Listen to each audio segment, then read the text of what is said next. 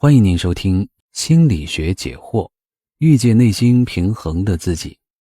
作者王敏，由哈雷为您播讲。现代社会，人们总是步履匆匆，似乎每时每刻都在竭尽全力地追赶快节奏的生活步调。在这种生活状态下，人们不知不觉间就陷入了各种各样的负面情绪，诸如烦恼、压抑和失落等等。也许是人们已经对这个快餐时代麻木了，也许是人们已经习惯了这种紧张忙碌的生活，越来越多的人无法真正的静下心来，彻底的放松自己。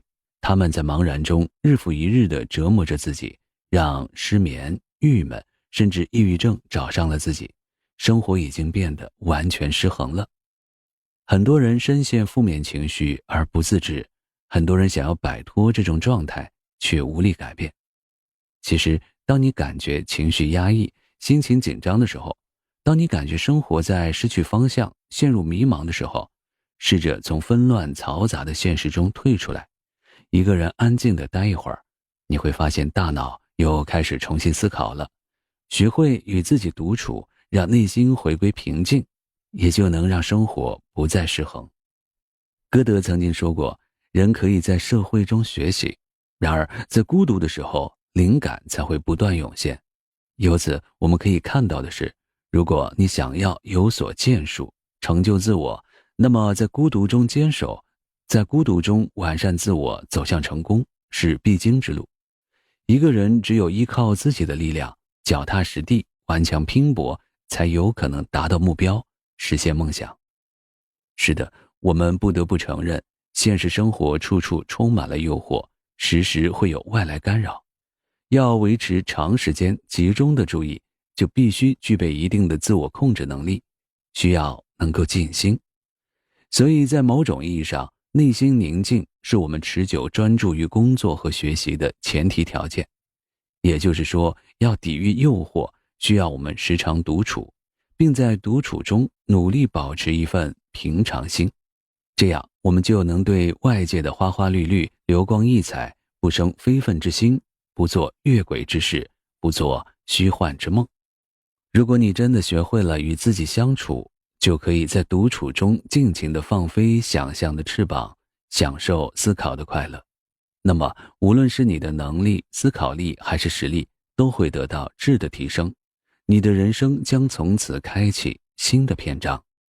能够与孤独对抗，在寂寞与独处中找到平衡点的人，必然是内心平静、做事专注的人。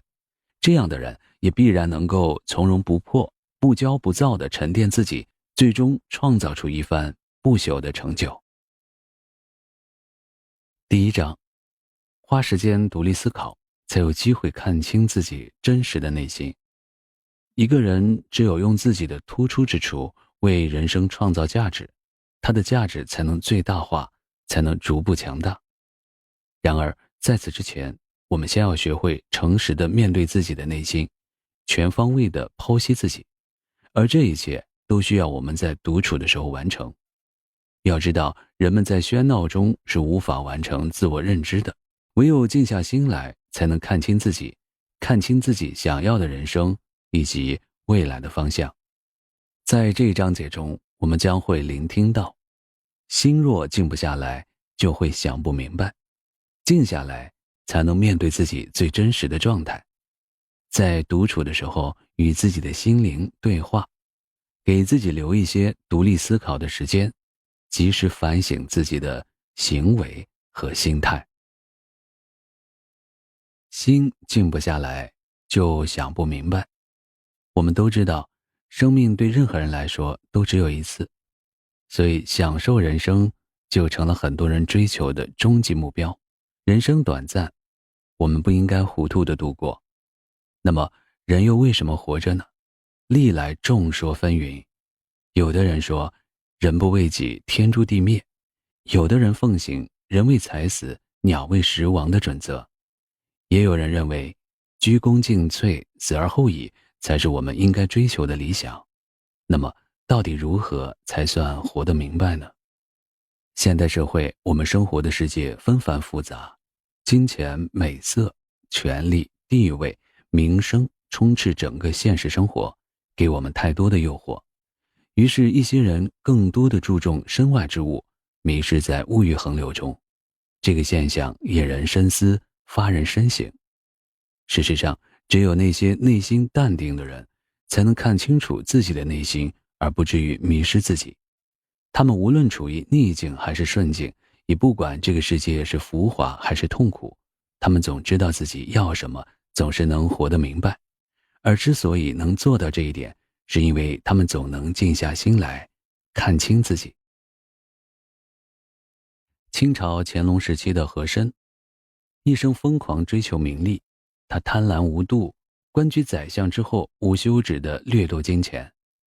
根据史书记载，他拥有土地80万亩，房屋2790间，当铺75座，银号42座，古玩铺13座，玉器库2间，另外还有其他店铺几十间。仅从和珅家抄没的财产就值银9亿两。最终和珅被处以极刑，落得一个一命呜呼的下场。2000多年前，古希腊雅典有一位哲学家叫狄奥尼斯，他有时候会做出反常的举动，经常在大白天提着灯笼穿梭在大街小巷。人们问他在找什么，他回答道：我正在找人，人都丢失到哪里去了呢？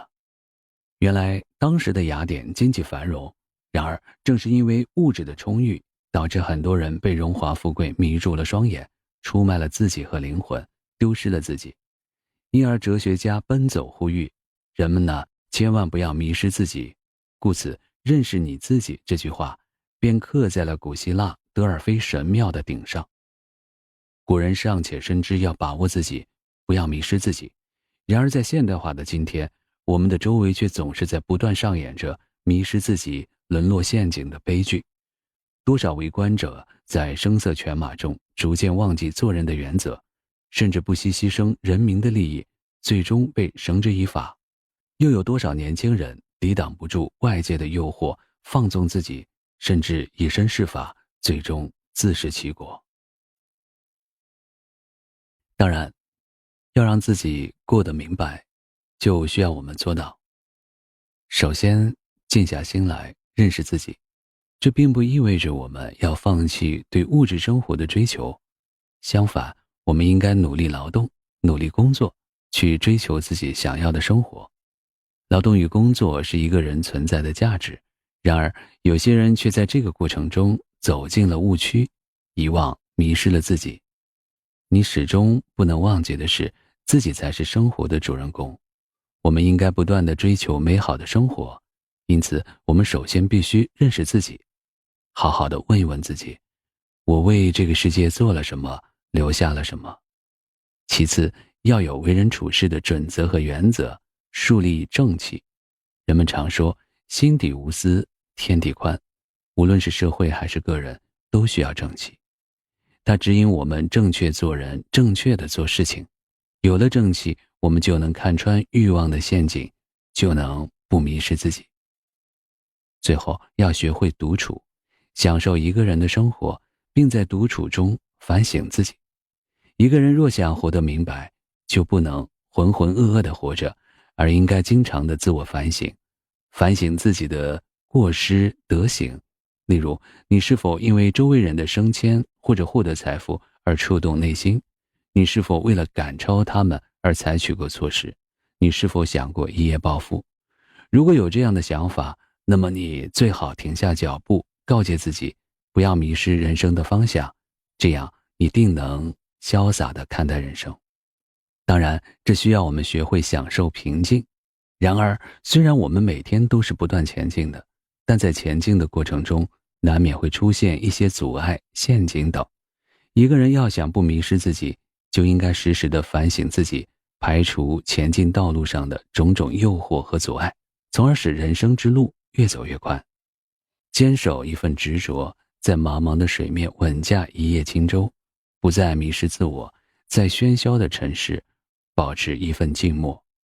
迢迢暗夜，望一柄北斗为我们指路，茫茫雾海点亮一盏心灯为我们导航。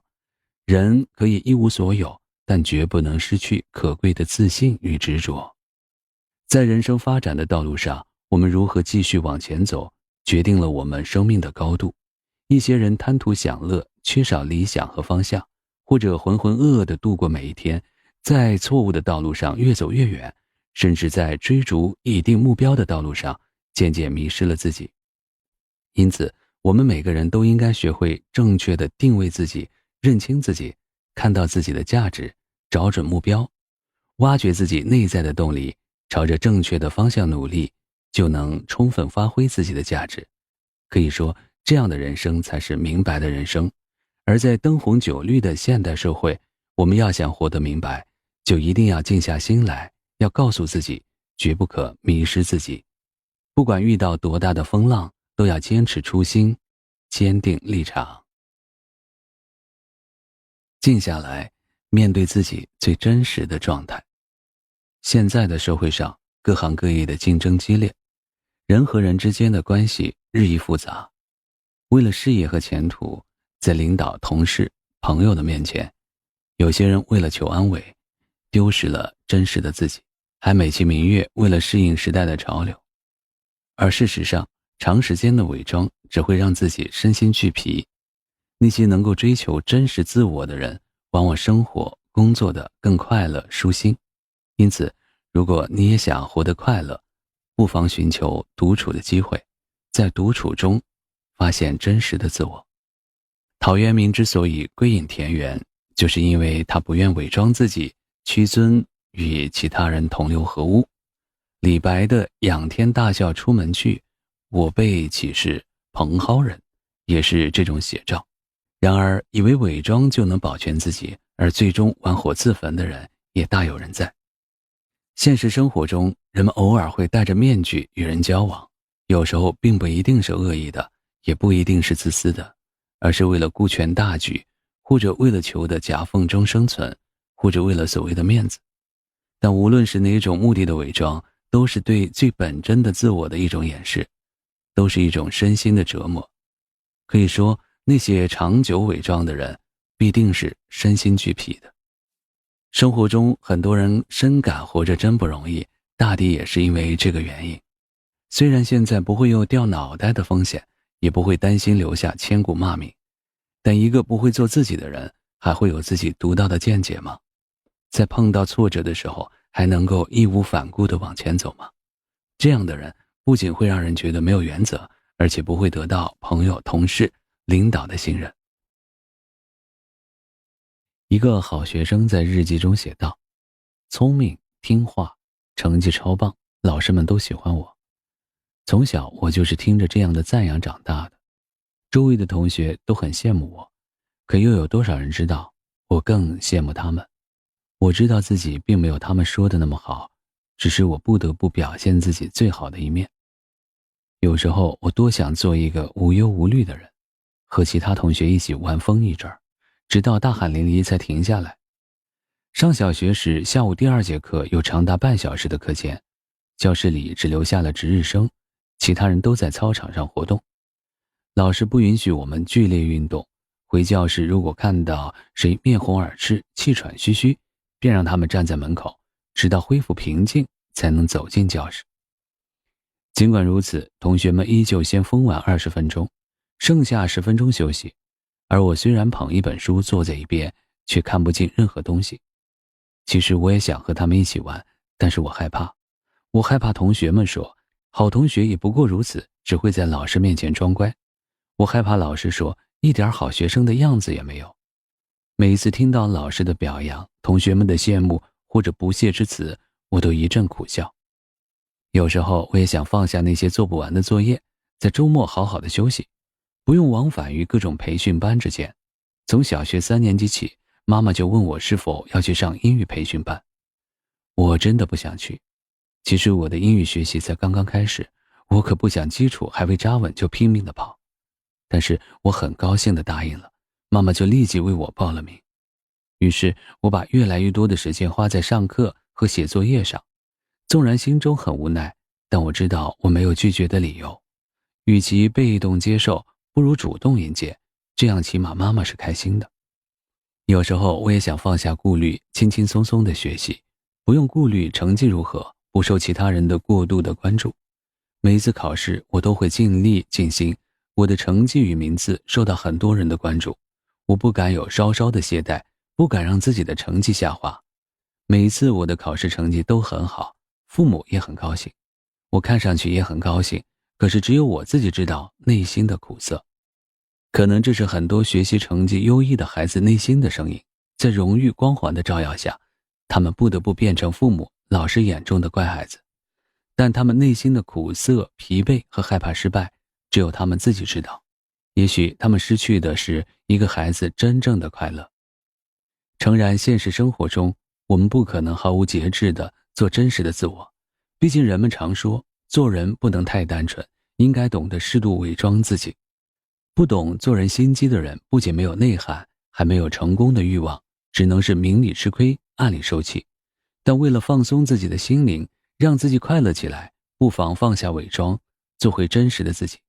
你会发现，原来你也可以不受束缚，而这一切都需要我们学会从喧闹的尘世中抽出身来，学会独处，在独处中探究和了解，发现自我。在独处的时候，与自己的心灵对话。我们都知道，人具有社会性，需要与同伴交往，需要爱和被爱，否则就无法生存。世界上没有人能够忍受绝对的孤独，但是绝对不能忍受孤独的人，则是一个灵魂空虚的人。一位诗人曾经说过，爱你的寂寞，负担他以悠扬的怨诉给你引来的痛苦。事实上，我们可能忽视的一点是，这种由寂寞引发的痛苦，恰恰是我们最应该珍视的礼物。其中就包括了自我认知。寂寞使我们进入一种孤立的境地，而正是在孤立之中，我们才更易于接受我们的灵魂，从而帮助我们认识到另外一个自己。这是信仰的开始，是醒悟的开始。的确，我们不是在喧嚷中认识自己，也不是在人群中认识自己，而恰恰是在寂寞的时刻认识自己，与独处的时刻认识自己。犹如深夜的月光洒落在洁净无瑕的窗户上，任何一个拥有自我的人都能做到静静地倾听自己内心的声音，从而认识到自己不为人知的另一面。这一面或许是为人处事中的不足与优势，或许是某种特长，但无论是哪一方面，只要我们及时探究，就有利于自身的发展。感谢收听，也期待你的订阅、分享、评论。我们下一集再见。夜幕降临，喧闹的城市也安静了。林先生和所有的城市白领一样，忙完一天之后准备回家，但心情郁闷的他还是决定去呼吸一下新鲜的空气。今天他和上司吵架了，他们在下半年的年度计划安排上产生了很大的分歧。上司批评了他，他在考虑要不要辞职。他把车停在河边，接着打开自己喜欢的轻音乐，然后靠在椅背上。他觉得自己好累。他在这家公司工作了5年，5年来他一直很努力，但不知道为什么好像总是得不到上司的肯定，也一直没有得到升职的机会。可以说，他在这家公司一直工作的不开心，这到底是为什么呢？他反复思考着这个问题，最终他发现，原来自己根本不喜欢这份工作。他一直热爱着设计类的工作，从大学开始那就是他的职业理想，但毕业后的他却因为生计问题选择了现在的工作。想通了以后，他轻松了很多。第二天，他将辞呈放在了上司的办公桌上，离开了公司。这让很多同事感到愕然，但真正的原因只有他自己知道。这则案例里，林先生为什么会做出辞职这个重大的决定呢？因为他静下心之后，终于发现自己的职业理想并不是现在的这份工作，这就是独处的力量。生活中的我们也应该静下来问自己，我们到底是在不断地提升自己，还是只顾面子，不肯和自己摊牌呢？或许有指导者曾经指出你身上存在的问题或者闪光点，但可能你根本不愿意承认这一点，因为你不愿意让他人看透自己。因此，所有关注内心的人对卢梭的这句话都会有同感。我独处时从来不感到厌烦，闲聊才是我一辈子忍受不了的事情。这种独处的爱好与一个人的性格完全无关。爱好独处的人同样可能是一个性格活泼、喜欢朋友的人，但无论他怎样乐意与别人交往，独处才始终是他生活中的必需品。任何人只要学会了倾听自己内心的声音，才能不断地挖掘出自身发展过程中不足的部分。在独处时，我们能从人群和繁琐的事物中抽身，这个时候我们独自面对自己，开始理智地与心灵进行最本真的对话。诚然，与别人谈古论今、闲话家常，能够帮助我们排遣内心的寂寞，但唯有与自己的心灵对话，感受自己的人生，才会有真正的心灵感悟。和别人一起游山玩水，那只是旅游，唯有自己独自面对苍茫的群山和大海之时，才会真正的感受到与大自然的沟通。给自己留一些独立思考的时间。我们每天都要为了生计奔波，面对繁重的工作压力，常常需要周旋于各种应酬场合。立身于尘世中，时间久了，你是否经常有孤独、寂寞、内心沉重的感觉？你是否觉得压力大？你是否觉得自己不如别人？你是否不知道自己要的到底是什么样的生活？你的心是否曾经被一些自私自利的狭隘的思想笼罩过？你是否已经变得人云亦云了？如果有，你就应该停下脚步，给自己一段独立思考的时间，适当的调整工作、学习和休息的时间，经常散散步，放松绷紧的神经，清除内心的情绪垃圾，释放无形的压力，才能重新起航。提到富兰克林，不少人认为他生于官宦之家，其实并不是。富兰克林从小呢，家里很穷，接受了1年的学校教育之后，他就辍学工作了。即便如此，生活也并没有磨灭他的意志，反而激励他更加努力。最终他实现了自己的理想。富兰克林之所以会成功，并不是天赋异禀，事实上除了勤奋之外，他有一个非常好的习惯，那就是经常自省。结束了一天的工作，他会扪心自问，我今天做什么有意义的事情了？经过反省，富兰克林发现自己身上有13个缺点，而其中最为严重的几个缺点是：喜欢与人争论，浪费时间，总是被小事扰乱心绪。他通过深刻的自我检讨认识到，如果要成功，就一定要下决心改造自己。于是他设计了一张表格，表格的一边写下自己所有的缺点，另一边则写上那些美好的品质，比如简朴、勤奋、清洁、谦虚等。他每天检查、反省自己的得与失，立志改掉缺点，养成那些美德。持续了几年，他终于成功了。从这个故事里，我们不难发现，让自己安静下来，能够帮助我们自我反省，找到错误的所在，并做到自我批评和自我改正，这样就能自我提高，进而离自己预期的目标越来越近，好运气自然会降临。相反，面对激烈的竞争以及瞬息万变的环境，那些不愿意反省自己或者不愿意及时改正错误的人，必将面临失败的结局。同时，在快节奏的信息社会中，一个人如果不能及时发现自己的缺点，不能用最快的速度修正自己的发展方向，就必然会在学业和事业中落伍，被无情的淘汰。一些人在人生的道路上不能静下心来，浮躁的他们把命运交付在别人的手上，或者人云亦云，盲目跟风，他们忽视了自己的内在潜力，看不到自身的强大力量，甚至不知道自己到底需要什么，不知道未来的路在哪里，于是他们浑浑噩噩地度过了每一天，一直从事自己不擅长的工作和事业，以致无所成就。我们可以这样问自己，今天我们有花时间独立思考过吗？我今天的收获是什么？有哪些地方做得不好？别忘了，在闹市中，要想不断进步，你就要静下心来。只有这样，才能够发现自己的缺点或者做得不够好的地方，再加以改正，使自己不断的进步，并且能够扬长避短，发挥自己的最大潜能，从而不断的获得成功。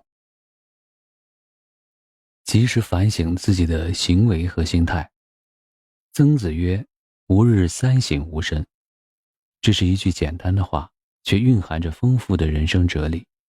行走于世，我们的心灵难免会染上尘埃，只有及时的反省，检查自己的行为和心理状态，才能够以全新的面貌重新上路，不至于迷失方向。而自我反省的最佳方式就是独处。因此我们每个人都要经常独处，在独处中不停地自我反省，以提高自己的人生境界。然而，现代人在多了一份自信心的同时，也少了一种自省的精神。他们喜欢得到他人的称赞、夸奖，却不愿意自我反省。在上学时，老师可能经常教育我们应该每天反省自己。这确实是一句颇有价值之言。你如果能够好好的照着做，一定会受益匪浅。的确，人没有反省就没有进步，也可能迷失人生的方向，甚至犯下大错。德国诗人海涅说过，反省是一面镜子，它能够清清楚楚地照出我们的错误，使我们有改正的机会。所谓反省，就是反过身省察自己，检讨自己的言行，看自己犯了哪些错误，看有没有需要改进的地方。每个人都有缺点，都会犯错，也都有可能做出伤害他人利益的行为。我们不是圣人，所以为什么不静下心来反省一下自己？有了过失而不自知，最终滑向错误的深渊，得到的只能是更进一步的损失。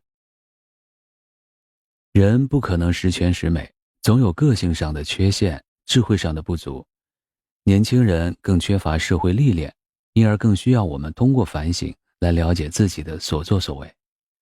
勇于面对自己，正视自己，反省自己的一言一行，反省不理智之私，反省不和谐之音，不练达之举，不完美之事。只有及时进行，反复进行，才能够得到真切、深入而细致的收获。疏忽了，懈怠了，就有可能放过一些本该及时反省的事情，进而导致自己一再犯错。张丽是一个成功女士，婚后的她并没有因为家庭而放弃自己的追求，她和朋友合伙开了一家服装公司。然而尽管事业如火如荼，她却并不幸福。有一次下班之后，她无意中听到员工们对自己的评价：张总这个人虽然工作很努力，但说实话，我不怎么喜欢他，他脾气太坏了。我们是他的下属，又不是签了卖身契。是啊，我发现他还有一点小心眼，每一次发工资的时候，他都会精打细算，尽量扣除那些零头。另一个下属接话了：还有他从来不怎么帮忙，说话太直还严厉，爱占小便宜，办事儿不想后果，总是说错话。他一贯自我感觉良好，自认为比别人都强，不懂还装懂，还经常大言不惭地说看不惯这个，看不惯那个。对呀，我看她那脾气，她老公估计也受不了，何必一天到晚弄得像个女强人似的。听完下属们的这一番话，张丽是真的震惊了。原来自己是这样一个人，她心想，看来我真的要反省自己了。当天晚上，张丽回到家里，一个人静静地待了很久。她终于看清了自己的问题，但她还想得到一个更加公正的评价。于是她详细询问了丈夫对自己的评价。她的丈夫是一个脾气好、说话客观公正的人，妻子的优缺点她都提出来了。你是一个有魄力的女人，但有的时候，在生活中很多人都会遇到和张丽类似的情况，自己原本自我感觉良好，有一天却发现原来自己有那么多的缺点需要改正。这就需要我们不断的反省，唯有反省才能进步。人不管失去多少，只要能够自我反省，就是成功的。我们不仅要在逆境中反省，还要在顺境中反省，只有这样才能防患于未然，将危机消除于无形。那么在独处时，我们该如何自我反省呢？第一，要了解你需要反省的内容。第一，人际关系。你今天有没有做过什么对自己的人际关系不利的事？你今天与人争论，是否自己也有做得不对的地方？你是否说过不得体的话？某人对你不友善，是否还有别的原因？第二，做事的方法。反省今天发生的事情，处理的是否得当，怎样做才会更好？第三，生命的进程，反省自己至今做过的事，自己有无进步，是否在浪费时间，目标完成了多少。如果你坚持从这3个方面反省自己，就一定可以纠正自己的行为，把握行动的方向，并且保证自己不断进步。第二，掌握反省的方法。事实上，反省随时随地都可以进行，也不必拘泥于某种形式。不过，人在心绪杂乱的时候很难反省，因为情绪会影响反省的效果。你可以在心境平静的时候反省自己，比如深夜独处的时候，湖面平静才能映现你的倒影，心境平静才能映现你今天所做的一切。反省的方法则因人而异，有人写日记，有人静坐冥想，在脑海里检视一遍过去的事。不管你采用什么样的方式，只要真正有效就行。反省也不能流于形式，每日看似反省却找不出自己的问题，甚至对错不分，那就值得注意了。一个具备反省能力的人，一定要具有自我否定精神，要勇于认错。每个人都会有错误和缺点，有了错误就要主动接受批评和自我批评，认真反省自身的缺点，从而不断地改进自己，升华自己。反省是心灵之境的服饰，是精神的洗涤。反省的过程就是一个人心智不断提高的过程，是一个人心灵不断升华的过程，也是我们对所遵循的标准不断反思和不断提高的过程。第2章，珍惜独处的时光，静下心会获得不同以往的成长。生活中，在与人相处的时候，我们扮演着不同的身份，总有对应的轨迹。有的人宁愿时刻依赖别人，也不愿单独的面对自己。其实寂寞是最自由的，但有的时候，有人因为习惯了角色和名分，而对于这份自由，反而显得不知所措，彷徨与空虚。其实，我们每个人都应该在寂寞和孤独的时候，开发自己快乐的源泉。在寂寞的时候开辟一片只属于自己的小天地，从而品味孤独，实现心灵的成长。安静下来，释放内心。有一位事业有成的年轻人，他在朋友的劝说下去看医生。他觉得自己的工作压力太大，心灵好像已经麻木了。诊断之后呢，医生认为他的身体毫无问题，却觉察到他内心深处有问题。医生问年轻人，小时候你最喜欢做什么事？我不清楚。你最喜欢什么地方？医生接着问。我最喜欢海边，年轻人回答。医生说，拿着这3个处方到海边去，在早上9点、中午12点和下午3点分别打开这3个处方，你必须同意遵照处方，除非时间到了，其余时候不得打开。于是这位年轻人按照医生的嘱咐来到了海边。他到达海边时正好是早上9点，他没有带收音机电话，他赶紧打开了处方，上面写着专心倾听。他走出了车子，用耳朵倾听周围的声音。他听到了海浪声，听到了各种海鸟的叫声，听到了风吹沙子的声音，他十分的陶醉。这是一个安静的世界。快到中午的时候，他打开了第2个处方，上面写着回想。于是他开始回想，想起了小时候在海边嬉戏的情景，与家人一起拾贝壳的情景，怀旧之情汩汩而来。接近下午3点时，他正沉醉在尘封的往事里，温暖和喜悦的感受使他不愿打开最后一张处方，但他还是打开了。回顾你的动机，这是最困难的部分，也是整个治疗的重心。他开始反省，回想生活工作中的每一件事，每一种状态，每一个人。他很痛苦地发现他很自私，他从来没有超越自己，从来没有认同过更高尚的目标，更纯正的动机。他找到了自己疲倦、无聊、空虚、压力的原因。这个故事中，这位年轻人遵循医生的建议来到海边，通过倾听、回想、回顾动机，最终认识到自己的缺点，自私，从未超越自我，从未认同更高尚的目标，这就是他感到空虚、有压力的原因。心理学家说过，人是最会制造垃圾污染自己的动物之一。正如清洁工每天早上都要清理成堆的有形垃圾一样，我们要想彻底的消除倦怠，就必须经常的反省自己，时刻清洗心灵和头脑中那些烦恼、忧愁、痛苦等无形的垃圾，真正让自己时刻心如明镜，动若观火，以最好的状态投入工作。而释放这些不健康的心灵毒素的方法之一，就是独处。的确，身处紧张忙碌的现实世界里，我们的思想便渴望得到放松。当头脑、身体和心灵真正的安静和谐，合为一体时，我们便会得到释放。独处时的思考就是能量的彻底释放，是一种放空自己的方法，是一种忘怀之道。完全忘怀对自己、对世界的所有想象，人就有了截然不同的心灵。它还能帮助我们审视自己，看清自己的言行和举动，审视周围的世界。然而，思想只有在安静的内心环境下才会产生积极的作用，否则很容易产生偏差和幻觉。独处便是很好的选择。我们不难发现，独处是让我们内心平静下来的最好的方法，还能够让我们看清自己人生大部分的时间和精力都倾注在了什么地方，是钱，是情，是权，还是其他？你痛苦的根源在哪里？你能不能稍微放松一下自己？能不能把那种痛苦推得远一些，让自己暂时不再置身其中，去体验没有任何东西可以让你难过的感觉？独处就是要消化这些不平衡的感觉，消化所有不能接受的结果，消化种种抗拒，消化以往未了的事件。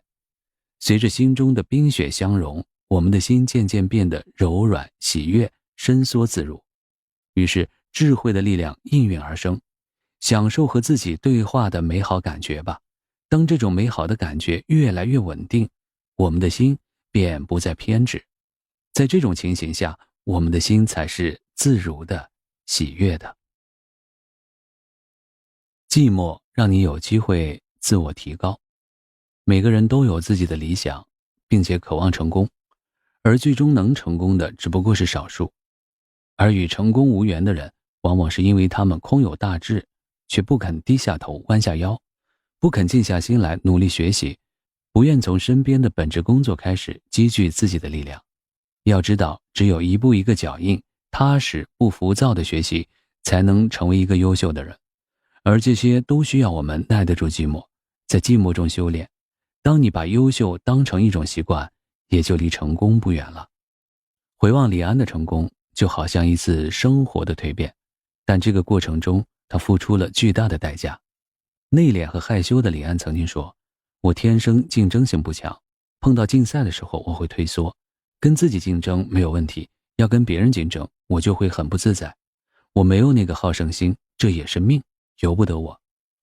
这个信命的男人却以自己坚韧的内心完成了生命华丽的蜕变，从一个普通的男人蜕变成为响彻国际的大导演。李安毕业时的作品《分界线》为他迎来了一些荣誉，但毕业之后他没有找到一份与电影有关的工作，只好赋闲在家，靠着妻子微薄的薪水度日。那段日子算是李安的蛰伏期，他为了缓解内心的愧疚，不仅每天在家里大量阅读，大量的鉴赏作品，埋头写剧本，还包揽所有的家务，负责买菜、做饭、带孩子，将家里收拾得干干净净。他偶尔也会帮别人拍摄、照看器材，做一点剪辑处理、剧务之类的杂事。甚至还有一次去纽约东村一栋很大的空房子里，帮人家守夜看器材。在这段时间里，他仔细研究了好莱坞电影的剧本结构和制作的方式，试图有机地结合中国文化和美国文化，创造一些全新的作品。后来李安回忆起这一段煎熬的日子，依然十分的痛苦。我想我如果有日本男人的气节的话，早就该切腹自杀了。就这样，在拍摄了第一部电影之前，他在家里当了6年的家庭主妇，练就了一手好厨艺，就连丈母娘都夸奖他，你这么会烧菜，我来投资给你开馆子好不好？蛰伏了一段时间之后，李安出山了，他开始制作自己的第一部电影《推手》。这时他内心对电影艺术的狂热就好像终于等到了发泄的机会，一部接着一部，步步都是经典，为成功奠定了扎实的基础。感谢收听，也期待你的订阅、分享、评论。我们下一集再见。李安导演因为自始至终对电影都怀抱着理想和希望，所以他能够在家里蛰伏6年，足见他的忍耐力。在那一段煎熬的日子里，他就好像在历经蝴蝶蜕变之前所需要的一切环节，忍受着寂寞和孤独，忍受着枯燥和痛苦，但终于以自己的耐心等来了成功的那一天。虽然蜕变的代价是巨大的，但他都忍受了。现在的他只需要轻轻的努力，就可以采到成功的果实。生活对每个人从来都是公平的。事实上，当今社会更需要人们不断的学习，知识的更新速度越来越快。曾经有人说过，知识的半衰期仅为5年，也就是说5年之内，掌握的知识就有一半会过时。这句话无疑警示所有人，要想在当今社会生存并且发展下去，我们就必须不断的学习和充实自己，不断的更新自己的知识结构，进而成为一个优秀的人，否则只能被时代淘汰。任何习惯一旦养成，它就是自动化的，你不去做反而会感觉很难受，只有做了才会感觉很安心。因此关于好习惯的培养，你不妨给自己定一个计划，用日程本记下自己执行计划的过程。21天就能够养成好习惯，坚持21天，你就会成功，就能改变自己的意识，影响行为，带来超乎想象的成功，这何乐而不为呢？那么生活中的人们，你该怎样主动培养那些成功的习惯呢？第一，多阅读，积累知识。除了学习书本知识之外，你还应该多阅读各个领域的书籍。多读书最大的好处是增长知识，陶冶性情，修身养性。第二，变懒惰为勤奋。从古至今，一个人只要坚持勤奋，最终都能取得成功。现在你不妨问问自己，我真的勤奋了吗？如果你的回答是否定的，你就知道症结所在了。也许有些人会说自己不够聪明，而实际上，即使具有智慧，成功也源于勤奋。没有人能只是依靠天分成功，自身的缺点并不可怕，可怕的是缺少勤奋的精神。在勤奋面前，再艰巨的任务都可以完成，再坚定的山也都会被移走。滴水能把石头穿透，万事公道自然成，唯有勤劳才是永不枯竭的财源。第三，主动探求知识。可能你觉得现在的你已经具备了很多知识，但事实真的如此吗？如果你觉得自己什么都懂，你多半不是一个谦虚的人。实际上，越是知识渊博的人，越是发现自己知道的很少。培养好奇心也可以促使自己进步，越是充满好奇，越是对未知充满敬畏，也就越谦虚。第四，勇于创新。骄傲自满，你将很快被超越，只有进步才能获得更强的竞争力。然而，没有创新就不可能进步。因此，你应该激发自己的求知欲望和求知的兴趣，鼓励自己多动脑、动手、动眼、动口，使自己更加善于发现问题、提出问题，并且尝试用自己的思路去解决问题。第五，要有坚定的决心和持之以恒的毅力。决心和毅力是老生常谈的话题，但依然重要。如何做到中途不放弃？你要有良好的心态、乐观的精神和自信心。很多人选择目标之后又中途放弃，因为坚持很久也没有结果，就觉得自己学的知识没有用。其实条条大路通罗马，既然选择了自己的路，就要毫不犹豫地走。一直在原地徘徊，犹豫不决，不知是否该前进，只会让时间白白逝去。当然，任何习惯的改变和形成都是很难的，但只要我们坚持下去，一旦养成习惯，它就会成为一种自觉的、下意识的行为反应。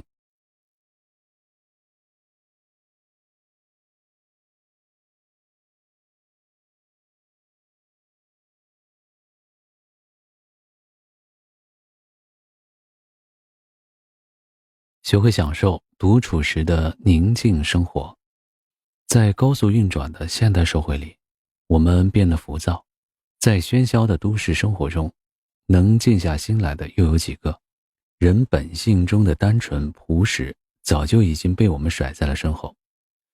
也许在这个快节奏的时代，我们真的走得太快，是该停下脚步，等一等被我们弄丢的灵魂了。我们要让自己的心静下来，思索一下自己的人生，让心静下来，放下心中的浮躁，点上一炷檀香，一壶水泡一缕清茶，水从高处慢慢地冲入杯里，一切仿佛慢了半拍，茶叶在水中翻转腾挪，一缕香气弥漫，心境便逐渐地随之平静。实际上，人生本来就如茶，一泡洗尽铅华，二泡三泡满品精华，四泡五泡回甘香灭。一切快乐，没有比祥和更为快乐的；一切享受，没有比宁静更为享受的。时间是人生真正的资产，学问是人生真正的财富，健康是人生真正的幸福，智慧是人生真正的力量。庄子中有一句话叫做成物以由心，只是5个字，却是偌大的洒脱。放下才是人生的大智慧，是心灵的洗涤剂。放下浮躁，我们才能将狂傲和不羁练成平淡与朴实，重拾最本真的自我，进而远离尘世的喧嚣，以一颗平常的心过好属于自己的生活。尘世中的我们，是否有这样一种安然宁静的心呢？你深思过自己是否已经被这纷乱的世界扰乱了思绪吗？你还是原本的自己吗？有人说，寂寞是一种宝贵的情感，凡庸的人无法获得寂寞带给他的礼物，也难以在寂寞中接受灵魂的馈赠。因此，如果你不懂得珍惜和欣赏寂寞，那么对于寂寞，你只会觉得恐惧。这种空虚与恐惧会吞噬人们的心灵，足以使人毁灭。其实，无论生活多么繁重，我们都应该在尘世的喧嚣里寻找这一份不可多得的静谧，在疲惫中让自己的心灵小憩一下，让自己属于自己，让自己解剖自己，让自己鼓励自己，让自己做回自己。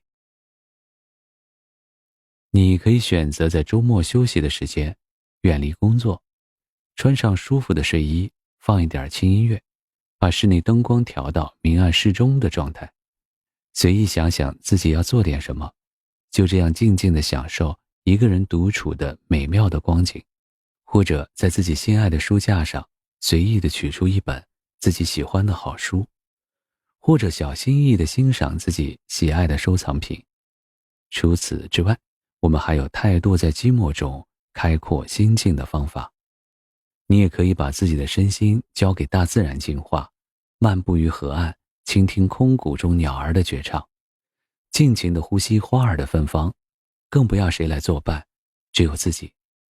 而这时的你是最真实的，抬头仰望天边云卷云舒，让心随着自己无边的思绪飘飞。这时，这个世界属于你，你也拥有了整个世界。你可以捧一品香茶，让香气随着空气弥漫，再打开一本好书，让自己沉浸在这一份难得的宁静中，在书中解读生活，解读情感。你也可以播放轻缓的温柔的小夜曲，静静地躺在床上，什么都不想，什么都不做，只让自己沉浸在难得营造出的氛围里，让身心回归本真，默默地享受音乐带来的心灵的气息感，让音乐诠释我们对浪漫的渴求。你可以背上简单的行囊，到向往已久的地方去，不与谁为伴，不害怕一个人孤单，随时出发。也许你会像孩童般滚过一片青青的草地，找回儿时的天真与顽皮。也许你会大喊一声，打破这宁静的时刻，让内心得到释放的快乐。成长本身就是一种疼痛，成为一次自己真不容易。就在这独处的时光里，做回真正的自己吧。在陌生的地方，没人认识你，让阳光完完全全地照亮那些想喊却没有喊出的日子。在这里，一个人独处的时光，便是绝顶美妙的时刻。寂寞也有双面性。有人说，孤寂是吞噬生命之美的沼泽地。寂寞不可怕，可怕的是心灵的孤独。因此，在寂寞的时候，我们同样需要一点精神上的寄托，还有追求，去打破寂寞，学会在寂寞中寻求彼岸。的确，很多人似乎就是为了闹事而生，他们最怕的就是独处，让他们自己待一会儿，简直是一种酷刑。因此，只要闲下来，他们就必须找个地方消遣，要么去聚餐，要么找人聊天、逛街、看电影。即使一个人在家里，也会打开电视机，看一些无聊的肥皂剧，或者把音响开到最大。他们极其害怕孤单，可日子表面上过得十分热闹，实际上内心极其的空虚。他们所做的一切，都是在想方设法地避免看见自己。有一个服刑的犯人在监狱里写下了一篇悔恨的日记。自从穿上了这身囚服，我才知道什么叫寂寞，我才发现自由是多么可贵。我有一种无法倾诉的无奈，仿佛广袤沙漠里没有一丝的风。牢房里虽然不乏各种新闻，也不乏各种话题，但我不感兴趣。可能是因为环境特殊吧，彼此都害怕对方窥视自己的内心世界，那份孤独就显得更加沉重和百无聊赖。于是为了打发时光，空余的时间我就拿出书来读。刚开始我看的是一些修身养性的书，我不急不躁，细嚼慢咽，居然读了进去。后来我又喜欢上一些道德法律方面的书，竟然让我读出了心得，读出了情感。到后来我已经不光是读，而是在听了，听哲人谈人生道理，听名人谈生活经验，听学者对世事的看法，听强者怎样面对挫折。时间久了，读的书多了，我才发现自己真的错了，以身试法是多么愚蠢。不过现在还来得及。于是我拿起了久违的纸笔，抒发对亲人的思念，检讨曾经的得失。一篇文章的构思过程，就是一次心灵净化与充实的过程。虽然难免有忧伤有惆怅，却不浮躁空虚。曾经失落沮丧的心绪已经渐渐的舒展，漫长的时光已不再无聊孤寂。这是否算一种境界，一份收获呢？我曾经暗叹漫长的牢狱生活，如今却发现，如果把刑期当成学期，便可以学到许多对自己有用的知识。学会在寂寞中充实自己，人生才会充实，才能得到许多意想不到的收获。看到这篇日记，我们很欣慰，孤寂的牢狱生活并没有让他再次堕落，他选择用读书充实自己的内心。的确，心与书的交流是一种滋润，也是内省与自察，伴随感悟和体会，淡淡的喜悦在心头升起，浮荡的灵魂也渐归平静，让自己始终保持一份纯净而又向上的心态，不失信心地关注着现实，介入生活，创造生活。人们常说寂寞难耐，为了避免这一点，人们宁愿在觥筹交错、纸醉金迷中消磨度日。对这些人来说，寂寞是一种可怕的，在任何时候都应该极力避免的情感经历。如果我们能在寂寞中历练自己的心灵，那么无论外面的世界多么繁华与喧嚣，我们也可以放飞自己的心灵，什么都可以想，什么都可以不想，一人独处，静美随之而来，清灵随之而来，温馨随之而来。一人独处，贫穷也富有，寂寞也温柔。实际上，凡是对寂寞感到恐惧的人，实质上都是不敢面对自己，而原因则在于心境狭窄。一个心境开阔的人，必然会因为寂寞更加深刻地反省自身，也就更加坚定地成就自身，完善自身。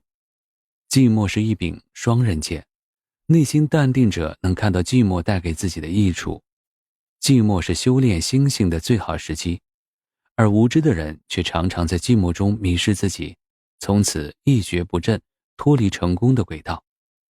寂寞是喧闹世界的铺衬，就像绿叶对鲜花一样，学会在寂寞中寻求彼岸，我们最需要的是信心。人的一生就好比在茫茫大海上航行，这期间不可能总是风平浪静的，我们可能会遇到狂风，也可能会遇上暗礁，我们还必须享受航行中远离尘世的寂寞。但我们只要有信心，有勇气，就可以去搏斗，去尽享奋斗人生的快乐，从而把寂寞当成成功路上的垫脚石。如果一个人在寂寞中失去了信心，那么他只会越陷越深，最终被寂寞吞噬。因此，多给自己一点信心，相信自己一定能够创造奇迹。成长的过程避免不了孤单。人的成长是自我意识逐渐形成和独立的过程。真正的自我会随着身体的成长而一同成长。有句话说得好，成长是痛苦的，越长大越孤单，因为成长需要我们从稚嫩的自我中不断的剥离。孩童时代，我们成长在父母长辈的庇佑之下，完全依赖家人，不必为了衣食住行担忧，自我意识处于懵懂的状态。我们可以放声的哭，放声的笑，没有过多的顾虑，更不必掩饰和伪装。因此，童年成了我们生命中最自然、最纯真的年代。童年的经历是我们一生中最美好的记忆，我们沉浸其中，享受生命的美好，没有什么快乐能够代替童年的欢笑。而随着年龄的增长，我们发现自己与家人长辈的距离越来越远，发现他们根本无法理解我们。于是我们逐渐学会了隐藏喜怒哀乐，开始变得孤单。直到我们可以独当一面时，我们发现自己学会了自我保护，更感到了寂寞和孤独。可以说，孤独是成长不可避免的产物。然而，一些人却不愿直视这一点，于是他们宁愿结交一些狐朋狗友，甚至从不爱惜自己的身体。可尽管如此，他们还是感到空虚。事实上，只要我们能够坦然地面对成长的苦恼，学会享受一个人的寂寞，并在寂寞中反省自我，你就会发现，寂寞还能帮助我们做到自我审视和反思，进而帮助我们更好地成长。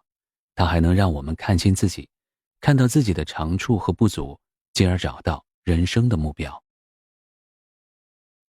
杰斐逊是一名普通的汽车修理工，靠这份工作，生活勉强过得去。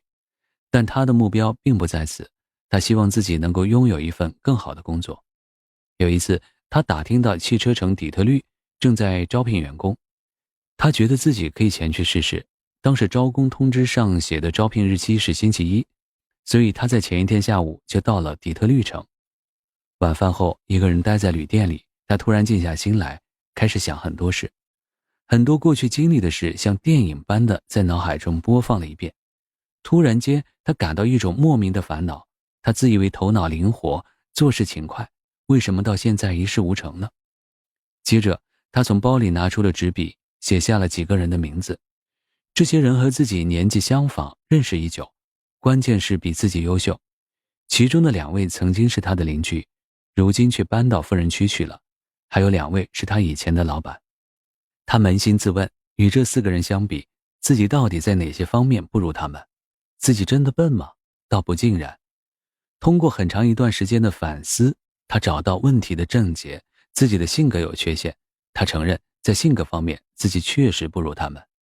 想着想着，时间过去了，已经凌晨3点多，他却越发的睡不着。他觉得这些年来第一次认清了自己，看到了自己致命的缺点。很多时候不能控制自己的情绪，比如冲动、自卑，不能平等的与人交往。他自我检讨了一晚上，他发现自己是一个极不自信、妄自菲薄、不思进取、得过且过的人。他总是认为自己无法成功，也从不认为能够改变自己的性格缺陷。最终他下定了决心，从那一刻开始，绝对不会再认为自己不如人。只有先完善自己的性格，才有可能变得优秀。第二天一大早，他抬头挺胸来到了这家公司，信心满满的参加了面试，顺利的被录用了。在他看来，之所以能有这样一个工作机会，就是因为头一天晚上做了自我检讨，并且认识到自信的重要性。在进入公司的2年后，杰斐逊渐渐变成了受大家欢迎，而且能力出众的人。大家都喜欢这样一个乐观自信、积极热情的人。2年后，他涨了薪水，升了职，成了一个小有成就的人。生活中，很多人像曾经的杰斐逊一样，日复一日的忙忙碌碌，固定的生活模式成了一种必然，但成功却没有青睐他们。为什么会这样呢？之所以造成这种结果，很大一部分原因在于他们没有自我审视和反省。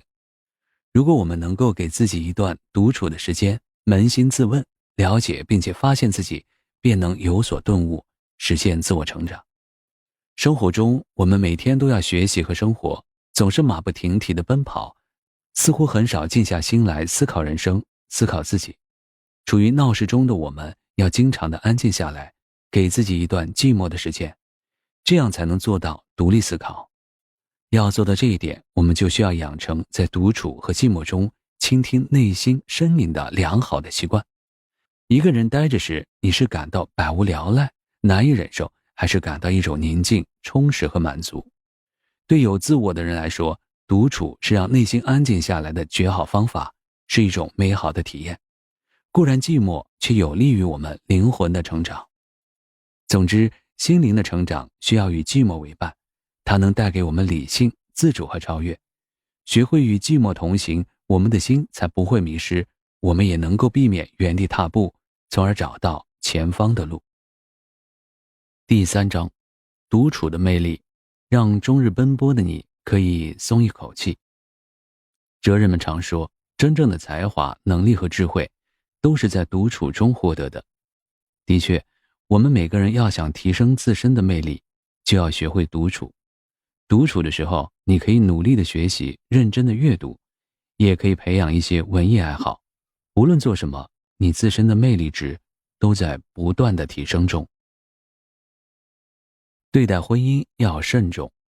不知道从什么时候开始，婚恋这件原本羞涩而私密的事情，变得越来越公开和高调。但是表面的骚动，并没有让更多的人找到合适的交往对象。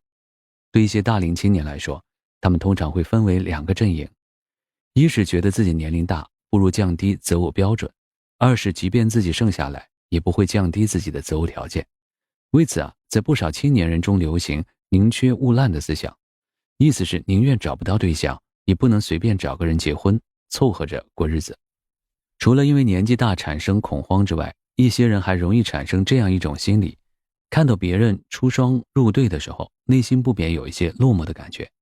一些人甚至因为寂寞而进入了婚姻，一旦年纪大了，就好像真的被剩下了一样，觉得自己的择偶范围一下子变得狭窄，貌似真的到了没人要的地步。在这样的恐慌中，他们竟然像到菜市场买菜一般，不经挑选就随便找人凑合着过日子。这样的人就是放低了自己，从而局限了自己。而这样随意组成的家庭是很难幸福的。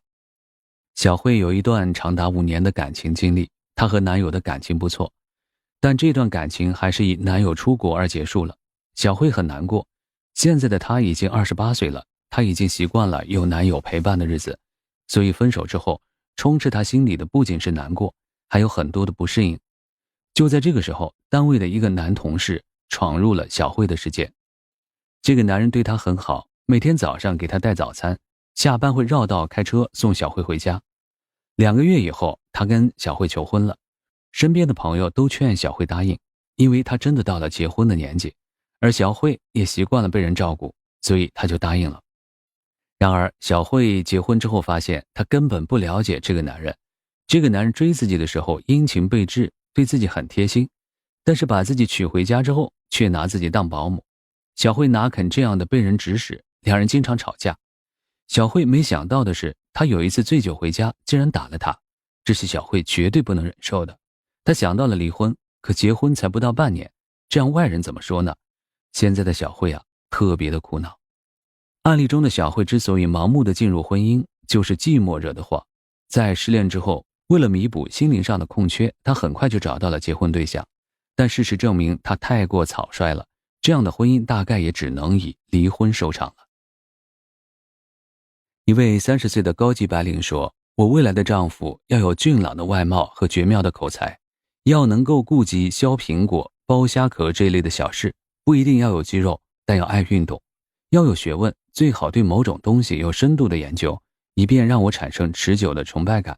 另外呢，我认为好男人还是要适当的有点坏，尽管还没遇到这样的男性，但他并不打算降低自己的择偶标准，因为站得比较高，他们并没有局限自己，从而降低自己的择偶标准。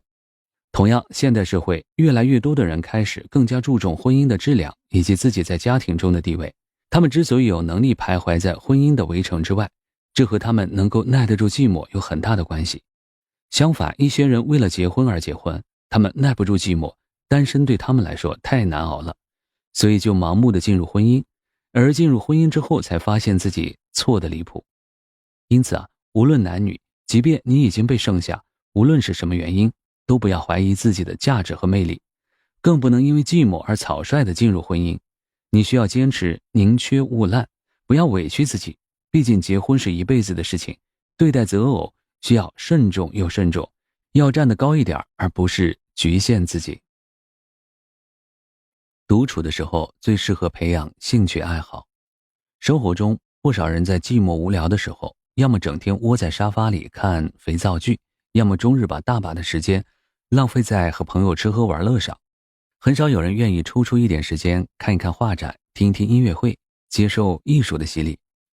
而那些懂得艺术品味的人，无论是绘画、音乐还是文学，他都能娓娓道来，自有独特的见解。这样的人自然是别有一番风情在眉梢，隐约透出浓郁的艺术气息。因此我们在独处的时候，不妨也培养一些高雅的情绪，培养文艺爱好，能够丰富自己的心灵。那些有文艺气息的人，即使再忙碌，也会用文艺丰富自己的心灵，因此他们的生活绝不是枯燥无味的。无论在人生的什么阶段，他们总是能散发出与众不同的气质。艺术的形式有很多种，但是郭女士选择了钻研艺术的鉴别与欣赏。虽然已经年过30，她依然时尚、雅致、深沉、温和和古典，嘴角永远向上，眼神自然流动，一颦一笑都荡漾着浓浓的青春感。这实在是一个优雅平和的女孩。她喜欢文艺复兴时期的画，每一次去巴黎都要花上1个晚上的时间，泡在卢浮宫里，只看达芬奇、拉斐尔和米开朗基罗。同时她以专家和名流的身份，轻松地出入全世界最顶尖的艺术和奢侈品的场合，用不容置疑的口吻告诉每一位艺术家和首富，这件艺术品的价值和财富增长的秘密。可以说，艺术在郭女士的身上展现得淋漓尽致。或许选择做与艺术相关的工作是极其寂寞的，这将意味着要把青春和美丽都献给崇高的艺术，甚至将一生都奉献给这个事业。但是热爱艺术的她并不这么想，她觉得为艺术献身是最光荣的事情，直至自己生命的最后一刻，都要为艺术而燃烧。当然，热爱艺术并不是附庸风雅，也不是用来作秀的，而是基于内心对生命和生活的极度的热爱，才自然流露出对艺术的浓厚的兴趣，让自己的生活充满着艺术的气息。我们每个人都可以做一个热爱艺术的人，让艺术成为自己生活的一部分，慢慢地品尝生活的美妙。我们可以从几个方面培养自己的艺术修养。第一，绘画。生活中有这样一些人，他们有一双神奇的手，能够永远记录下美好，那就是懂绘画艺术的人。无论世界如何的变化，他们总是能找到让自己沉浸的方法。他们不羡慕那些坐拥财富名利者，总是穿着简朴，还沾满了颜料，但是他们似乎具有某种魔力，经过他们点缀的空白纸张立即赏心悦目。当周围的人感叹内心空虚，时光难熬时，他们却因为审美、绘画技巧的提高而欣喜若狂。他们爱艺术，尤其爱绘画，因为他们觉得画纸上的一切才是永不过时的美丽。第二，舞蹈。也许你小的时候曾在头脑中幻想过这样的场景，在一片空旷的场地上，音乐声缓缓奏起，你穿着一双舞鞋，在音乐中尽情地舒展自己的身体，表达自己的心情。舞蹈能给我们的生活带来许多的快乐。舞蹈要求动作优美，富有表情和节奏感，与音乐和灯光相结合，给人以强烈而直观的美的感受，也可以培养我们对形体美的认识和韵律感。第三，摄影。有人说过这样一句精辟的话语：摄影师的能力是把日常生活中稍纵即逝的平凡事物转化为不朽的视觉图像。我们可以说，任何一个热爱摄影的人都是生活的艺术家，都热爱生活，都有一双捕捉美好生活的眼睛，他们眼中的世界是另一副模样。当然，除了这几个方面之外，我们可以学习的还有很多。在竞争激烈、节奏加快的现代社会，很多人为了事业而奔波，或者忙于追求名利、追求物质，却忽略了自己的内心。而当一个人独处的时候，可曾想过是否错过了生命中最重要的东西？累的时候，一个人出去走走。现代社会，任何人都承受着来自各方面的压力，高强度的工作、琐碎的生活、家人的健康以及人际交往的问题，无时无刻不让人产生不良的情绪。于是，越来越多的人渴望能够自我减压和放松，而回归自然、亲近自然的魅力，正在被这些混迹于钢筋混凝土之间的城市人发掘。他们逐渐投身到大自然的怀抱中，呼吸新鲜的空气，寄情于山水之间。总之，生活于城市中的人应该懂得量力而行，再忙也要在这样美好的时节呼吸一下大自然的新鲜空气，晒晒太阳。你可以找一个最喜欢的地方去旅行，可以在周末爬爬山、游游泳，没有计划，没有进度表，只有和阳光、绿意、清澈的河水一起度过的丰沛的时间，结伴或者独自一人在阳光中漫步。一度小米的心情很烦躁，一则是工作上始终不顺利，二则是和老公的感情似乎出了问题，频频亮起红灯。上个周末，他们夫妻俩好不容易都在家里休息，却因为孩子的吃饭问题大吵了一架。事后想起来，这简直是一件不值一提的小事情，却惹得他们俩大吵大闹。这究竟是为什么呢？小米不禁陷入了深思。最近2年，因为家里添了个孩子，所以小米和老公的生活突然忙碌了起来。一方面经济压力更大了，另一方面时间变得越来越不够用。每天小米早晨6点起床，就像是拧足了发条的闹钟，一刻不停地忙碌着，直到将近半夜才睡觉。她每天都觉得自己快要散架了一样。为此小米的心情越来越糟糕，她每时每刻都想大哭一场。而小米的老公则承担了家庭的大部分的经济负担，不仅要挣出房子的月供，还要挣出孩子的学费，以及各种各样的生活开销。因此呢，小米的老公也像是一个充满了火药的炮仗一样，一点就着。就在上个周末，他们就莫名其妙的因为孩子的吃饭问题而大吵了一架。眼看着又要到周末了，小米的心里不禁提了起来。从心底来说，老公经常加班，难得休息，她也不想和老公闹得不愉快，还把孩子吓得哇哇哭。这周末，小米突然不想在家，于是驱车去了离家不远的森林公园。雨后的森林公园，空气非常清新，呼吸一口沁人心扉，甚至连呼出的空气也充满了花香。因为刚刚下完雨，有很多孩子在河边抓蝌蚪，阵阵蛙声传来，令人仿佛回到了童年。空气中弥漫着桂花香甜的味道，还有小鸟叽叽喳喳的叫声，宛若天籁之音。刚刚冒出的树叶一片新绿，经过春雨的洗涤，显得更加的清新。空气像是被过滤了似的，连一丝灰尘的味道都没有。水面上不时有鱼儿冒出来透气，调皮地吐出一个又一个的泡泡。漫步在林间小道，脚步声沙沙作响，使人的心里暖暖的、痒痒的。在鸟语花香的大自然中，小米心情大好，之前的不快情绪也都烟消云散了。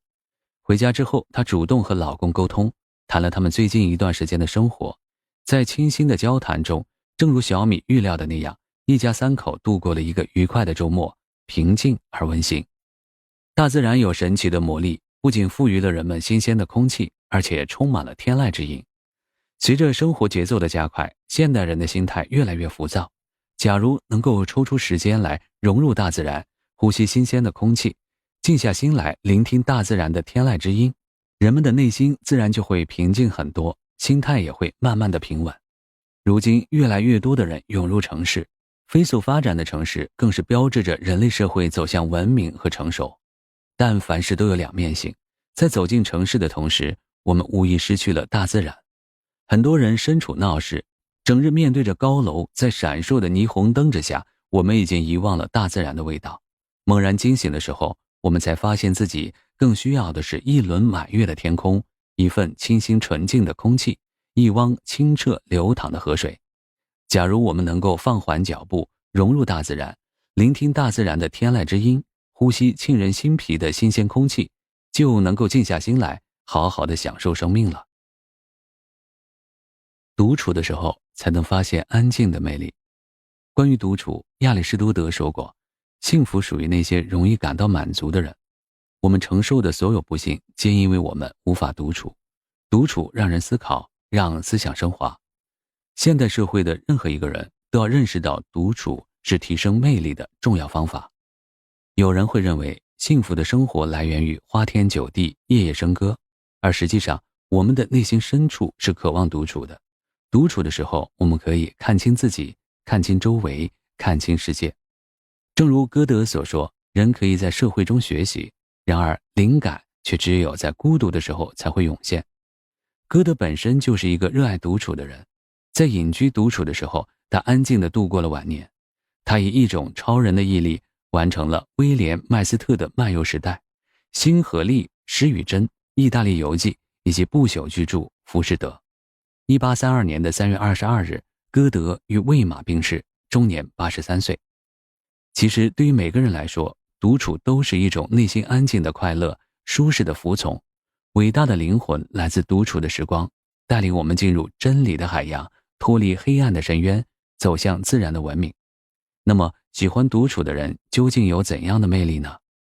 首先，喜欢独处的人能静下心来，在这个什么都要求快的浮躁时代，拥有安静的心显得十足的珍贵。其实呢，独处的人更会学习，他知道自己要学什么，知道自己欠缺什么，知道自己该怎么做，让一切都源于他独处时的思考。其次呢，独处的人呢，比他人更优秀。不难发现，任何一个优秀的人内心都住着一个喜欢独处的人，他们喜欢独自看书，喜欢学习，喜欢思考，而思考就会进步。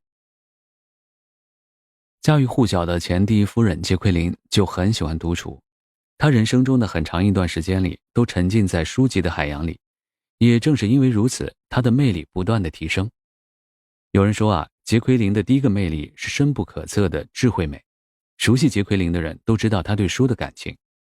杰奎琳是一个典型的书迷，她对书的痴迷程度是常人难以理解的，就连她的丈夫肯尼迪也会惊叹，我无法理解她为什么那么喜欢看书。她博览群书，不管什么书都看得很认真，尤其喜欢诗集、历史书籍和关于艺术的书籍。随着地位的升高和年龄的增长，杰奎琳看书更加刻苦，并且通过读书不断地提高自己。如此学习的经历使她在离开白宫之后，不仅被人们记住，还变得更有名，成了一个更具影响力的女性。杰奎琳的公寓和别墅里摆满了各种书籍，桌子上下、沙发上和椅子上到处都堆满了书，整个别墅就像一座图书馆。她经常建议朋友希拉里做一个读很多很多书的女孩。在杰奎琳看来，要想成为一个传奇的女孩，其中的奥秘就是书和学习。莱因霍尔德曾经这样说，杰奎琳在社会学和神学上表现出的智慧感动了我。我被杰奎琳感动之后，便下定决心支持她的丈夫。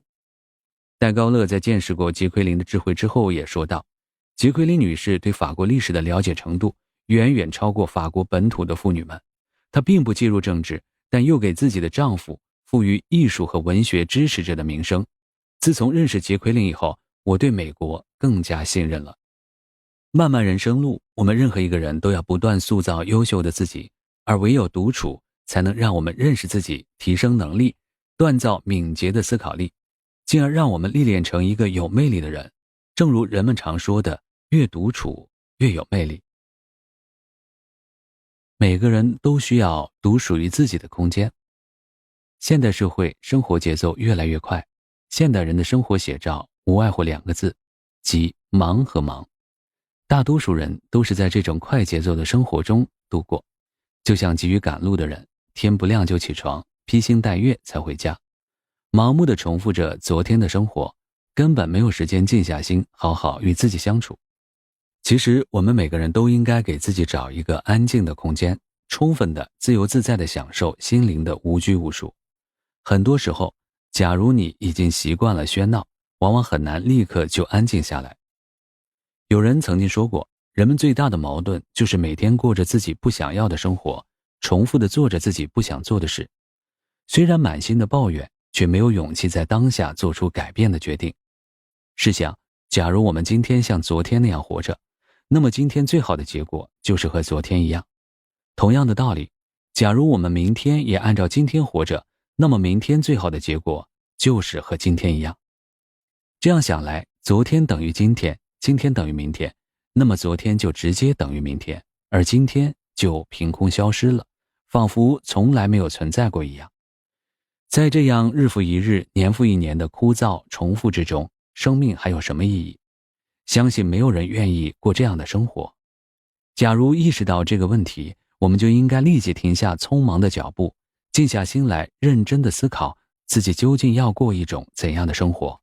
只有想明白了这个问题，我们才能在纷乱之中保持内心的清醒，从而淡定从容的生活。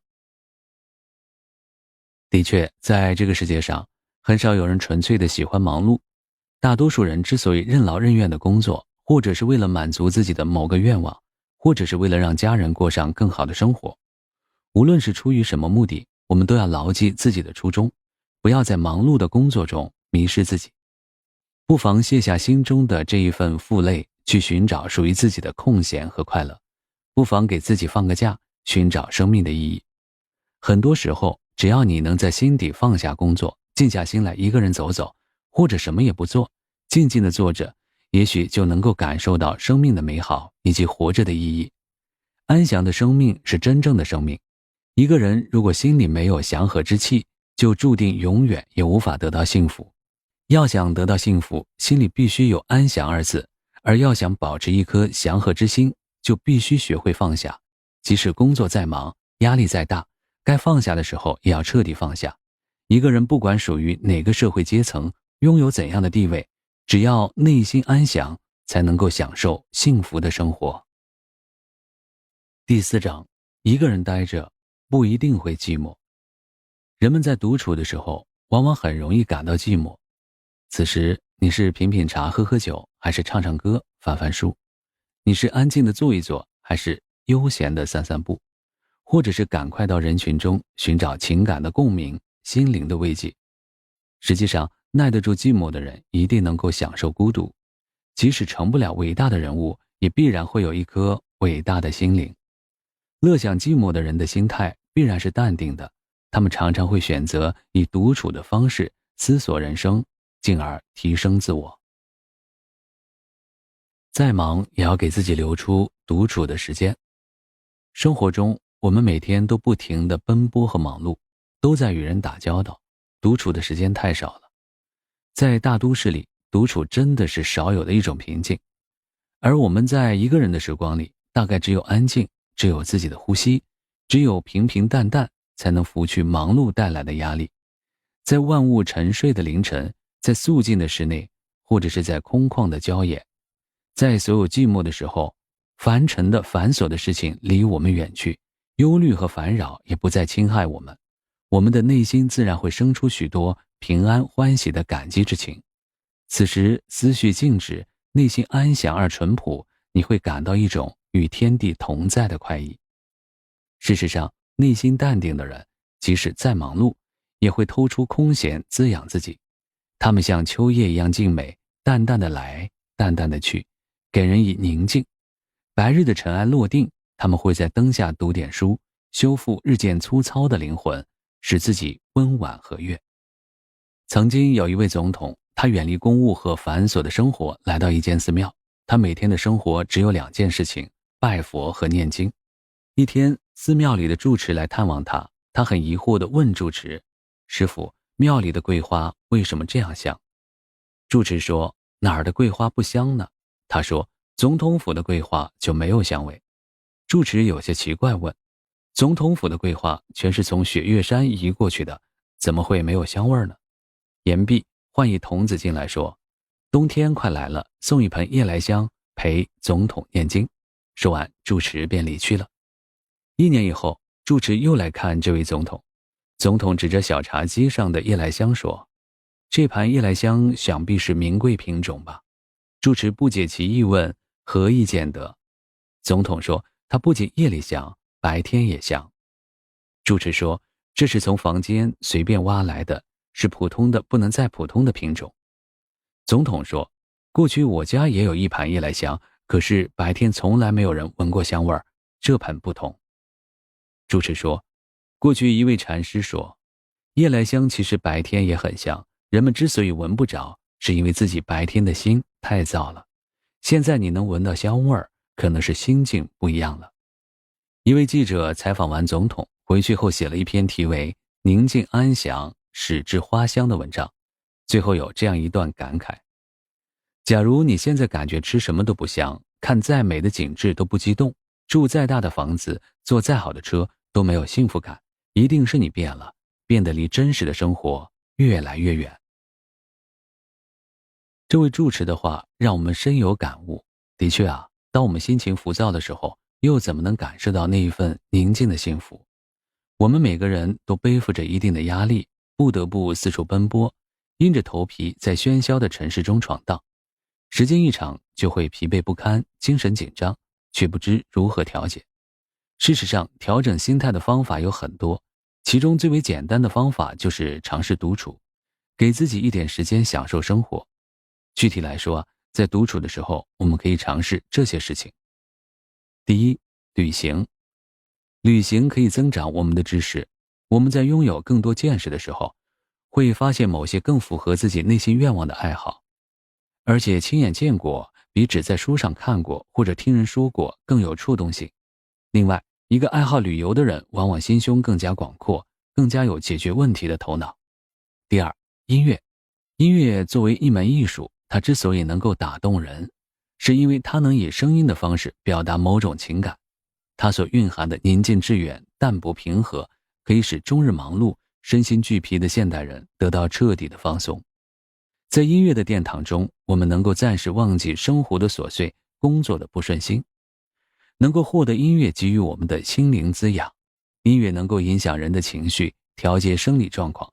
经常听一些旋律优美、节奏轻快的音乐，不仅可以调节情绪，而且可以稳定内环境，达到镇静、降压、助眠的效果。第三，舞蹈。当你随着音乐起舞的时候，你的乐感、音准、韵律、节拍、敏感度和逻辑性都得到了提高，大脑反应以及身体协调能力也得到了锻炼。第四，读书。书是人类进步的阶梯，腹有诗书气自华，读万卷书，行万里路，就是这个道理。读书可以让我们见识广博。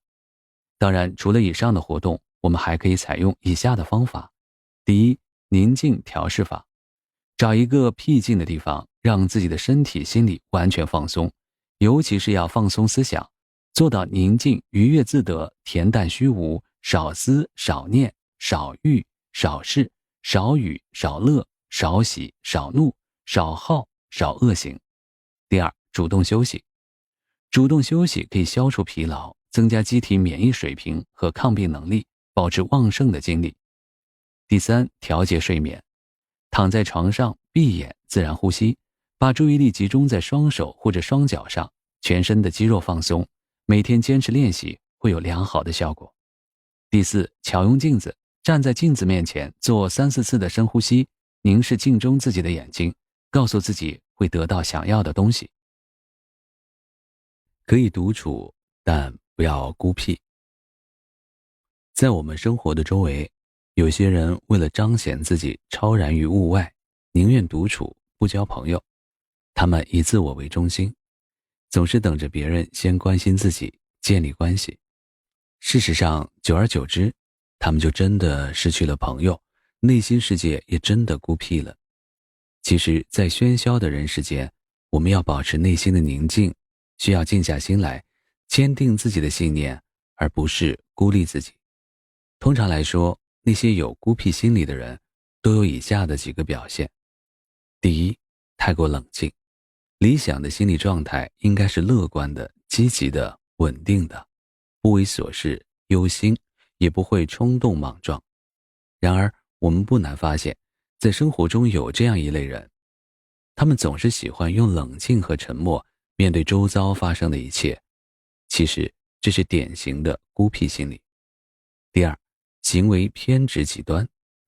生活中一些人遇到不顺心的事，就采取过激的方式发泄，这也是孤僻心理的表现。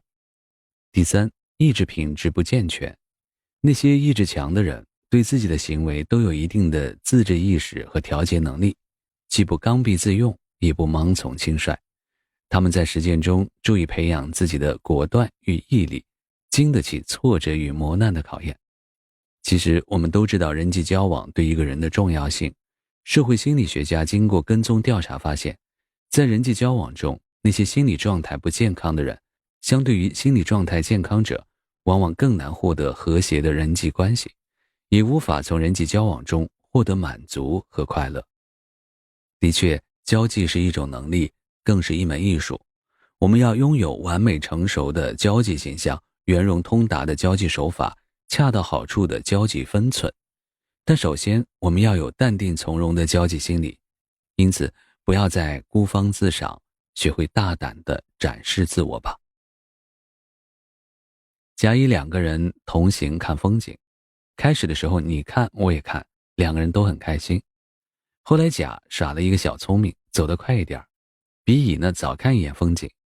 乙的内心不快，怎么能让甲比他呢早看一眼，就走得更快一点，超过甲。于是两个人越走越快，最后跑了起来。原来是要看风景的，现在变成了赛跑。后面一段路程的风景，两个人一眼也没有看到。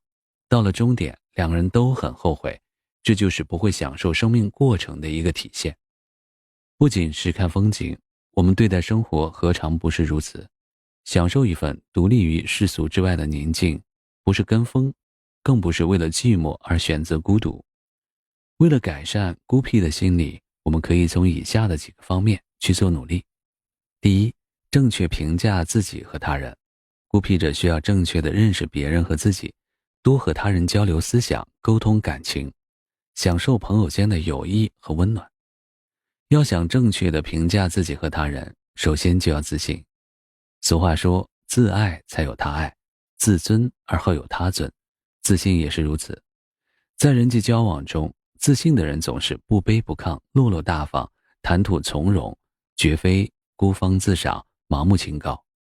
要对自己的不足有所认识，并善于听从别人的劝告与帮助，勇于改正自己的错误。培养健康情趣。健康的生活情趣可以有效地消除孤僻的心理。利用闲暇潜心研究一门学问，或者学习一门技术，或者写写日记，听听音乐，练练书法，或者种草养花等，都有利于消除孤僻心理。第三，学习交往技巧。可以多看一些有关于人际交往的书籍，多学习一些交往技巧。同时，你可以把这些技巧运用到人际交往中，长此以往，你就会发现，你的性格越来越开朗，你的人际关系也会越来越好，你会收获不少朋友，在认知的偏差上也能得到纠正。第四，交几个知心朋友。千里难寻是朋友，朋友多了路好走，朋友是成功的阶梯，朋友是人生中宝贵的财富。这些话都说明了朋友对人的重要性，也体现了人们对友情的渴望。两个亲密的朋友会无话不谈，即使是在很远的地方，也能够感受到彼此之间的存在，互相帮助，共同成长。打个比方，当你不小心割伤了手指时，你一定会立刻找创口贴，而当你遇到不开心的事情时，你肯定需要有人在旁边支持你，给你打气。要很好的处理压力，就必须有强大的后备力量。也就是说，只有拥有几个可以掏心掏肺的知己，才能在需要的时候有所依靠。第五，与知己倾诉压力。心情不好的时候，你可以找一些信任的朋友一起出去喝咖啡，告诉他们你的困扰。当然，如果一个人独处时发现情绪不好，可以离开家，强迫自己转移注意力，可以随意的散散步，找一个热闹的地方看看风景，调整糟糕的心情。事实上，日常生活中也充满了交友的机会，例如，在每天上班搭乘的公交车里，在图书馆中，在公园中散步时，我们经常可以在合适的时刻与人交谈。若有机会，就可以进一步成为朋友。即使没有机会，一个微笑，一句问候的话，也可以带给自己和别人一些温暖，让这个世界变得更加美好。学会享受一个人的时光。不得不说，随着现代社会生活节奏的加快，竞争日趋激烈，经济压力逐渐增大，人们穿梭于闹市之中，已经习惯了忙碌、灯红酒绿、觥筹交错的生活，以至于在独处的时候显得内心慌乱，手足无措。而实际上，我们每个人都应该珍惜与自己相处的时间，因为身处嘈杂的环境太久，我们很容易忽视自己的内心。独处能够让我们内心平静下来，忘却痛苦、悲伤、烦恼和忧愁。因此，如果你感受到生活的压力过大，无法背负，不妨一个人静一静，做一点自己喜欢的事情，卸下过重的压力，让你的心轻松下来。大学毕业已经整整6年，阿勇还没有一份正式的工作，在老家这是相当没有面子的一件事情。阿勇常常被父母数落，被亲戚朋友嘲笑。后来他辞掉了原来的兼职，专心准备公务员考试。眼看着考试的时间越来越近，阿勇的心里反倒没底了。按理说他上学时候的基本功非常扎实，再加上这个月的埋头苦读，该掌握的知识基本上都已经掌握了。可是他也说不清楚自己为什么会这样，是不自信吗？考试的前一天，他一整天吃不下饭，爸爸妈妈以为他得了什么病，不断的嘘寒问暖，可阿勇就是吃不下去。妈妈安慰他说：阿勇，你是不是担心明天的考试啊？阿勇看了妈妈一眼，没有说话。妈妈接着说：别担心，你不是已经复习的差不多了吗？担心什么呀？阿勇说：我也不知道怎么了，我就是担心今年要是考不上该怎么办呢？妈妈说：那不是还有明年吗？今年考不上，明年再考。阿勇摇了摇头说：没有明年了，今年要是考不上，我就放弃不考了。看着阿勇焦躁不安的样子，妈妈非常着急，她建议阿勇出去走走。就这样，阿勇开着车来到一所已经荒废的学校，躺在车里，放了一首舒缓的轻音乐，缓缓的旋律让阿勇的心慢慢的平静下来。不一会儿，他就感觉到了困倦，他睡得很沉。第二天的考试，阿勇发挥得特别好。故事中的阿勇给自己定了硬指标，破釜沉舟，成败在此一举。在斩断所有后路的同时，也给自己增加了巨大的心理压力，这让他焦躁不已，寝食难安。无奈之下，他走出家门，选择独处，让自己焦躁的心迅速地平静下来。可见，独处能够平静心情，缓解压力，让你在关键时刻保持平静。如果你感觉到痛苦和焦虑，不妨也选择自己单独待一段时间，让你的心得到放松。实际上，害怕独处的人，其实是不敢面对真实的自己，而根本原因在于心境狭窄。一个心境开阔的人，必然会在寂寞中更加深刻地反省自身，也就能更加坚定地成就自身，完善自身。因此，我们每个人都要珍惜和自己独处的时间。当你独处时，也不要感到消极和无聊，你完全可以抱着积极的心态做一些事。你可以尝试读书，古人云：书中自有黄金屋，书中自有颜如玉。书籍是人类进步的阶梯，你可以从书中获取知识，增长见识。你可以坐在阳台上，也可以蜷缩在沙发里，随时随地进入书的海洋。除此之外，你还可以听听音乐，做冥想，或者写一些文字，以此洗涤心灵。但无论如何，请不要在寂寞中沉沦。另外，你也可以专注于手头上的工作和学习，这样沉浸在自己的世界中，又怎么会感到孤独呢？的确，在这纷纷扰扰的尘世中，每个人都应该给自己一个静下来的理由。生活中，我们要扮演好很多角色，很多时候我们焦头烂额，手足无措。面对闹语境，我们一定要懂得自我调节。例如，结束一天繁琐的工作之后，你可以听听音乐，通过音乐，你会发现生命的意义原来是感受生活中点点滴滴的美好。失落会在音乐中消散，沮丧会在音乐的涤荡中溶解，怀疑会在音乐中清除。你也可以看看书，它会帮你寻找心灵的安顿之所，找到闯过生命种种关卡的方法，抵达心灵平静的彼岸。这样，你就能保持心灵的宁静，多一分安定与执着，因为身边飘着的都是沁人心脾的乐风。没有知音，呼朋唤友也会孤单。俗话说得好，朋友多了路好走，在家靠父母，出门靠朋友。友谊是世间最真挚的情感之一。王勃诗中的海内一存知己，天涯若比邻，深刻地描绘了友谊的伟大。爱因斯坦也说过，世间最美好的东西，莫过于有几个头脑和心地都很正直的严正的朋友。因为有朋友，我们的人生不再孤单，不再彷徨，我们始终能从朋友那里得到最真挚的帮助。我们都知道，友情是世界上最珍贵的东西之一。生活中，当快乐到来时，我们需要和朋友一起分享。没有朋友的人，像一片孤独的枫叶，跟随风一起飞散，心在飘荡，永远没有港湾，永远没有回头的路。然而，人生得一知己足矣，不是所有人都适合做朋友。从前有2位清贫的学者四处游学，一次，他们来到一个小镇，当时天色已晚，他们找到当地的富翁，希望能让他们借宿一晚。可是富翁看到这2人衣衫褴褛，马上就拒绝了，他们只好另找住处。10年后，这2位学者变成有名的专家，名扬世界。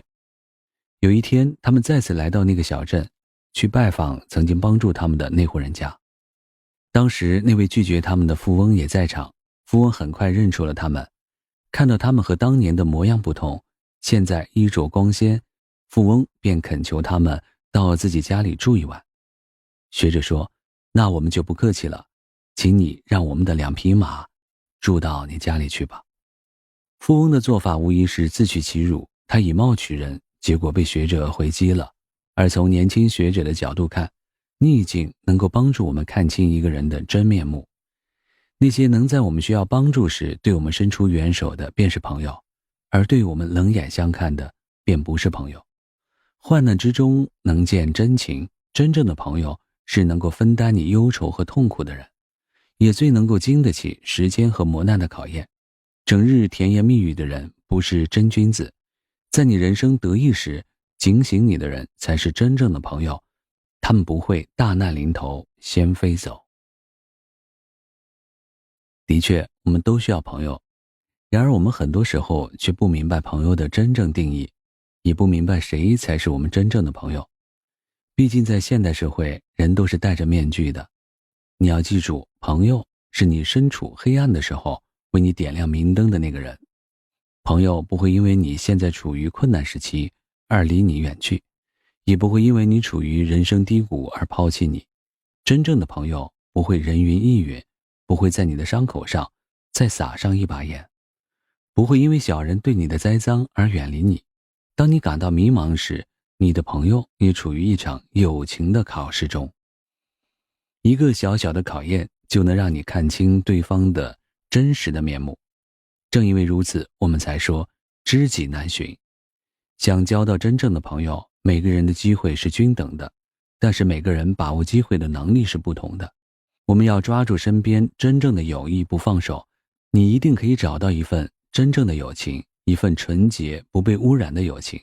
因此，生活中我们不必要刻意的以呼朋唤友的方式结交友谊，事实上这种友谊是不可靠的。因此，真正睿智的人在没有知音的情况下，往往宁愿独处。我毕业后来到深圳，这是一个一到夜晚就到处灯红酒绿的城市，一到周末就三五成群的城市。这里有很多和我一样从外地来的带着梦想的年轻人，我们大都过着朝九晚五平凡且枯燥的日子。在我们办公室，一到周五下午，大家就相约吃饭唱歌聚会，然而我算是一个异类，我更喜欢宅在家里，打开笔记本，任笔尖在纸上流淌，写下自己的心情、自己的生活、自己的憧憬。到如今，我已经整整有了3本散文随笔。从去年开始，我突然产生了一个想法，我拿着自己的手稿去到出版社，想出版一本散文。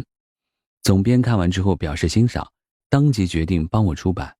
现在我莫名其妙地成了畅销书的作者。即使是现在，我还是不愿意呼朋唤友，可能还是因为没有找到真正的知己吧。自己本来就内敛，不善言谈，思想多于行动。人生的每个阶段只有极少的几个好朋友，为什么要羡慕善于交际的人呼朋唤友的潇洒？不如回归自我，做点自己感兴趣的事情，不期望笔下的文字能带来别人羡慕的眼光，只求记录下人生的感悟，生活的态度，可以让自己的内心得到宁静和满足。我们每个人都需要友谊，但知己难寻，很多时候与其呼朋唤友纠缠朋友，不如享受一个人的时光，让自己的心静下来，学会在独处中品味人生，让内心得到宁静和满足。独处不代表空虚寂寞。你是否有过这样的感受？夜晚下班回家，远离了应酬，远离了工作，你倒头躺在沙发上，随意地翘起二郎腿，也没有人会说你不礼貌、不雅观。接着你打开音响，放一首自己最喜欢的轻音乐，将白天所有的烦恼都抛到了九霄云外。没有上司的唠叨，没有孩子的吵闹，你觉得舒心极了。接下来你开始回忆曾经逝去的一段初恋，回忆少时朋友间的嬉闹，想到忘情之处，脸上慢慢滑下温热的泪水。说不清是幸福还是痛苦，但自己已深深地陷入往事，由不得自己在记忆的迷宫里享受着亲情、友情、爱情。回忆正如浓烟袅袅升起。然而这看似简单的快乐，又有多少城市人能够懂得品味呢？的确，人只有在独处时才能让自己的心静下来，才能思考很多事情，不受他物的牵绊，让自己的思想尽情遨游，在深思熟虑中获得生命的体验与感悟。这就是孤独的妙处吧。我们总是强调独处的妙处，然而独处不是空虚与寂寞。一个人空虚是自己不知如何利用独有的空间，而一个人孤独则是因为身边没有朋友。其实独处是有益于身心健康的，一个人静静地待在一处，放飞盛满梦的风筝，让自己在孤独中找回美丽的青春，在岁月的长河浪尖上回味着自己的往事，遐想着自己的未来，默默地守望自己那一份情怀。夜深了，总算安静了。看着熟睡的孩子和老公，我端起了一杯冰柠檬茶，打开电脑。忙了一天，终于可以找找自己的娱乐。我习惯先看自己的社交媒体，今天不知道工作之外发生了什么样的事情。看完社交媒体之后就一目了然了。社交媒体已经成了现代人互动和联系的一个重要平台，我们也已经习惯在这里互相问候，谈论自己的琐事。有时候觉得自己很累，尤其是面对白天繁重的工作压力和孩子的吵闹声，我就觉得结婚对我来说是一个错误。但只要看到熟睡的家人，我的内心又多了一份宁静。其实我是爱好文学的，夜深人静的时候，我总是喜欢写一些随笔，只要一下笔，心中所有的郁闷情绪便都不见了。老公也曾经说过我的文笔不错，问我要不要写一本书。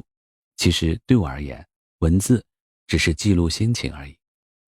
对生活，我总是抱着知足的心态，太多的幻想都不切合实际，过好当下的生活最要紧。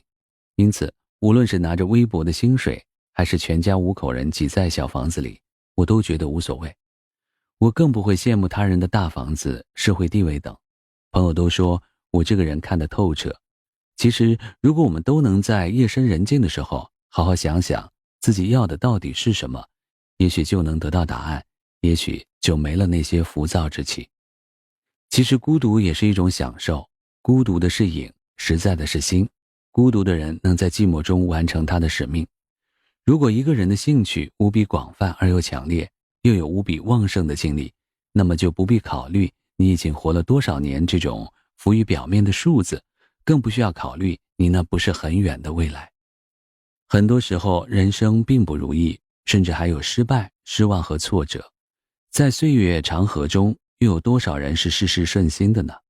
生活坎坷，岁月蹉跎，在岁月的长河中，学会享受独处，也是对自己的一种挑战。的确，孤独常使我们陷入一种冥想的状态。有这样一个故事，曾经有个人在森林里迷路了，他又饿又累，倒在了一棵大树下。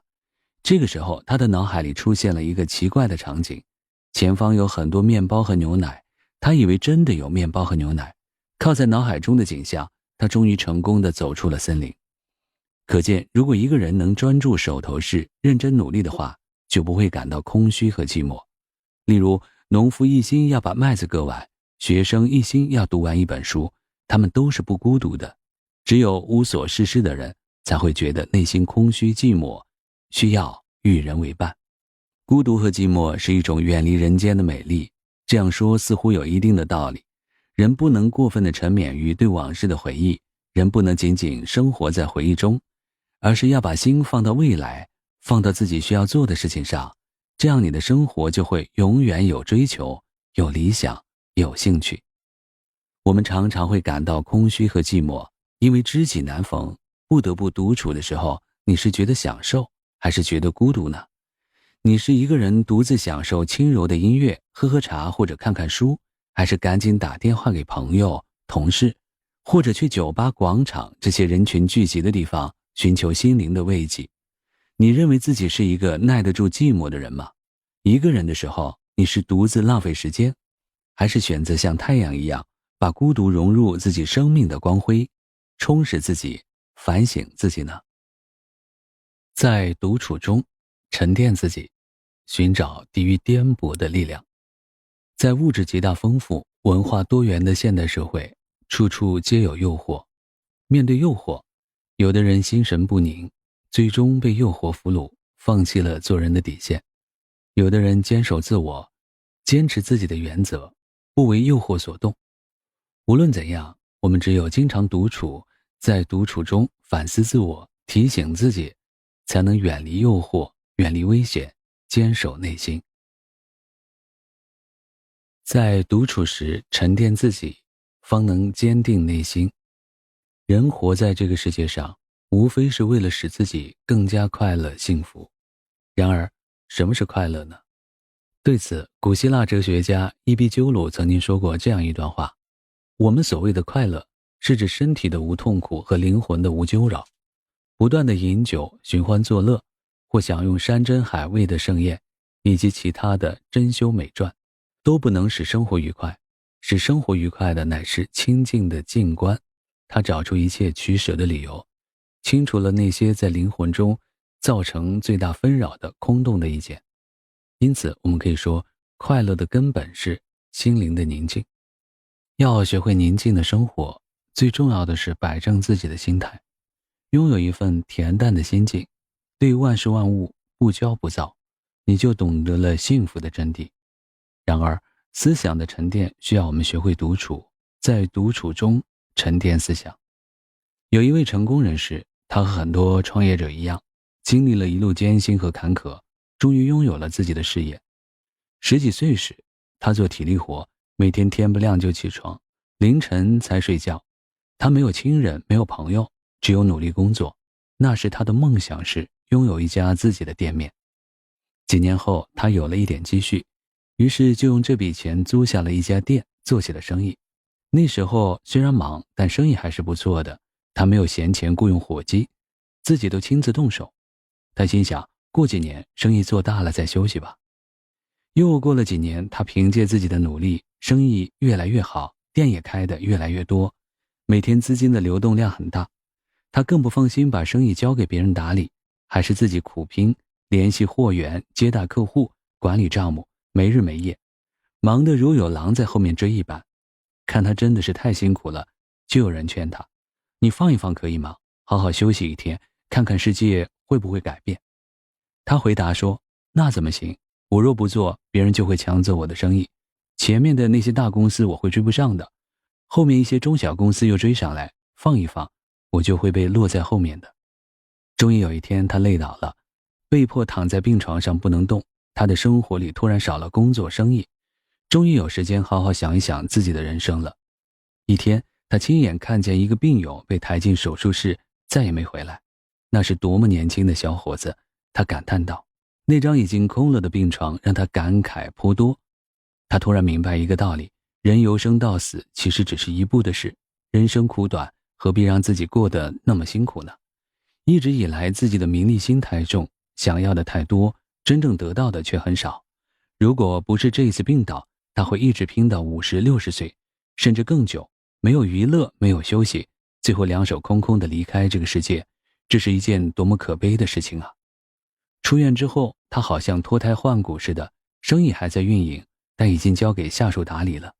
即使有了失误，他也不大在意，他还经常到高尔夫球场上活动，有时也慷慨地与家人坐飞机到外地旅游。终于他懂得了生活的真谛，终于找到放下这颗人生中最宝贵的钻石。可以说，这位富翁是因祸得福，因为生病住院，他获得了独处的机会，从而思索出自己的生存方式，最终明白幸福的真谛。当我们独处时，我们该如何沉淀思想，以获得宁静的幸福呢？第一，比较法。例如，当你认为你的物质生活得不到满足，房子不够大，车子不够豪华时，你是否想过，还有多少人正在为房子忧愁，为明天的家庭开支担忧呢？这样一比，你就会发现自己其实是幸运的，也就不会再为那些外在的物质条件而忧愁了。其实，自打我们出生起，都一直在孜孜不倦地追求一样东西，那就是快乐。追求财富、名利、地位等，都是为了获得快乐。人人都有自己追求的目标，都希望能够早日达成自己的目标。等到实现以后，人们常把放松的心情解释为幸福，好像事情越难做，成功后的幸福感就越强。不可否认，这种解脱让我们感到强烈的快乐，但事实上它并不是真正的幸福，而是幸福的假象。正是对幸福的错误理解，导致一些人在人生道路上不停地追逐，不懂知足，而他们最终错过了很多沿途的风景。现实生活中牵绊人们脚步的因素总是很多，善于知足最为可贵。德国哲学家叔本华曾经说过，我们很少想到自己拥有什么，却总是想着自己还缺少什么。不要感慨你失去的或是尚未得到的事物，你应该珍惜你已经拥有的一切。第二，注重精神世界的充盈。细心的你可能发现，那些爱看书、听音乐、旅游的人，他们总是看起来笑得更舒心，因为他们的业余生活是丰富的、充足的，不会为物质生活烦恼，能够满足于现有的幸福生活。因此，丰盈的精神世界是克制我们欲望的良好方式。总之，快乐幸福依托于物质的满足、成就的获得，而它最根本的源泉则在于懂得知足和时刻珍惜。懂得珍惜最为可贵，善于知足最为幸福。独处时可以让你冷静，不迷失自己。不得不说，高速运转的现代社会让我们变得浮躁。在灯红酒绿的都市生活中，到处充满着诱惑。面对这样的情况，多少人能真正的做到静下心来？越来越多的人开始迷失自己，丢失本心。因此，我们有必要远离浮躁的处境，适时独处，让自己的心静下来，思索我们的人生。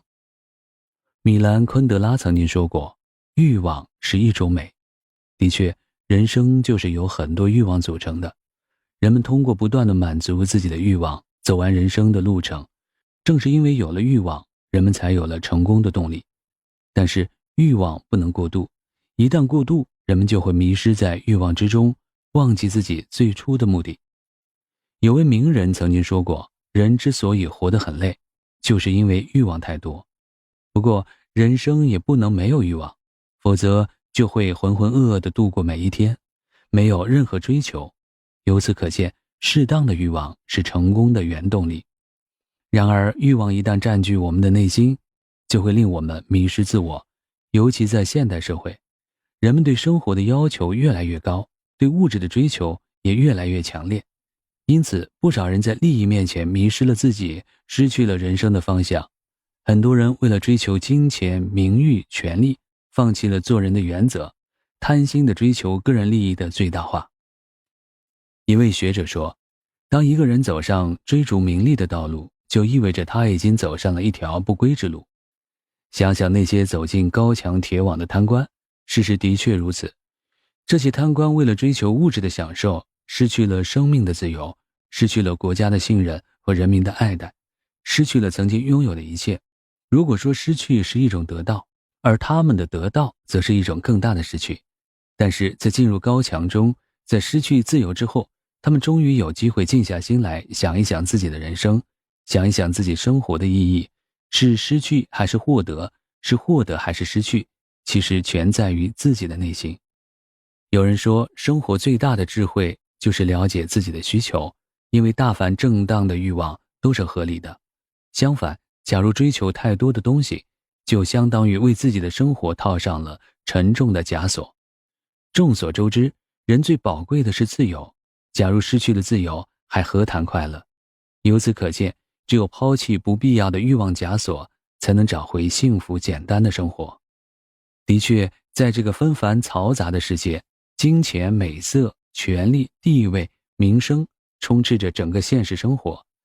人们面对太多的诱惑，于是人们更多的注重对身外之物的关注和追求，迷失在物欲横流中。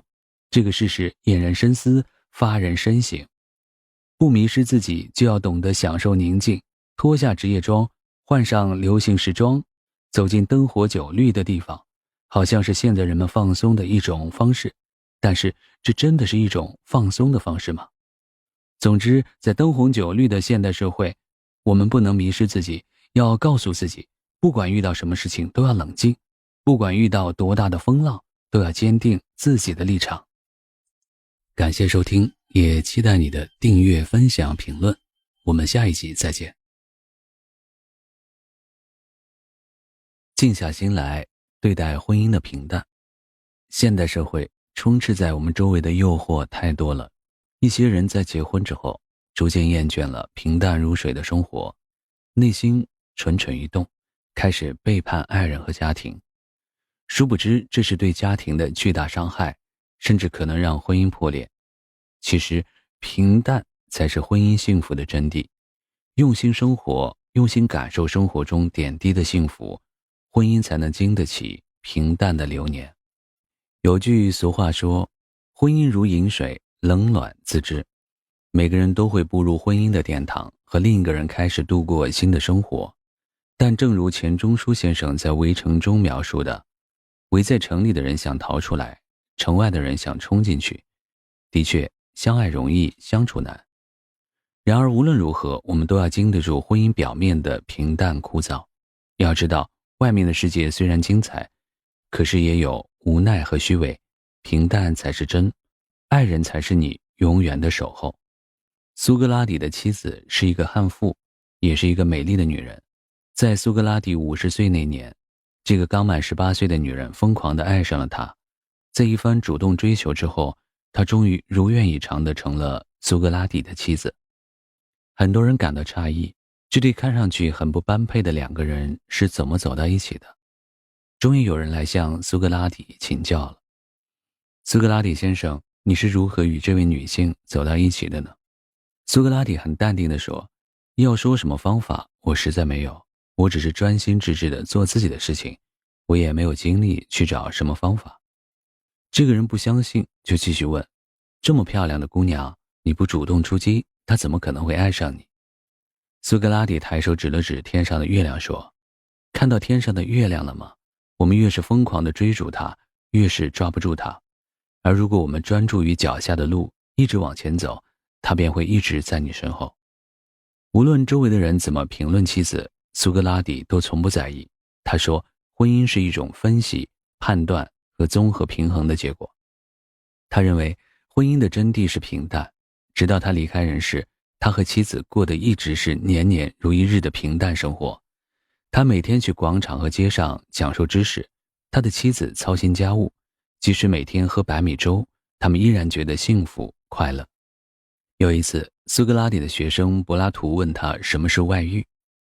苏格拉底没有直接回答，而是和从前一样，让他去树林走一趟，在途中要摘一枝最好看的花。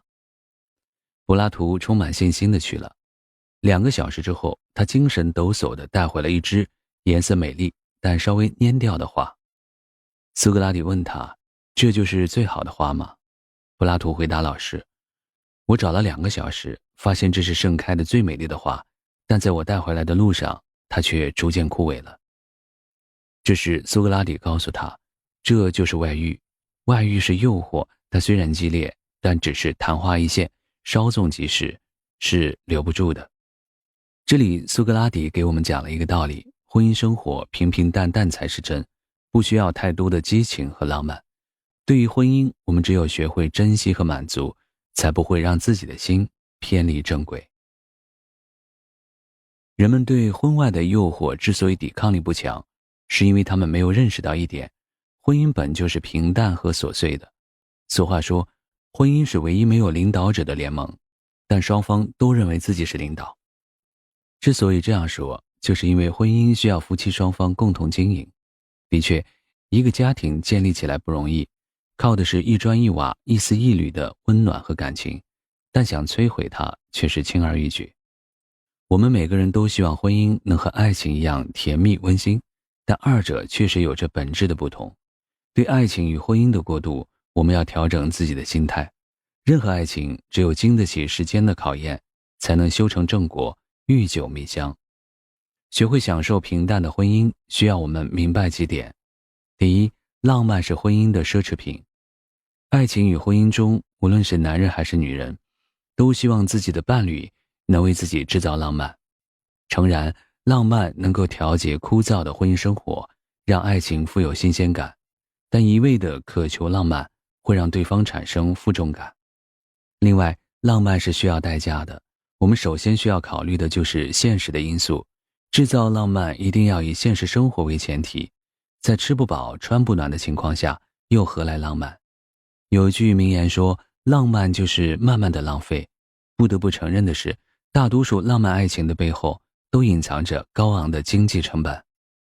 也就是说，在基本生活得到保障的情况下，偶尔制造一些浪漫，可以调节婚姻生活，让枯燥的生活增添一些色彩，让生活更加精彩。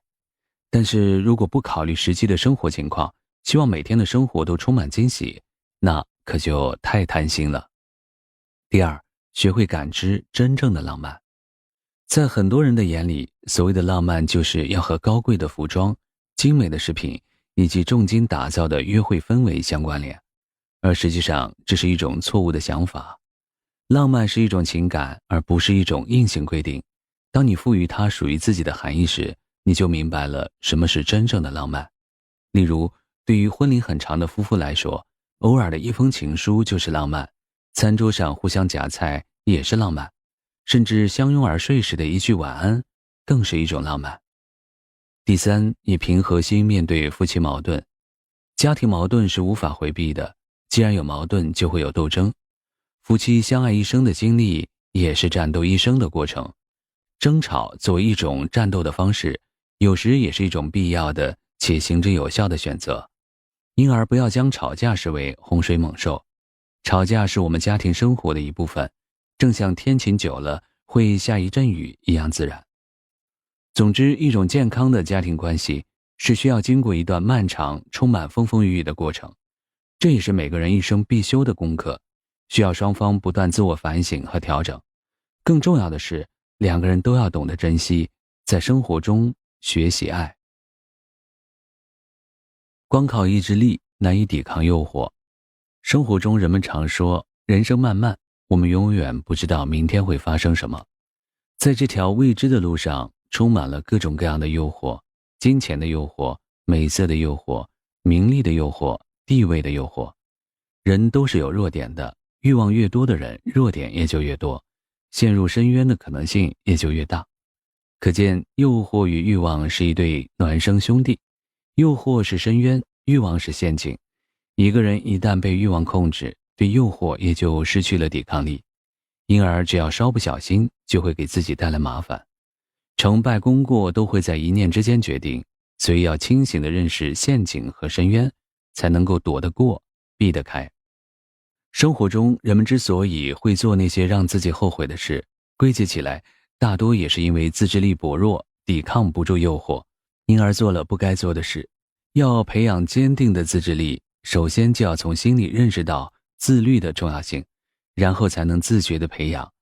只有坚决地约束自己，战胜自己，最终才能控制欲望，抵抗诱惑。抵抗诱惑只有意志力还不够，我们还要有一颗淡定的心。论语别裁中说，有求皆苦，无欲则刚。确实，欲是人的一种本能，每个人都有形形色色的欲，有的时候合理的欲望是人们生存的原动力。不过凡事都不可过度，假如对欲望不加以合理的控制，人们就会有越来越多的贪念，最终导致欲壑难填。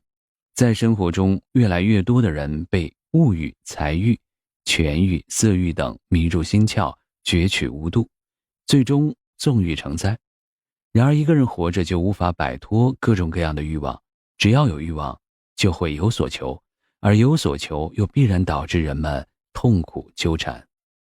中国人常说欲望无止境，孔子也说过一段很有名的话：富与贵是人之所欲也，不以其道得之，不处也；贫与贱是人之所恶也，不以其道得之，不去也。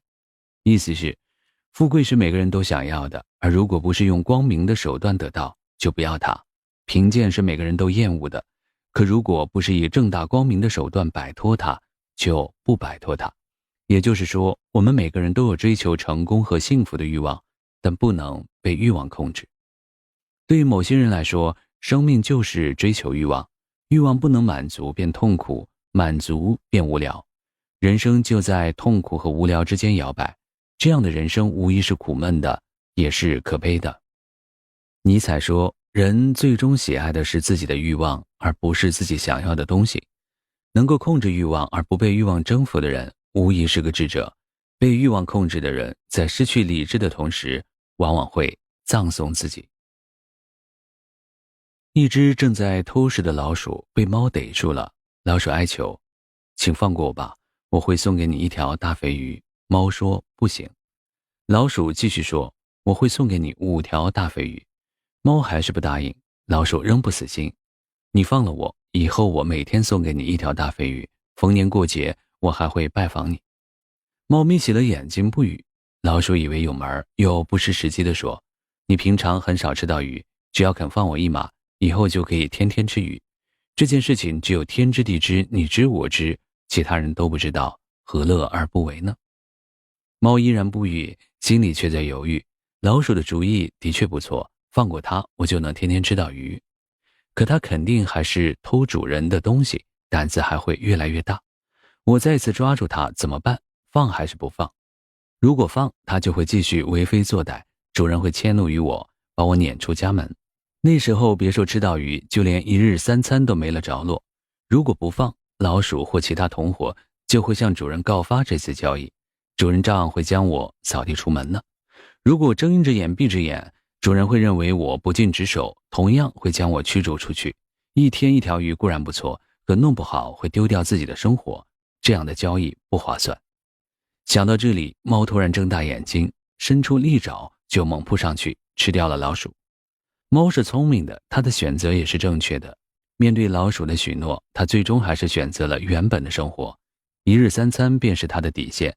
猫当然希望1日1鱼，但如果连起码的1日3餐都保不住的话，1日1鱼变成了水中月，镜中花。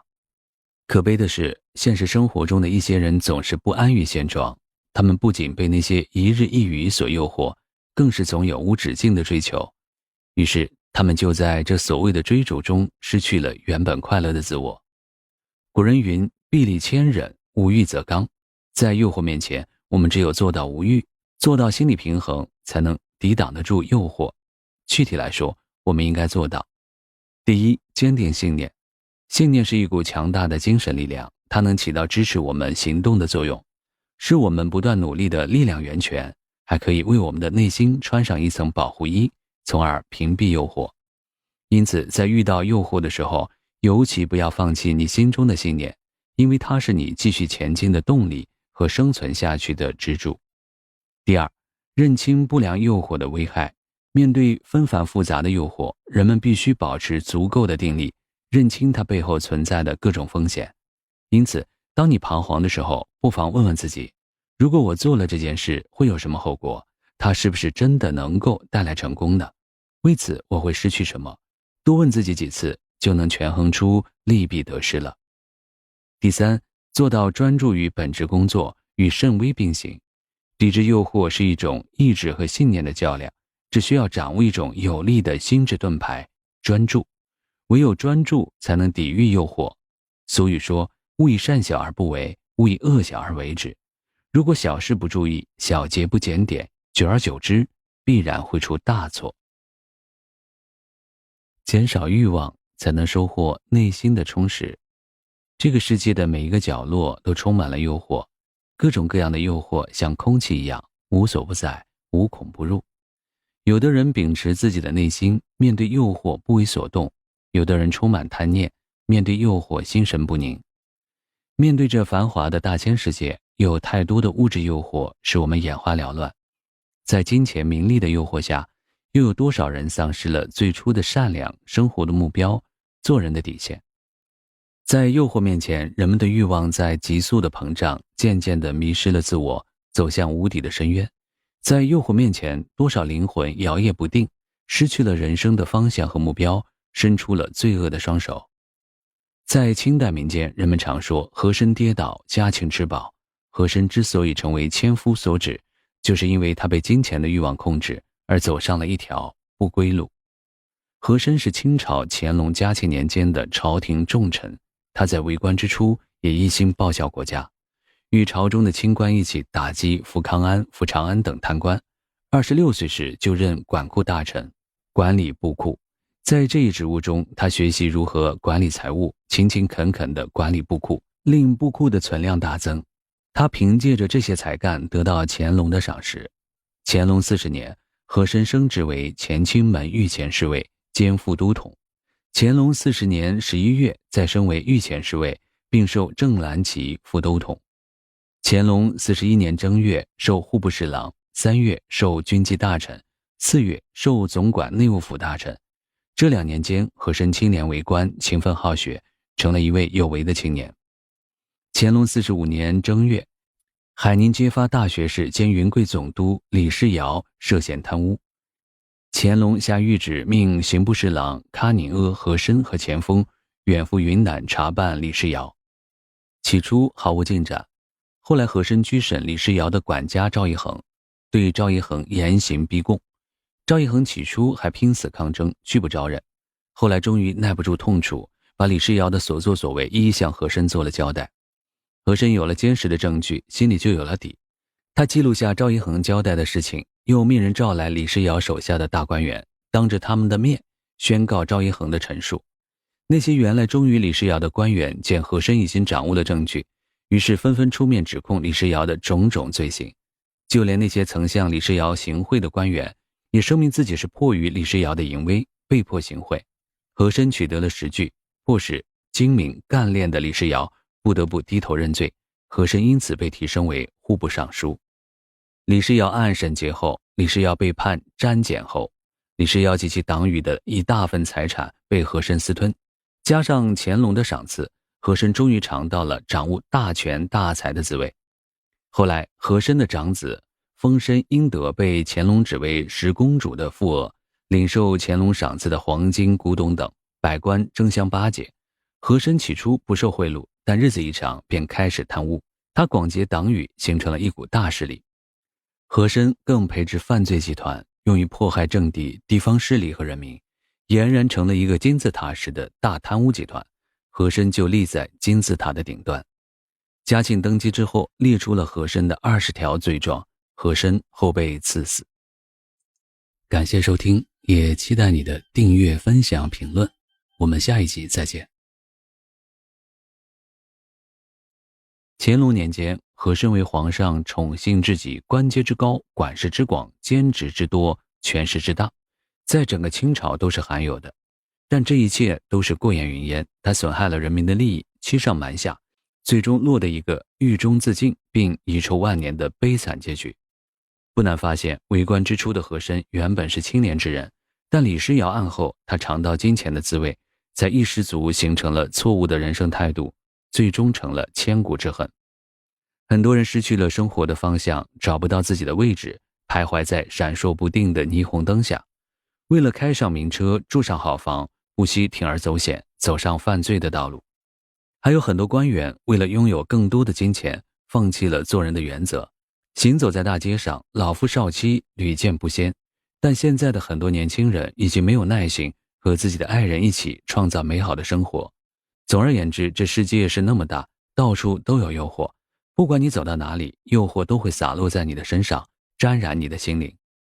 其实即使在今天，也有一些人原本一直都走在一条康庄大道上，但经不住诱惑，为自己埋下毁灭的炸弹。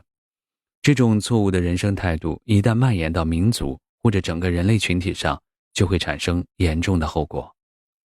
努力、诚实、认真、正直，我们要严格遵守这些看似简单的道德观和伦理观，并把它们作为自己的人生哲学和人生态度不可动摇的基础。坚守这些，方能把控欲望，远离诱惑，实现人生价值。然而，要抵制诱惑，我们需要静下心来，在静思独处中提升自制力。古人云：无欲则刚。假如我们能够降低自己的欲望，控制自己的贪念，只争取自己应该得到的东西，我们就能够更加轻松地获得满足感。这样一来，既避免心神不宁的痛苦，也能够增强自己的幸福感。第6章，独处深思，清除内心的污浊和垃圾。生活中，我们每个人都在马不停蹄地奔跑，都在朝着自己向往的生活奋斗，常常感到累得喘不过气来。然而即便如此，也有一些人的脸上总是洋溢着灿烂的笑容。此时的你一定会产生疑问，他们是怎么做到的？其实他们的秘诀就是适时独处，适时谦心，及时获得新的能量。因此无论外界发生什么，他们都能乐观面对，积极向上。同样，生活中的人们只要学会运用这个诀窍，自然就能够驾驭生活。你喜欢现在的生活状态吗？现代社会随着生活节奏的加快，竞争的日趋激烈，经济压力也在逐渐增大。人们穿梭于闹市之中，面临生活中的许多危机，以至于无法平静自己的内心。甚至有些人难以调试自己的内心，而产生心理问题。长此以往，消极应对以及负面情绪会使个体出现诸如焦虑、抑郁、神经衰弱、轻度躁狂等心理问题，不但影响自己的生活工作，也会对家人造成不必要的伤害。对此，你不妨静下心来反省一下你的生活方式。要知道，只有在独处的时候，我们才更加接近自己的灵魂，才能认识另一个自己。这是信仰的开始，是醒悟的开始。反省是给自己一个舒缓内心的机会，这样我们才能收拾好心情，继续上路。哈佛大学校长来北京大学访问的时候，讲了一段自己的亲身经历。有一年，这位校长心血来潮，准备过一段时间与众不同的生活，于是他向学校请了假，然后告诉家人，不要问我去了什么地方，我每个星期都会给家里打电话报平安的。接下来，他一个人带着简单的行李去了美国南部的农村，开始了他所谓的与众不同的生活，农村生活。他到农场里去打工，去饭店里刷盘子，在田里做工时，背着老板吸支烟，或者和自己的工友偷偷地说几句话，这都让他有一种前所未有的愉悦。最有趣的是，他在一家餐厅找到一份刷盘子的工作，干了4个小时之后，老板把他叫过来给他结账说，可怜的老头，你刷盘子刷得太慢了，你被解雇了。3个月后，这个可怜的老头重新回到了哈佛，回到自己熟悉的工作环境，他却发现一切原本熟悉的东西顿时变得新鲜起来，工作成了一种全新的享受。可能对这位哈佛校长来说，这3个月的经历就像是一个调皮的孩子制作的一次恶作剧，新鲜而有趣。自己原本洋洋自得，是大名鼎鼎的哈佛大学的校长，自认为博学与多才，却在新的环境中一文不值。更重要的是，回到原始状态后，他就在不自觉中清理了心中积攒多年的垃圾。那么，对当下的生活状态，你是否满意呢？你是否感到压力太大或者紧张不安？如果是，不妨在独处时做一个自我反省。那时你需要反省的问题是：第一，明确你到底想要什么样的生活。我们只有明确自己想要的生活状态，才能按照自己的想法树立目标，才能为之努力。心理学上有种神奇的赞美方法，使用方法非常简单。你只要按照自己期望的那样去赞美孩子，孩子就会渐渐接近你赞美的样子。当然，这个办法不但适用于孩子，也同样适用于成人。例如，妻子对丈夫潜移默化的改变，也常常使用这种方法。同样的道理，如果我们把这个思路转移到对自我的激励上，就可以采用一个有趣的方法督促自己，即从现在开始，就像自己憧憬的那样。举一个最简单的例子，假如你希望自己能够成为受人敬仰的律师，那么从现在开始就尝试着养成律师的生活和作息习惯，努力学习并培养自己精明干练的风度。假如你想成为一名演员，你也可以从现在开始培养自己的演员气质。当然，这里的预知生活并不仅仅限于你想成为什么样的人，也可以泛指生活的状态。例如，你一直梦想着过精致的生活，但是经济条件远远没有达到精致生活的水平。其实你完全是可以模仿那种生活的，因为精致是一种情调，并非必须有大量的金钱作为支撑。再如，你想成为单位里的业务骨干，那现在就可以让自己像一个业务骨干，吃苦在前，享乐在后。有任何技术问题都刻苦钻研，而不要等到真正成为业务骨干之后再去努力，否则就会遥遥无期。如此一来，当你真的像梦想中那样生活，你就提前进入了未来的生活，从而也能够更加接近自己的梦想。第二，有憧憬还不够，还要为之付出努力。现实生活中，每个人对生活都有不同的憧憬。例如，有些女性想要嫁给一个好老公，所以自己从不努力。其实这样的憧憬无疑是苍白无力的，任何时候我们都不能把命运之舵交给他人掌管，唯有成为命运的主人，才能更好地把握自己的人生。任何时候我们都要努力地为自己当家做主，对无限渴望的生活，不如从现在开始就尝试着实行吧。相信只要你坚持不懈，终有一天能够到达理想的彼岸。假如不能很好地认识自己，不知道自己真正追求的是什么，不知道人生的目标，就很容易迷失自己。为了避免上述情况的发生，我们每个人都应该正确地认识自己。每个人都有自己的长处和短处，都有自己拥有而别人却没有的东西，都有属于自己的幸福。只有这样，才能以平静的心态坦然地面对生活。独处让心安宁平和。你是否有过这样的经历？好不容易忙完手头的工作，你沏了一杯热茶，轻轻喝上一口，放松地坐在办公椅上，闭上眼睛。此时你是否感觉自己好像累了很久，难得有这样轻松惬意的时刻？周日的晚上，你终于辅导完孩子的功课，孩子也睡了，可一想到新的一周即将来临，你是否觉得心力交瘁，恨不得逃离这个世界？你听够了上司的训导，同事的唠叨，孩子的哭闹，家人间的争吵，你是否很渴望能够独处？实际上，独处才能让你的心归于宁静。正如《瓦尔登湖》中所写，大部分时间内，我觉得寂寞是有益于健康的。我爱孤独，我没有碰到比寂寞更好的同伴。的确，在人的一生当中，我们大部分时间都在不停地奔波和忙碌，都在与人打交道，独处的时间太少了。一旦闲下来，就很容易感到孤独。所以在大都市里，很多人在闲暇时会交朋结友，或者寄情于娱乐场所，以此消磨无聊的时光。而其实独处才是少有的一种平静。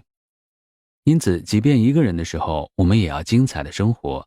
具体来说，在独处时，我们可以这样做：每天打扮得优雅得体，干净利落，出门前照照镜子，对自己笑笑。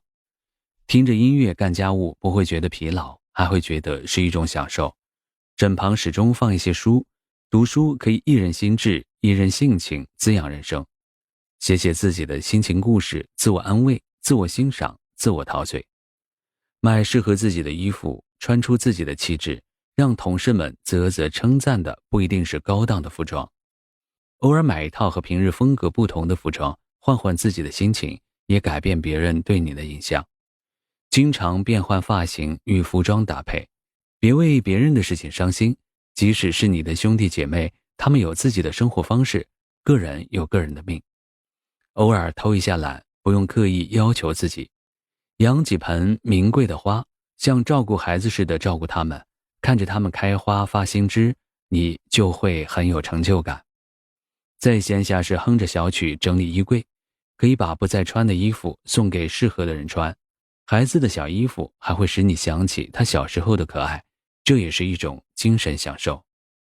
保证睡眠充足，足够的睡眠会使皮肤光洁细腻，这是天然的美容方法，还不用花钱。寂寞时看看好友的信息，或者给他们发信息，收到他们的问候时，你会觉得做个现代人真好。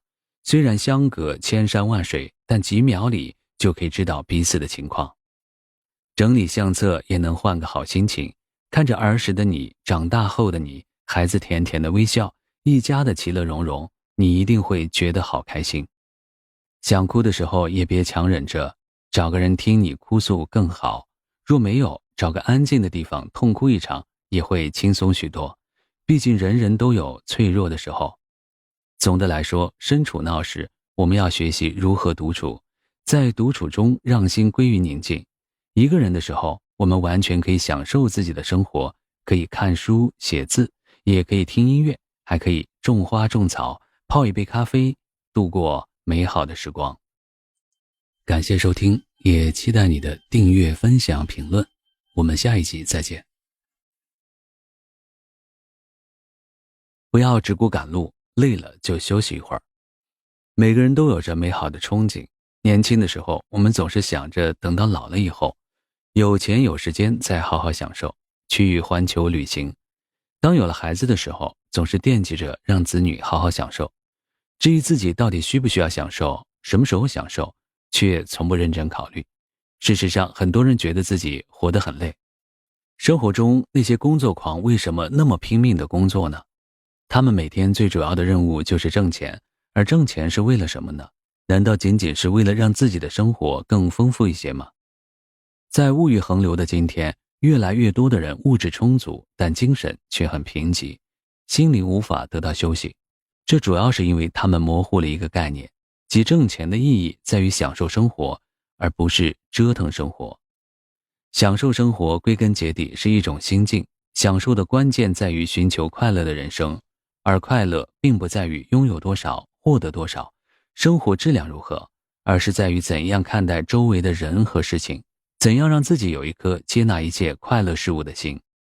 对我们大部分人而言，与其成为一个不要命的工作狂，还不如做回自己，静心地享受生活。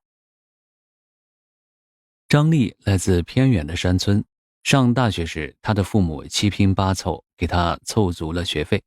大学毕业之后，品学兼优的张丽通过老师的介绍，获得了一份不错的工作，但他并不满足于普通的职位，捉襟见肘的生活成了他拼命工作的动力。他早上第一个到办公室，下班最后一个离开。在无数个深夜，他孤身一人待在办公室里，思考一个个企划案，或者着手研发一个个新产品。当然，付出是有回报的。张丽很快晋升为管理层，不仅如此，他还很快地还清了所有的债务。就在这个时候，他结识了一位男士，组建了一个幸福美满的家庭。这样看来，张丽的生活算是美满幸福了，但她并没有放松，每天她依然是公司最拼命的一个。丈夫每每抱怨，你已经很久没陪孩子去公园了，我们一家人从来没有去旅游过。张丽总是以惯有的口吻说，我这样还不是为了这个家吗？丈夫不解，可我们已经不缺什么了，孩子唯一缺的就是你，再富足的物质生活也比不上一家人在一起。话还没有说完，张丽已经穿好衣服出门了。加班到凌晨1点的张丽回到家里，竟然发现丈夫带着孩子走了，桌子上只留下一个地址。第二天，张丽破天荒向公司请了假，找到丈夫留下的地址。那是一处山清水秀的森林公园，远远的，张丽看到丈夫、孩子和自己白发苍苍的老母亲坐在一起，孩子嬉戏着，丈夫则和母亲聊着天。看到这样的景象，张丽的眼睛湿润了，在那一刻，她明白了很多。从此以后，张丽不再是拼命三娘，她从工作的时间里抽出一部分陪家人和朋友。在这段时间里，她才发现生活是多么美好，多么轻松。当一个人拼命工作到忘记家人和朋友时，尽管物质生活是富足的，但精神生活却是一片贫瘠。内在的心灵更是一片荒芜的花园，因为他不懂得享受生活，自然感受不到来自生活的快乐。生活的功利性目的是挣钱，但这并不是最终的目的，幸福快乐才是挣钱的最终目的。生活中享受生活是人生的特殊体验，在越来越喧嚣的城市里，我们逐渐背离享受生活的本质。在拼命工作的过程中，我们越来越提得起放不下，把挣钱当作生活的终极目的。这样一来，生活中感受到的必定是苦多乐少。尽管有激情有梦想是上天赐予自己的礼物，为自己热爱的事业而努力更不会是一种错误，但是我们的休息也很重要。在忙碌的工作时间外，我们应该更多的享受生活，享受独处的静谧时光，享受身心放松的幸福日子，这样才能收获更多来自心灵深处的快乐。其实享受生活是一种感知，我们在忙碌之余静下来品味春华秋实，云卷云舒，一缕阳光，一江春水，一语问候，一叶秋意，都是生活里醉人的点点滴滴。在独处时检视自己，清理内心垃圾。生活中忙碌的你是否曾经有过这样的感受？工作忙碌之余，突然觉得身上的包袱很重，心里像积压了很多石头般的难受，这些让你觉得喘不过气，在人生的道路上越走越困难。之所以有这样的感受，是因为你的心灵垃圾越积越多。此时你最需要做的是暂时停下来，寻找一段独处的时光，清除这些心头的包袱，摒弃一切外界的干扰，你就会感到从未有过的轻松。所以清理心理垃圾，能让我们更轻松地前进。燕妮所在的是一个男主外女主内的家庭，丈夫负责挣钱，她负责带孩子。在儿子上小学以前，她都是在做全职妈妈，等到儿子上了小学，她才找了份工作。为了方便接送儿子，她找的这份工作离学校很近，这下燕妮有的忙了。自从到这边来上班，我以为会闲一点，起码会节省不少接孩子的时间。但新工作做起来太难，我现在几乎没有自己的时间。我所在的办公室是3个人共有的，什么都是大家共同分享的，好在大家相处愉快，工作也做得够漂亮，总有忙不完的事情。我工作之余的时间都给了孩子和家庭，不过我还是经常忙里偷闲，没事看看书，对我来说，这是最奢侈的事了。明天就是11长假，领导下午交代了一些事，就让我们提前回家，防止路上堵车。但儿子还没放学，我想在办公室等他，就继续完善上次帮人家制作的一段视频。不久，孩子爸爸打来电话，说他去接孩子了，所以我一个人坐在空空的办公室，等待着文件的生成刻录。寂静中有了整理心情的想法，于是写了几篇散乱的文字。夕阳无限好，是啊，我发现落日的余晖透过办公室的纱帘洒进来，洒到我身上。偌大的办公室已经是寂静一片，站在窗前，视线是极好的。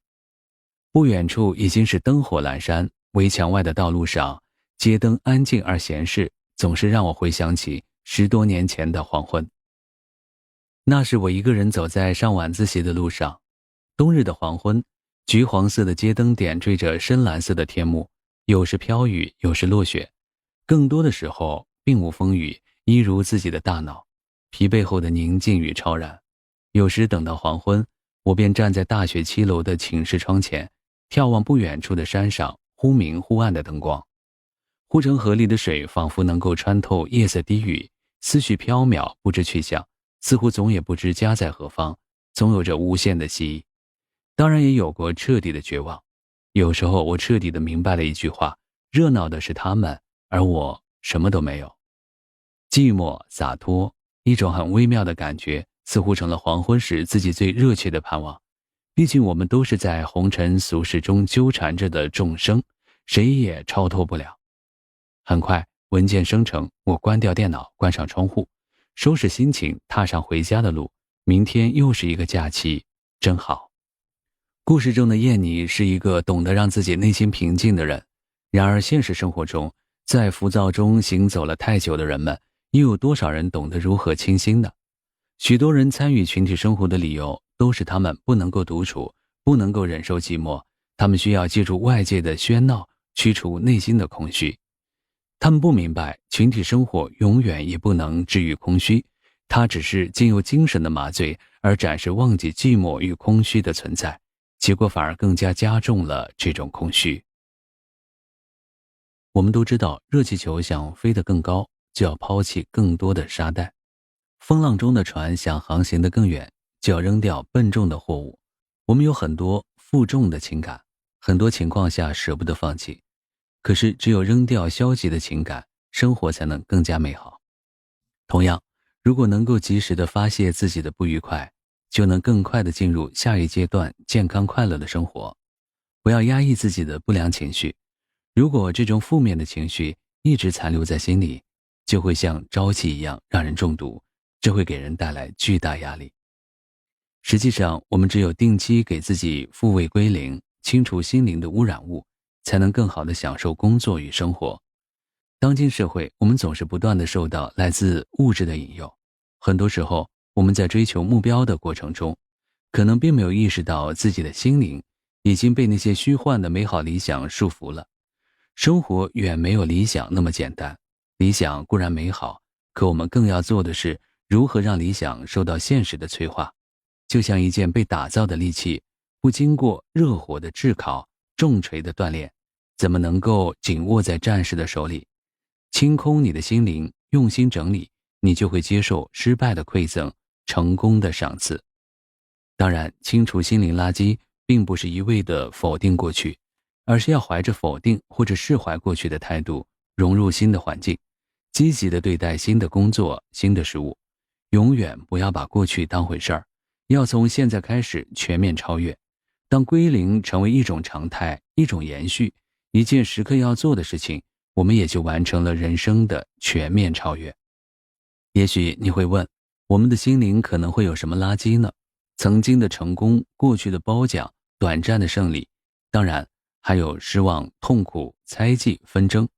清空就是从侧面观察自己，每个人都是独一无二的，看到自己的优点，更要正视自己的缺点。你的优点可以促使你成功，缺点又何尝不会让你在平淡乏味的生活中体会意外的精彩。清空心灵垃圾是我们拥有好心态的关键，有了好的心态，才能够让我们更彻底地认识自己，挑战自己，为新知识、新能力留出空间，保证自己的知识与能力总是处于最新的状态，才能永远在学习，永远在进步，永远保持身心的活力。静思以生智，独处的门后藏着智慧的钥匙。生活中，我们每个人都希望拥有清醒的头脑和敏捷的思维。清醒的头脑让我们具备做事的原则性，引导我们积极向上，开拓进取。而敏锐的思维更是我们解决问题的前提。这些都是我们难得的智慧。不过，这一智慧往往都要在独处中静心思考才能获得。那么，我们在独处的时候该如何获得这些智慧呢？接下来我们将一一揭开谜底。感谢收听，也期待你的订阅、分享、评论。我们下一集再见。独处时思考，锻炼思维的敏捷性。古往今来，无论是在战场、情场还是商场，亦或是在政治舞台上，我们都会发现，真正决定胜负成败的都是思维。正如卡岑斯所说，把时间用在思考上是最能节省时间的。这是一句非常有哲理的话。通俗的说法是，我们做事情是需要动脑子的。对一件事情分析认识的不透彻，就很难找到正确的方法，不能对症下药，自然就无法以最短的时间到达目的地。可以说，思考是成功唯一的捷径。为此，生活中的每个人在独处时都要开动脑筋，训练思维的敏捷性，从而学会以最快的速度解决问题。事实上，很多人之所以在某件事情上失败，就是因为他们一直在做无用功。如果你也是不爱动脑筋的人，那么不妨试着学会思考，你就会发现积极思考具有惊人的力量，任何困难和失败均能通过它解决。即使是那些杂乱无章的事情，只要你运用思考的力量，就能够将它们一一捋顺。思考不是无用功的代名词，而是节能省力的法宝。因为积极的思维可以使人摆脱困境，化解难题。曾经有2个人一起出差，这一天完成工作任务的他们来到了大街上闲逛。其中一个人看见路边有一位老妇在卖一只黑色的铁猫，细心的他发现这只铁猫的眼睛很特别，应该是宝石做的。于是他询问老妇，能不能用一整只铁猫的价钱买一双眼睛。老妇虽然不太高兴，但还是同意了，然后取出了这只铁猫的眼睛卖给了他。回到宾馆以后，他迫不及待把自己的经历告诉了同伴。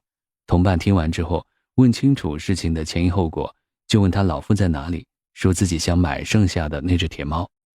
于是他把地点告诉了同伴，同伴拿了钱立即去寻老妇，一会儿他就抱了铁猫回来。他说，既然这只铁猫的眼睛都是用宝石做的，那猫身肯定也价值不菲。于是他拿起了铁锤往铁猫身上敲，铁屑掉落之后，铁猫的内里竟然是用黄金铸成的。这里我们不得不佩服这个买了铁猫猫身的人，他的思维是独特的。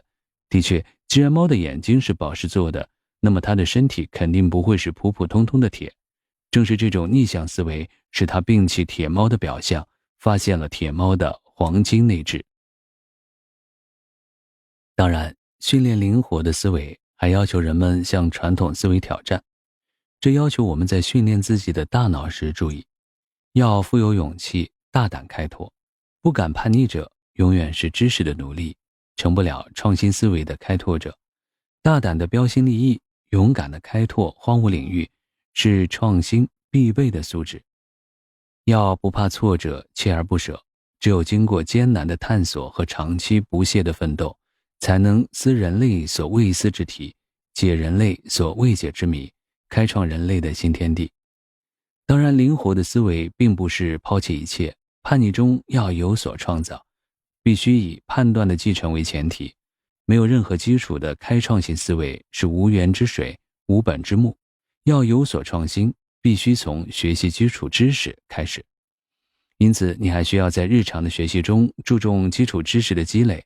在其他条件相同的情况下，知识基础越丰厚牢固，创新的可能性就越大，独创的见解就更加深刻，就越能对眼前的一系列异端做出准确的判断，使创新更富有准确性、科学性和创造性。当然，积累知识不能只靠书本，还要善于阅读大自然和人类社会这2部永恒的没有页码的百科全书，并努力在知识的博深精活上下功夫。常常反省自己，从错误中吸取教训。生活中人们常说金无足赤，人无完人。的确，谁都会难免犯一点小错误，而且每个人都存在着这样的心理。犯错误的时候，脑子里总是想着隐瞒自己的错误，害怕自己承认错误之后会没有面子。有这样的心理是正常的，但是为了能够从错误中获得另外一些有用的东西，我们应该克服这样的心理。承认错误并不是什么丢面子的事情，相反，在一定程度上，这是一种勇敢的行为。因为对每一个犯错的人来说，错误承认的越及时，这个错误就越容易改正和补救。其实，独处是自我反思、从错误中吸取教训的最好时机。你要告诉自己，一次失误并不会毁掉以后的道路，真正会阻碍你的是不愿意承担责任，不愿意改正错误的态度。并不是犯了错误就永远不能改正，不是失败了就永远不能成功。只有勇于承认自己的失败与错误，自己才能赢得成功。达尔文曾经说过，任何改正都是进步，勇于认错能让我们不断的进步。当然，每个人犯错之后总会心情不佳，要化失败为动力，你可以采取以下的方法。首先，仔细分析现状，找到自己的问题，不要怪罪任何人。然后给自己重新制定一份计划，这份计划必须考虑前一次失败的原因，想象一下自己获得成果之后的欢愉场景，并且收起那些让你不快的记忆，因为它们现在已经变成了让你未来成功的肥料。最后，鼓起勇气重新出发。你可能需要再三重复这些步骤，才能如愿达成目标。重要的是，每尝试一次，你就能够增加一次收获，向目标更进一步。当然，我们不必为昨天的错误而流泪，这并不意味着我们可以推卸责任。相反，只要发现过错，我们就要勇于改正，这才是有担当。什么是真正的过错？一个人有过错不要紧，过而能改，善莫大焉。如果有错而不肯改，那才是真正的过错。这一期诗告诉我们，若想逐步完善自己，就必须戒除任何借口，主动改正错误。为此，你需要做到：第一，正视自己需要改进的地方。性格弱点是人无法避免与生俱来的，我们必须正视，并尽量减少其对自己的影响。第二，自我反省。当你获得一定的荣誉，取得一定的成绩后，最难能可贵的就是胜不骄，败不馁，懂得自我反省，才会不断进步。第三，直视自己，不要害怕犯错误。人无完人，所以谁都有可能犯错，关键是你要告诫自己，下次不能再犯。相反，假设你在做事前就谨小慎微，暗示自己绝不能犯错，那么你就会因为有心理压力而做不好。而且害怕犯错会让你倾向于掩盖错误，你离谦虚这2个字就会越来越远。想要不再害怕犯错，就要从现在开始正视错误，并且积极主动的改正。当自己犯错的时候，第一想到的应该是怎样挽回，而不是怎样逃避。总之，承认错误是一个人最大的力量源泉，同时正视自己的错误将得到错误以外的东西，因为敢于认错本身就具有很大的价值。我们都要做到凡事向前看，并善于自我反省和自我纠错。犯了错之后，我们一定要安静下来反思一番，只有这样才能够发现自己的缺点或者做得不够好的地方，再加以改正，使自己不断进步，从而扬长避短，发挥自己最大的潜能。面对磨难，不要抱怨，要奋斗。我们不难发现，大凡做出一些成就的人，他们的成功之路都不是一帆风顺的，必定会经受一些磨难，吃尽苦头，才能等到出头之日，一鸣惊人。在这个过程中，无论发生什么，他们都从不沉浸在抱怨中，而是以最快的速度接受事实，在寻找突破的方法，最终实现蜕变。然而，这一连串的思维活动是离不开独处和静思的，因为在嘈杂的人群中，是很难静下心来进行高深的思维活动的。在生活中，总有人一味沉溺在已经发生的事情中，不停地抱怨，不断地自责，这样一来，自己的心情也会变得越来越糟。这种对已经发生的无可弥补的事情不断抱怨和后悔的人，注定会活在迷离混沌的状态中，看不见前面一片明朗的人生。之所以这样，是因为他们无法静下心来独处和思考。正如俗语说的那样，天不晴是因为雨没有下透，下透了也就晴了。抱怨只会让我们浪费大把的时间，它会破坏我们原本积极的态度。你可能有过这样的体会，只要头脑中有一丝抱怨的意识，我们手中的工作就会不由自主地慢下来，开始为自己鸣不平讨公道，甚至是抱怨老天不公。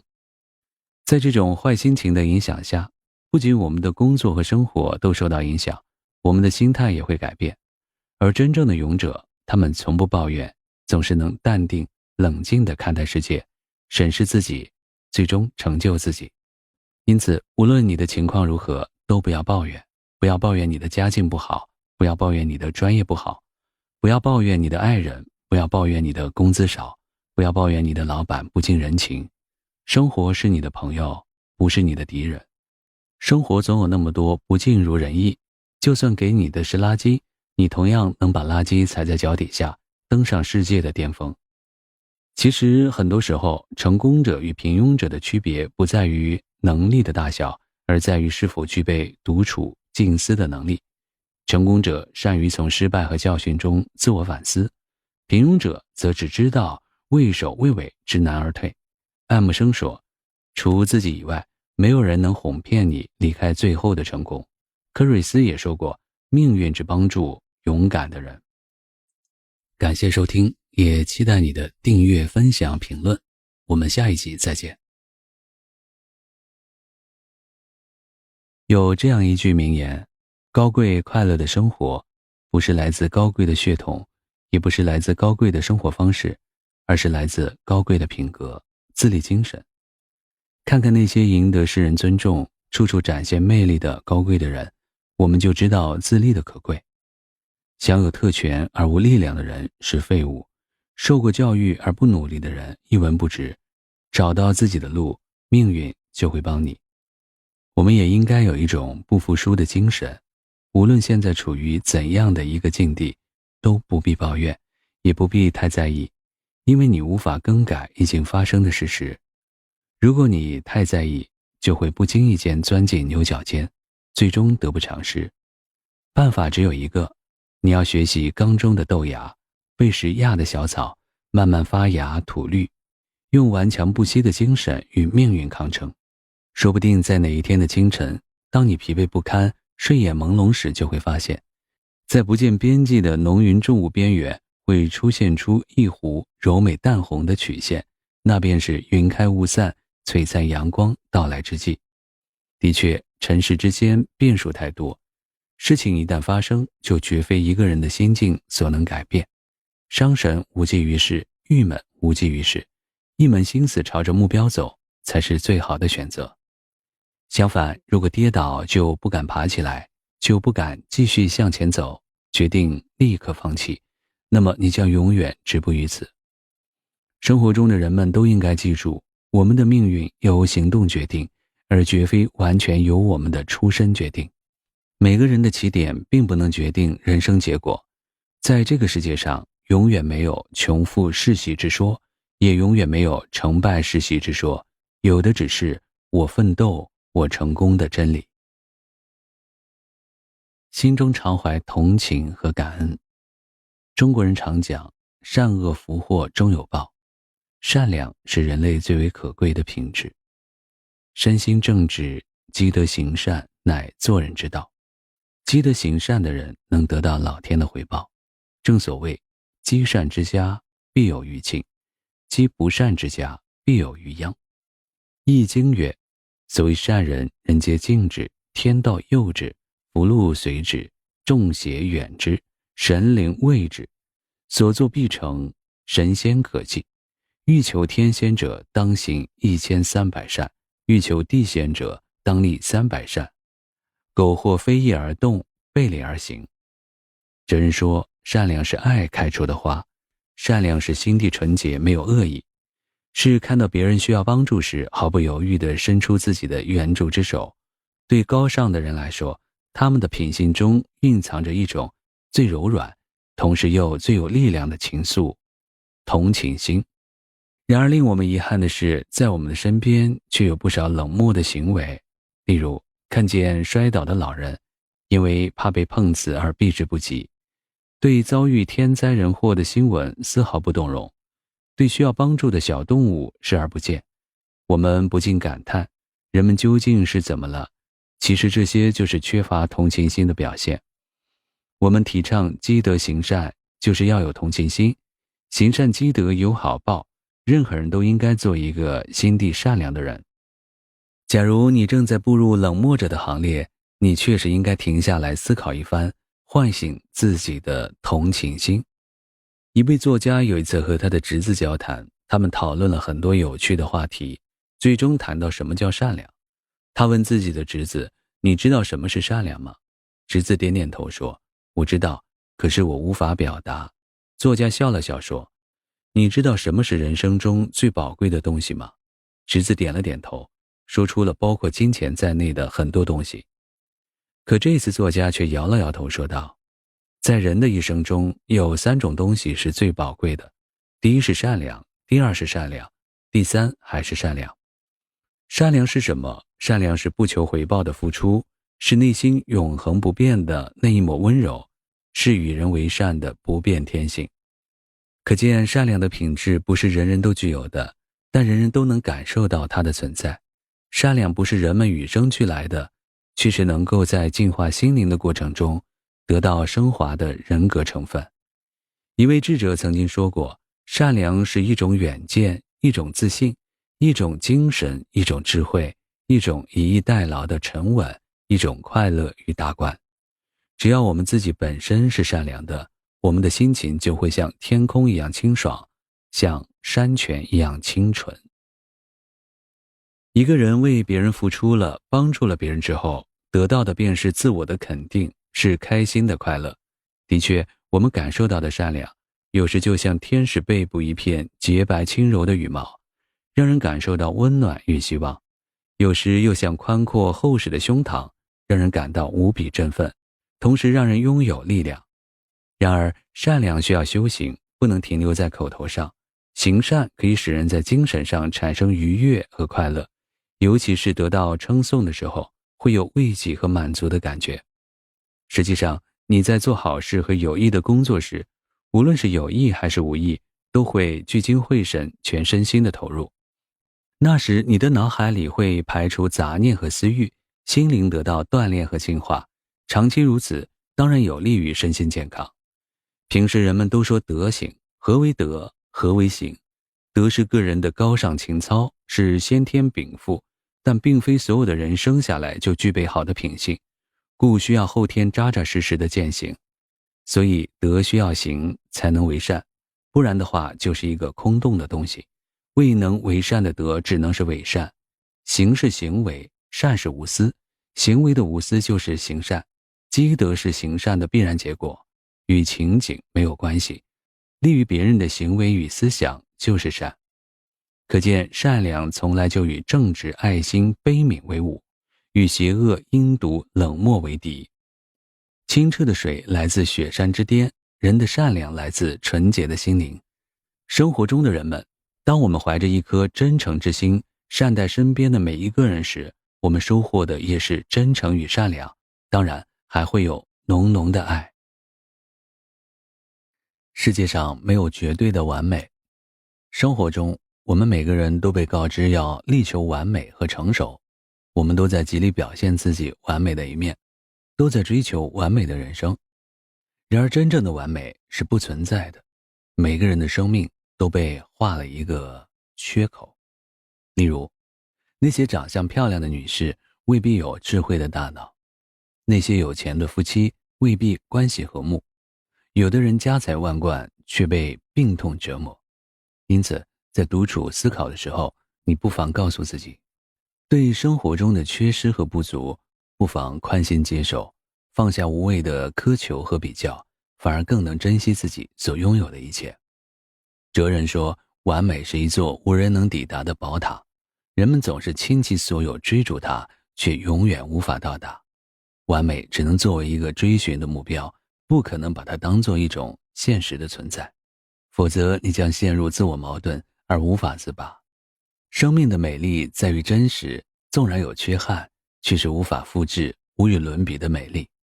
在很多时候，我们没有必要凡事都要求完美，生命一定伴随着遗憾，只要足够真诚，就一定会绽放出最灿烂的光辉。可见，追求完美固然是一种积极的人生态度，但如果过分苛求而又达不到完美，必然会产生浮躁心理。过分追求完美，不但得不偿失，反而会变得毫无美感可言。一天，因为单位某同事喜得贵子，小王和其他同事一起前来道贺。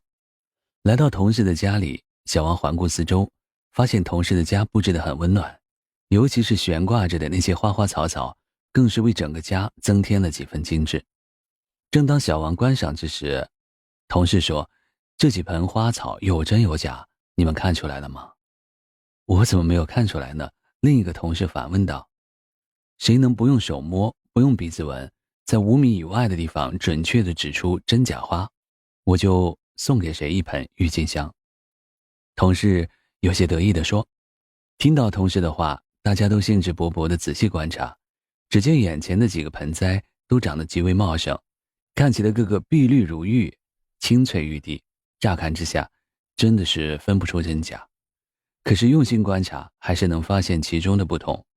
小王偶然发现有3盆花依稀能够找到枯萎的残叶，有的叶片上还有淡淡的枯黄，显示出新老更替的痕迹。可是另外2盆绿的鲜艳，红的灿烂，没有一片多余的枯叶，没有一丝杂草，更没有一根枯藤，一切都是精心设计、精心制造的结果，显得完美无缺。看着它们，似乎这完美的东西远不如那些夹杂着残枝败叶的新绿更加令人愉快。的确，人生原本就是极为真实简单，且存有不可避免的缺憾。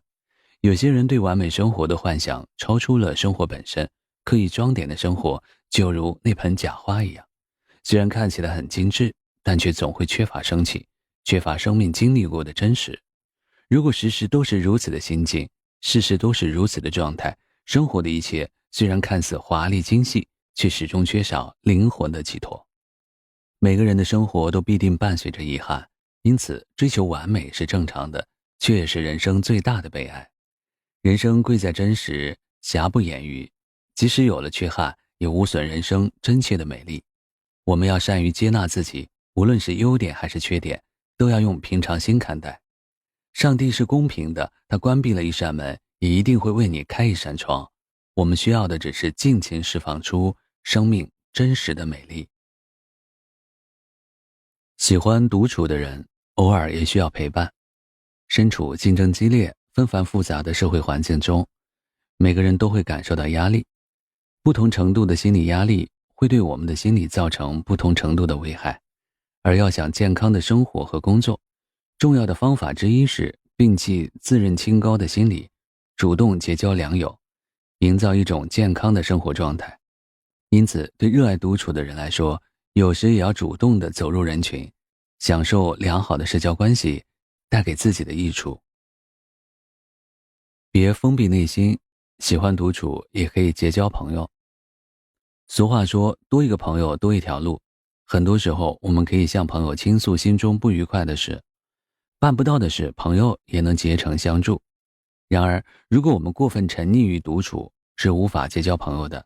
为此，我们需要克服自身的心理弱点，形成良好的交往品质，进而交到真正的朋友。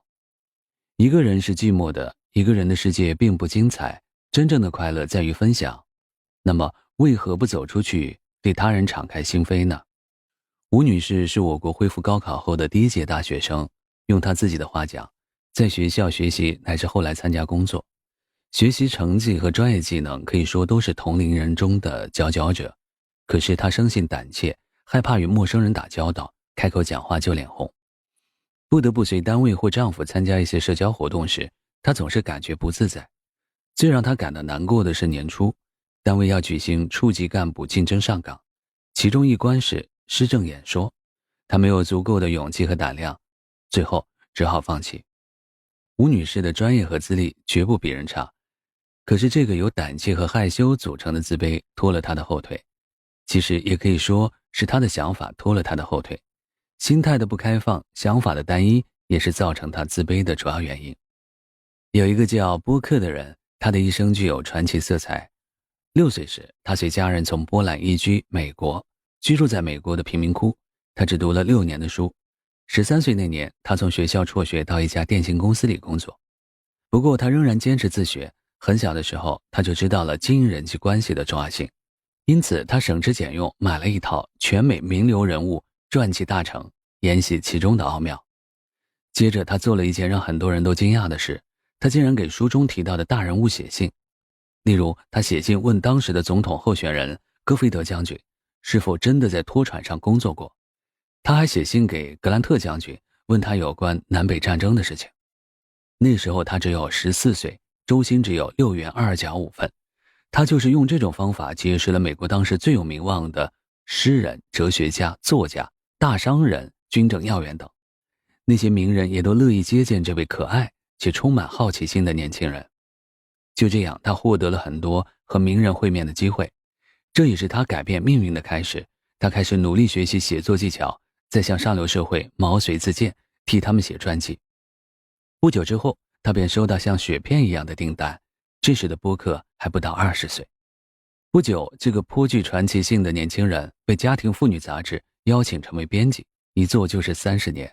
波克将这份杂志办成了全美最畅销的妇女刊物。一个只读过6年书的孩子最终获得成功，靠的不是自己的专业知识，而是出色的人际关系。因为他懂得为人际关系付出，他主动要求为上流社会的人写传记，从而快速地跻身上流社会。这些特殊的人际关系让他从一个一无所有的年轻人获得了一般人难以想象的成就。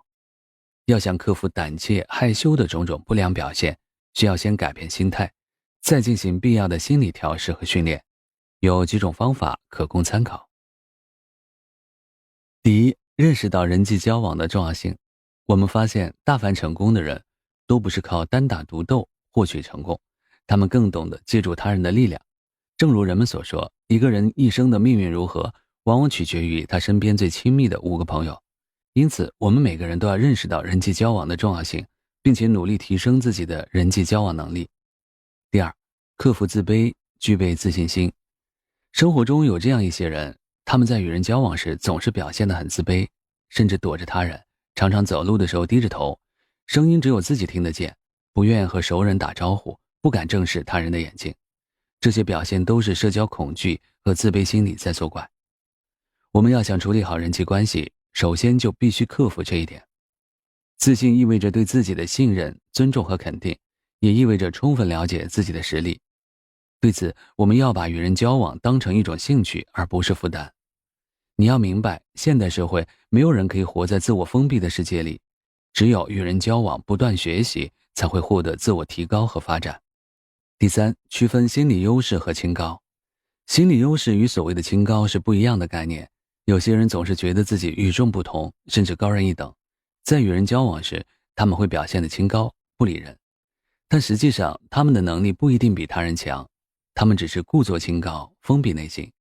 即使他人想与其交往，他也会表现得十分茫然，不知所措。而当大家都不理他时，他又会觉得自尊心受到伤害。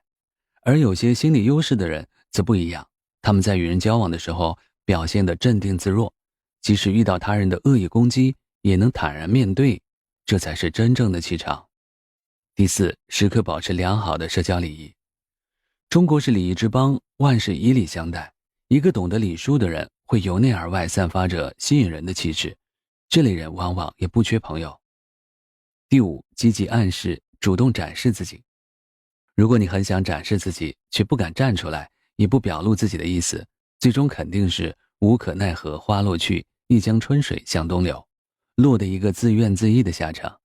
如果你不勇敢地走出自己设置的心理障碍，不主动地展示自己，就真的很难自信。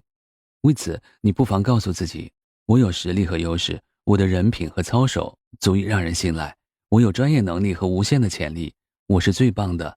你必须有自信心，对认准的目标有大无畏的气概，怀着必胜的决心，主动积极地争取。身处喧嚣，内心也可以宁静。朱自清先生的散文《荷塘月色》中有这样一段话：我爱热闹，也爱冷静，我爱群居，也爱独处。的确，人都爱热闹，但也应该享受独处的时光。因为人在独处之时，可以想许多的事情，可以不受他物的羁绊，让自己的思想尽情遨游，在深思熟虑中获得生命的体验与感悟，这便是孤独的妙处。当今社会竞争之激烈早已不言而喻，为了生存，为了个人的发展，大家不得不参与竞争。优胜者就会有一种荣耀感，会得意洋洋、傲气十足，而失败者则会有一种羞耻感，自以为在众人面前抬不起头，这无疑加重了自己的心理负担。人是需要一份孤独感的，有时孤独会变成一种幸福。在道教中，最高的境界是无，也就是说，一个人在一种很静很静的状态下，才能达到道的真正境界，领悟到更多的道理。一位白领女性这样描述她的独处时光：有时候我会把自己关在房间里，关上窗户，从高高的书架上拿下一本好书，翻开它，细细地品味它。有时突发奇想地冒出一句感想，就马上动笔画一画，标一标。有时我喜欢一个人在空荡的公园里漫步，饶有兴趣地听听不远处的饭店里传出的钢琴声。晚上有时我睡不着，就静静地躺在床上，凝望着窗外深蓝色的夜空，让月亮清丽的光辉伴我入睡，让风儿轻柔的歌声催我入梦。平时我很少有机会享受独处，所以格外珍惜这种短暂时光。不过我觉得我们做作业、看书、学习的时候，都应该保持这样的境界，让心思和注意力全部集中在白纸黑字上。大概很多人都向往这样惬意的生活。的确，在人的一生中，安静独处的时间实在太少，尤其是在这喧哗的世界里，难得寂寞一回。在大都市里，寂寞真的是一种少有的平静，没有压力，没有喧哗，只有自己的呼吸，只有平平淡淡。在万物沉睡的午夜，在肃静的室内，或是在空旷的郊野，在所有这些寂寞的时候，凡尘的琐碎事物都离我们远去，忧虑与烦扰也不再干扰我们，我们的内心自然会生出许多平安欢喜的感激之情。此时思绪静止，内心安详而淳朴，你便会感到一种与天地同在的醉意。其实真正的独处并不是一个人待着，而是即便身居闹市，也能超然于物外。街头有一位男子为过路的人弹吉他唱歌，有一个姑娘路过，吃惊地问这位男子：你这么年轻，为什么在街头卖唱？男子很吃惊说道：我觉得这样很好，能给大家带来幸福，我每天过得很充实，并不觉得低贱。难道金钱就可以决定幸福与否吗？从男子的回答中可以看出，一个人的幸福来自他的内心，只有放下对物质的追求，注重精神世界的充盈，那么无论我们是独处还是身处人群，都可以活出自我，得到内心的安宁。学会向朋友倾吐内心的苦楚。我们已经了解了独处的妙处，但每个人都需要与人打交道，需要结交朋友。在人生的旅途中，我们都会拥有知心朋友，尤其是当身处痛苦之中时，更需要朋友的帮助。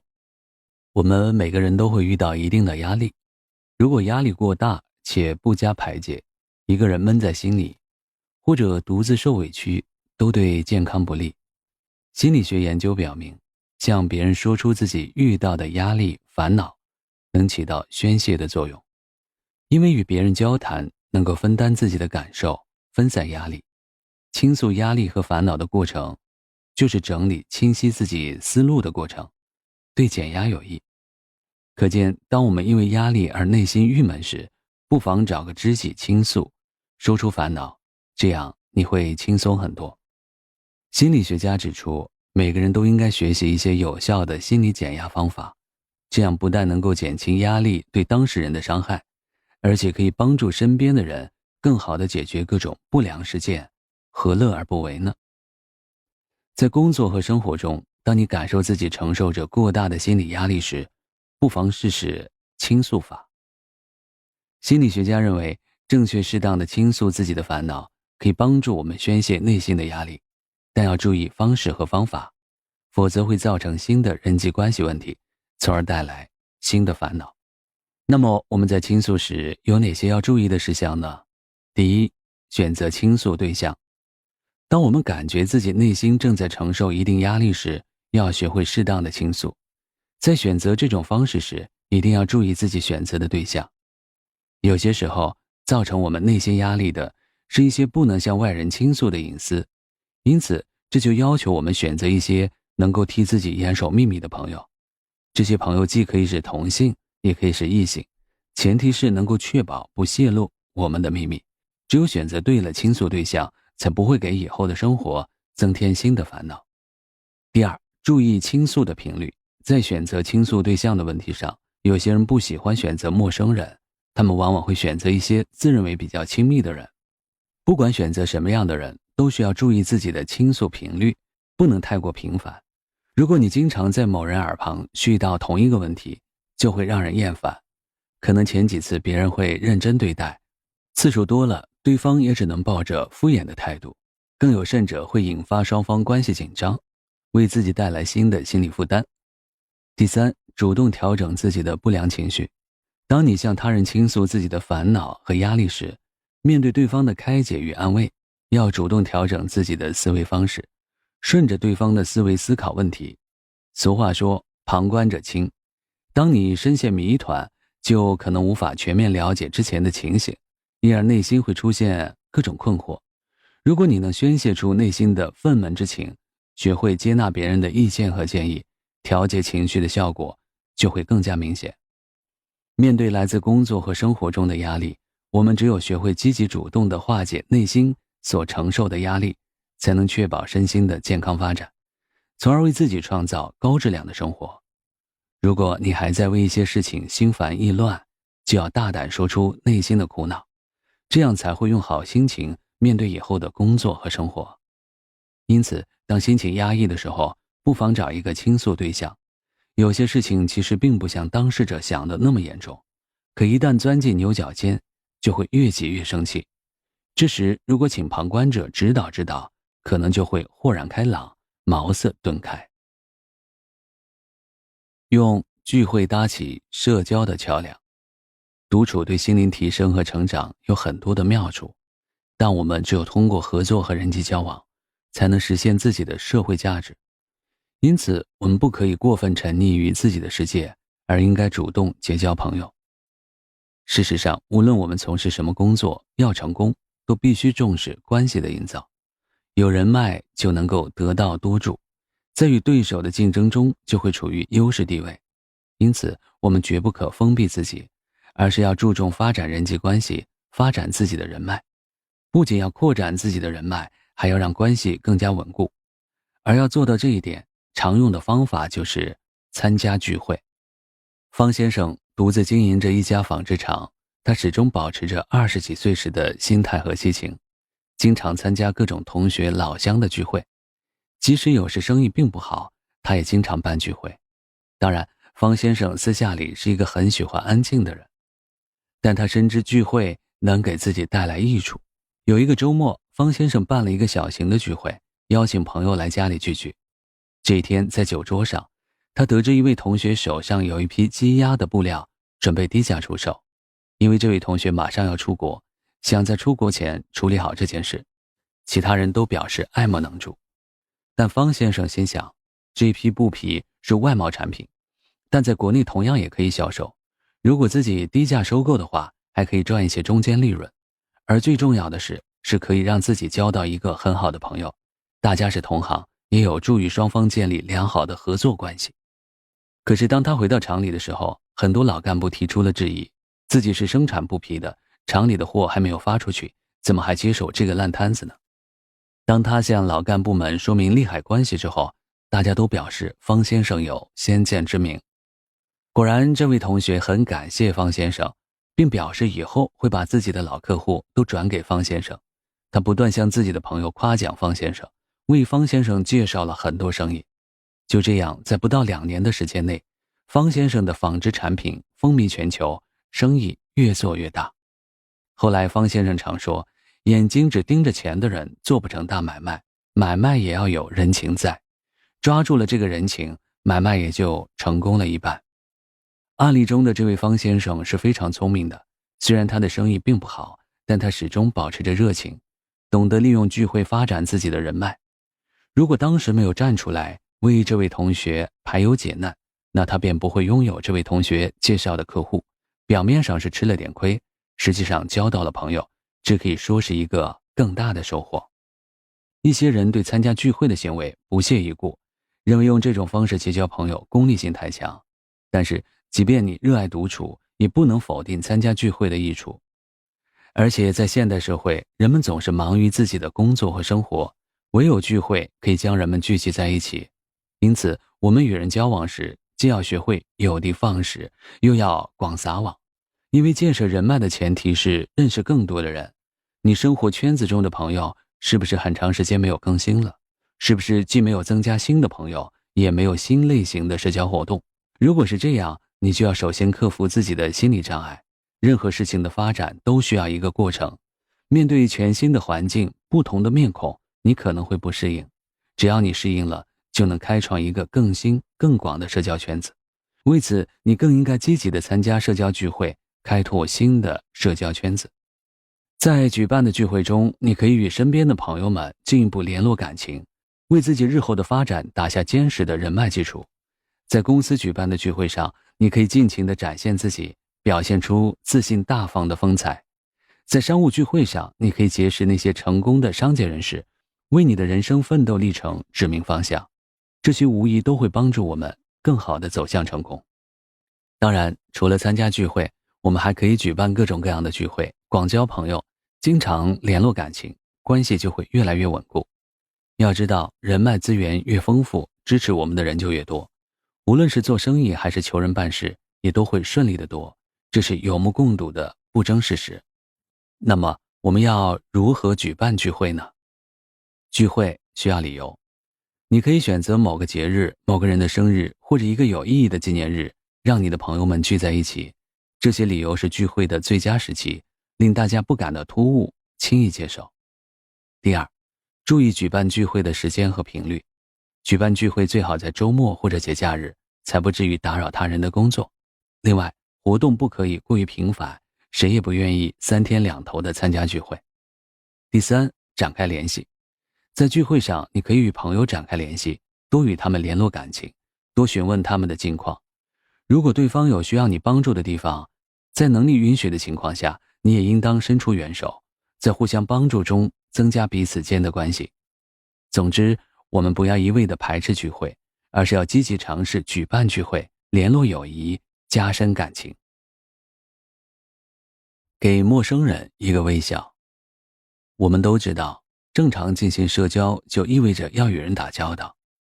然而，面对陌生人该如何是好呢？答案很简单，微笑。社会心理学家指出，微笑是与人交流的最好方式，也是个人礼仪的最佳体现。我们可以从日常观察中发现，没有谁喜欢与愁眉苦脸的人交往。因此，你如果希望给对方留下一个好印象，就一定要学会露出受人欢迎的微笑。卡耐基说，笑容能够照亮所有看到他的人，像穿过乌云的太阳，带给人们温暖。行动比言语更具有力量，微笑表达的是我喜欢你，你使我快乐，我很高兴见到你。人际交往中，我们对他人报以微笑，就会让对方被我们的善意和热情打动，久而久之，他们也会回忆微笑。在一个小镇上，人们每天都要乘专线巴士去上班，尽管大家每天都碰面，彼此都很面熟，却从未打过招呼。人与人之间像是隔了一层纸，近在咫尺，却从未有过交集。一位巴士司机观察到这种情况，决定改变这种局面。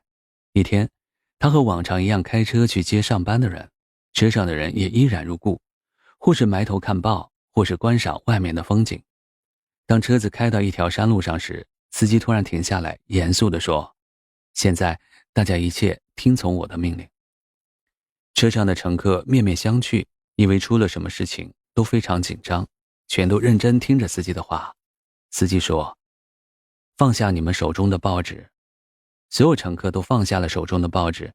司机又说：“把你们的头转向身边的人，对他微笑，说你好。”大家照做了。没想到这一个微笑，一声你好，竟然带来神奇的效果。车厢里的气氛顿时活跃了起来，人们打开了话匣子，互相介绍，谈笑风生。在愉快与融洽的氛围中，汽车很快到达了终点站。人们向司机投去感激的目光与善意的微笑，大家相约明天还坐这辆车。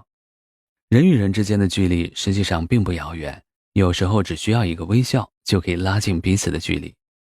学会给生活中见到的每个人一个微笑，微笑为你传递着友好，为你传达了问候。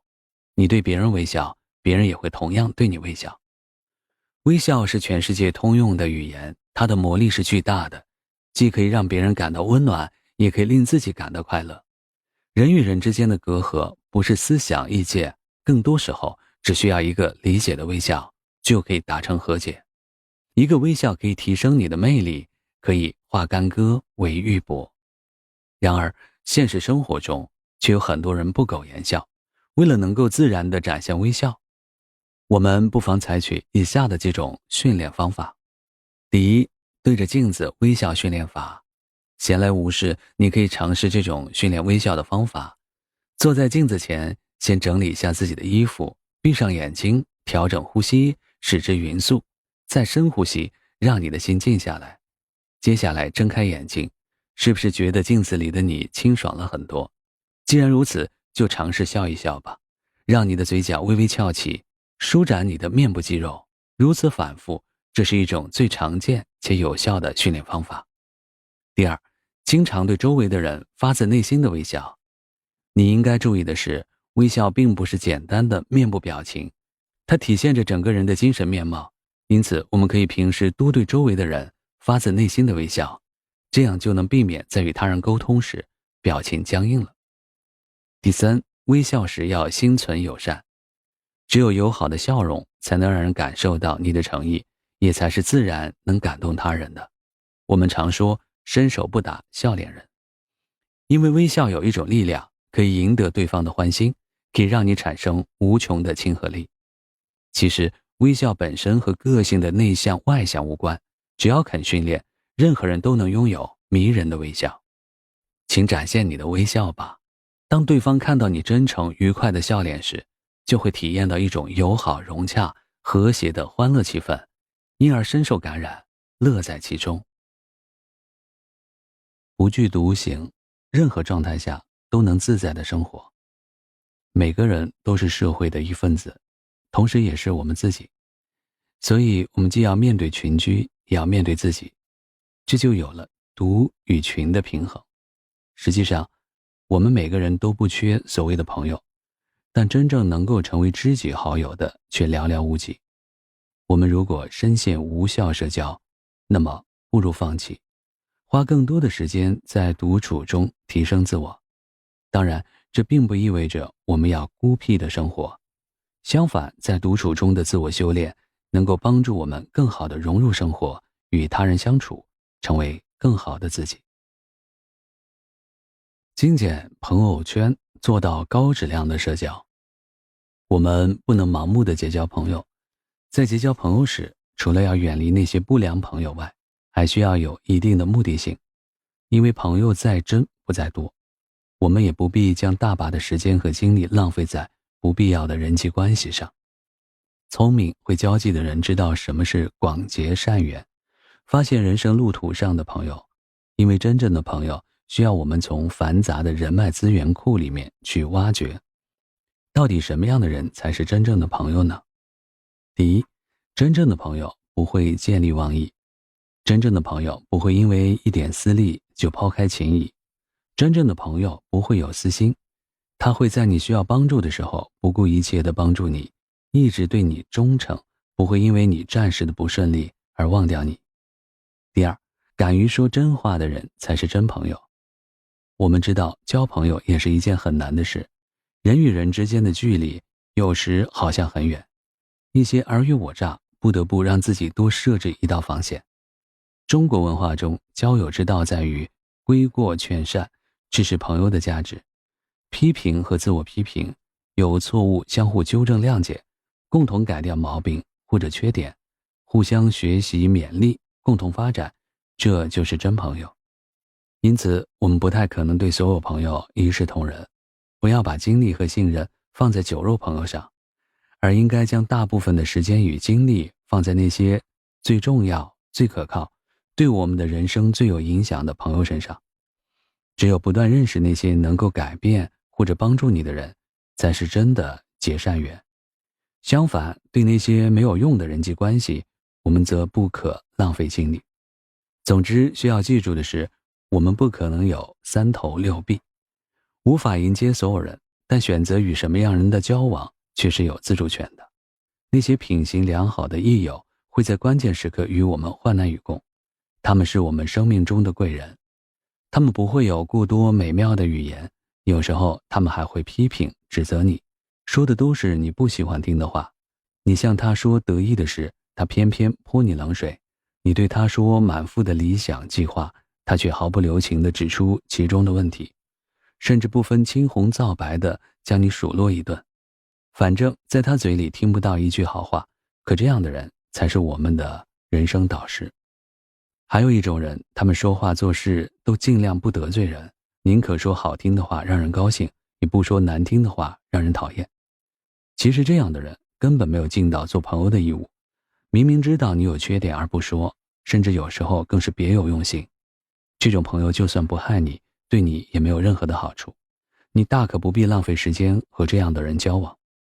因此，知道了何为益友，你便可以勇敢地精简你的朋友圈了。真心来往，无需呼朋唤友。我们都知道，友情是世界上最珍贵的东西，人生得一知己足矣，并不是所有人都适合做朋友。孙鑫来北京已经2年，独自一个人租住在一间一居室里。每到周末，他就喜欢抱着手提电脑斜倚在床上，微信和 QQ 都开着，那些在线的头像可以让他得到一丝安慰。孙鑫很少和网上的人打招呼，即便偶有问候，他也只是简单回应。电脑对他来说只是工作和查找信息的工具，微信联系人大部分是在工作中结识的，从记者到公司经理，大多只联系过一次就再未谋面，有的甚至从未见过面。没有工作的时候，他不知道该跟他们聊些什么。现在孙鑫变得喜欢参加一些网上社团的活动，像6人行、自助游等。抛开工作，也许陌生人的聚会更能让人放松。孙鑫说，在这些完全由陌生人组成的活动里，大家反而能够敞开心扉，工作中的压力、生活上的麻烦、业务上的趣事全都可以拿来八卦。反正大家互不相识，聚在一起时热热闹闹，分开后毫不相干。这些城市新人类正在寻求一种新方式摆脱寂寞，类似这样的交往形式在现代社会越来越普遍，它与繁忙的都市生活和快速的工作节奏相适应。这样的交往方式不存在竞争关系，很轻松，所以越来越受到大家的欢迎。现代人更加重视内心的需求，朋友交往首先就要真诚，但对友情的投资也不是一件很简单的事情。我们得掌握好其中的度，同时还应该避免犯一些错误，免得自己出力不讨好，得到适得其反的效果。在做友情投资的时候，我们应该做到以下几点。首先就是真诚，朋友之间的关系应该是真诚的，而不是别有所图的。在一开始交往的时候，也不应该带有很强的功利性，否则很容易被对方拒之千里以外。不管是出于什么样的交友目的，首先应该表现的就是自己的真诚。真诚是打动人心最有力的武器，就算是一个铁石心肠的人，也会被真心感动。其次，懂得人际的相互作用。人与人之间的感情是相互的，自己喜欢和那些亲近自己的人交往，对方也一定是这样的感觉。一个给人感觉很疏远的人，是不会交到多少知心好友的。朋友之间需要互相欣赏，不是口头上说说就好了。既然选择好了自己的朋友，就应该看见朋友的进步，而不是一直贬低自己的朋友，那样是得不到朋友的真心的。就算口头上不说出对你的反感，但内心也是想远离你的。最后，朋友之间的感情是用钱买不到的，同样也不是用钱能衡量的。真心的友谊经得起风雨的洗礼。一个整天期望朋友为自己做事情，抱着某些目的的人，就算隐藏的再好，对方也是能感觉到的。朋友之间应该互相关心，互相帮助，患难之中见真情。这一句话一直被奉为真理，考验着朋友的真情。对朋友的关心不是口头上的祝福，不是说说而已的赞美，而应该体现在生活细节中。困难时向对方伸出的一双手，彷徨时的内心倾吐，失意时鼓励的话语，这些体现的不仅是朋友之间的友情，还有发自内心的真情。朋友无需多，一两个真心的足矣。对于现代社会中的我们，都深知交际和友谊对自身发展的重要性。为此，我们不断积累人脉，游走于各个交际场所，经常推杯换盏，觥筹交错，渴望换来真正的友谊。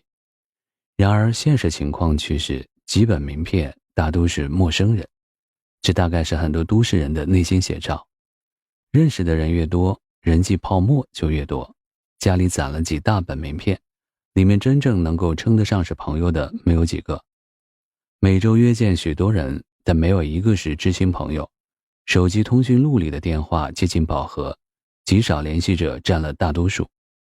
电话、电脑、传真、打印机等现代办公通信工具维系着自己与社会的热闹关系，却好久没有问候过自己身边的亲人。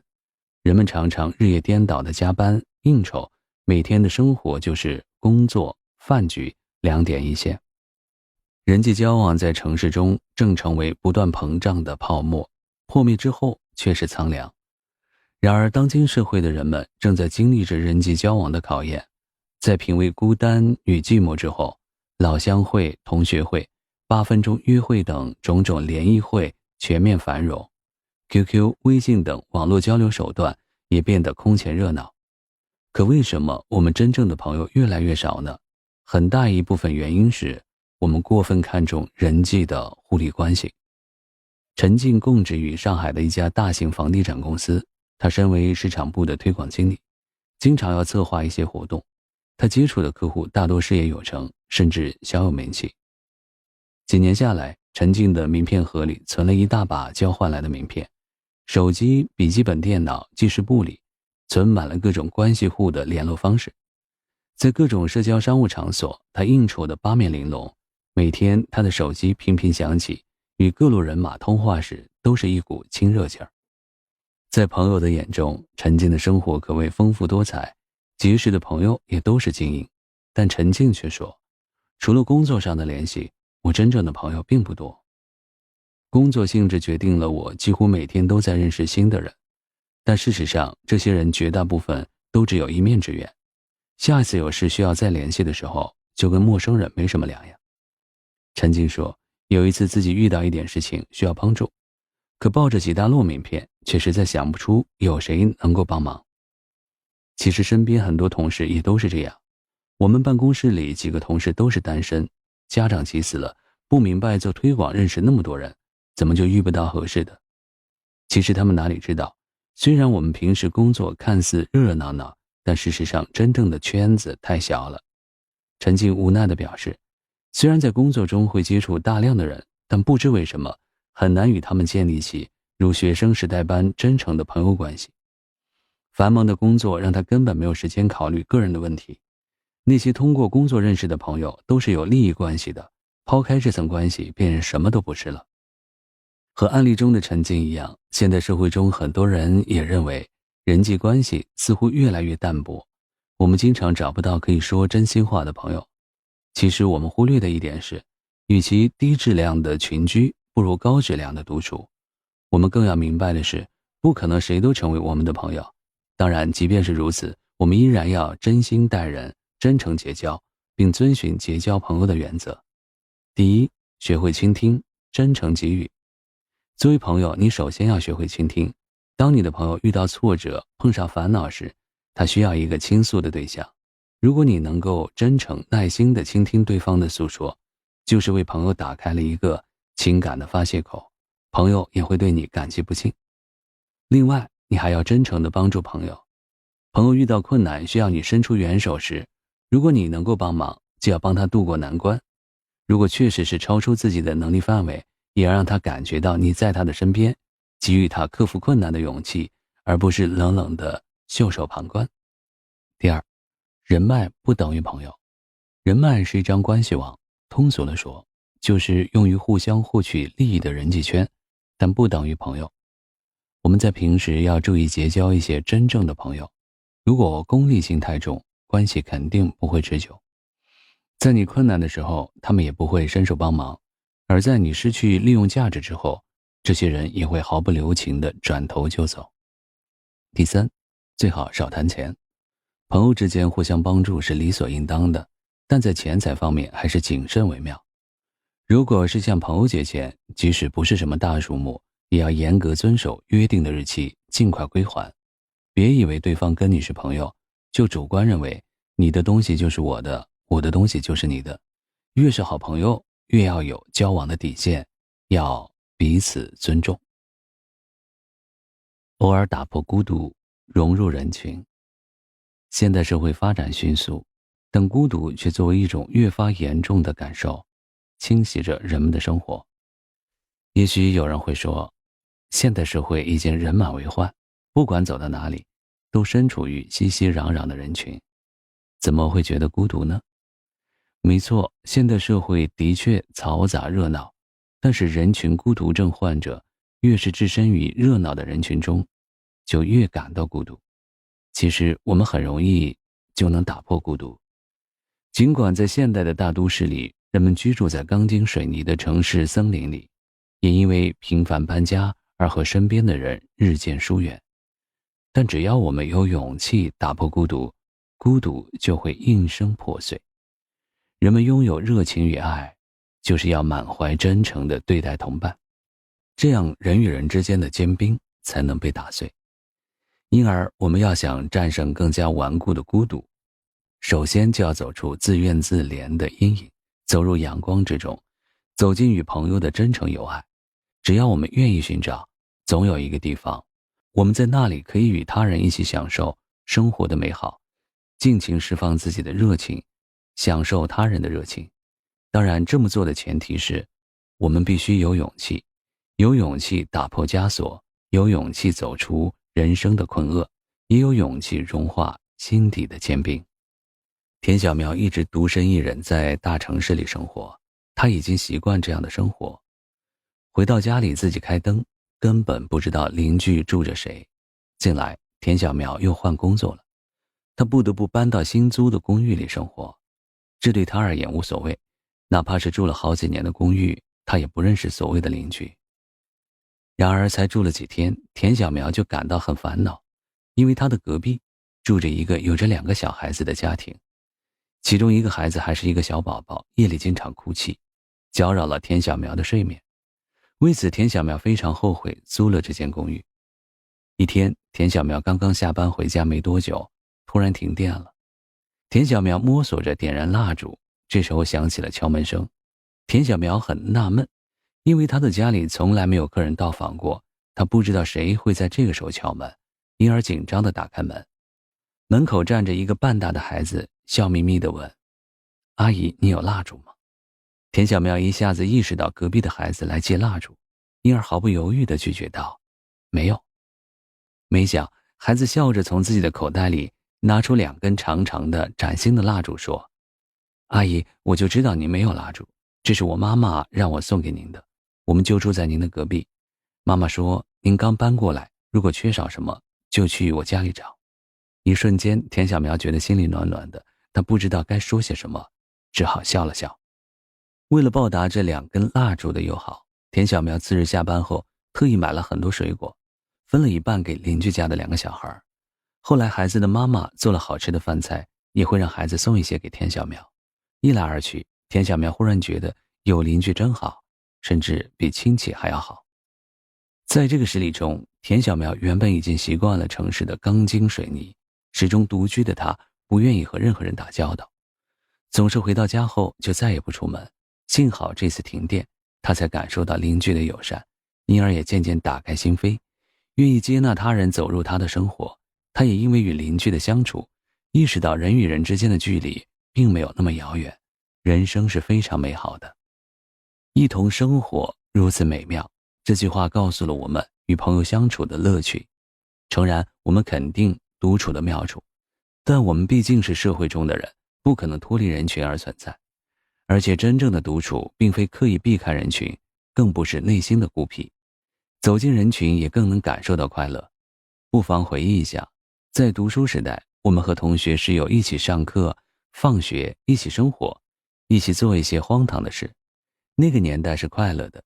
随着年龄的增长，独处的时候不断增多，我们发现真心相交的朋友却越来越少，于是我们变得孤独。要想改变这种现状，我们必须学会走进人群，加入他人的生活，多几个知心的朋友，你就会变得更加快乐。对现代社会中的人来说，要想打破孤独，我们要学会积极主动地融入生活。大多数情况下，生活在城市里的人比生活在农村的人更加孤独，因为城市的邻里关系是冷漠的。我们应该拥有开放的心态，巧妙地打破这种冷漠的关系。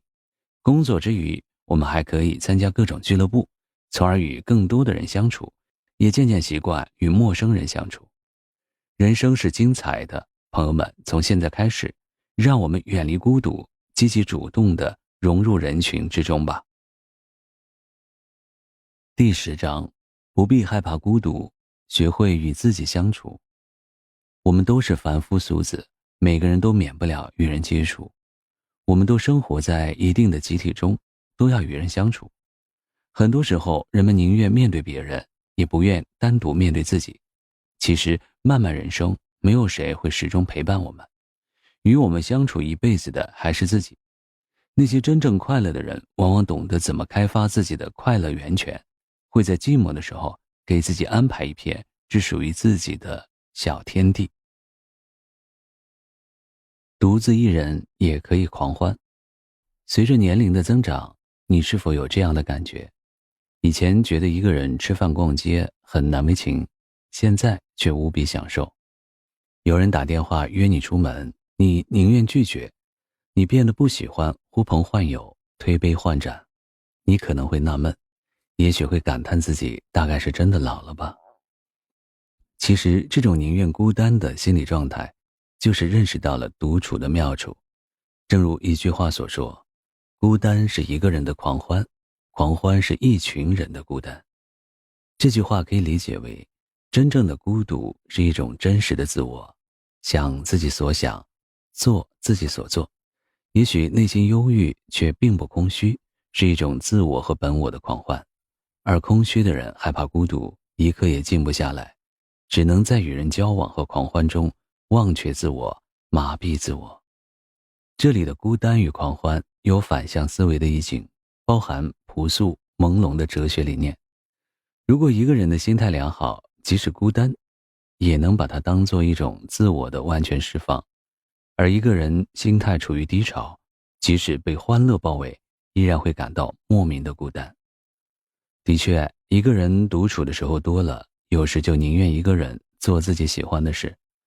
而独处的此时此刻，或许正是沉浸在一场放荡不羁的思想狂欢之中。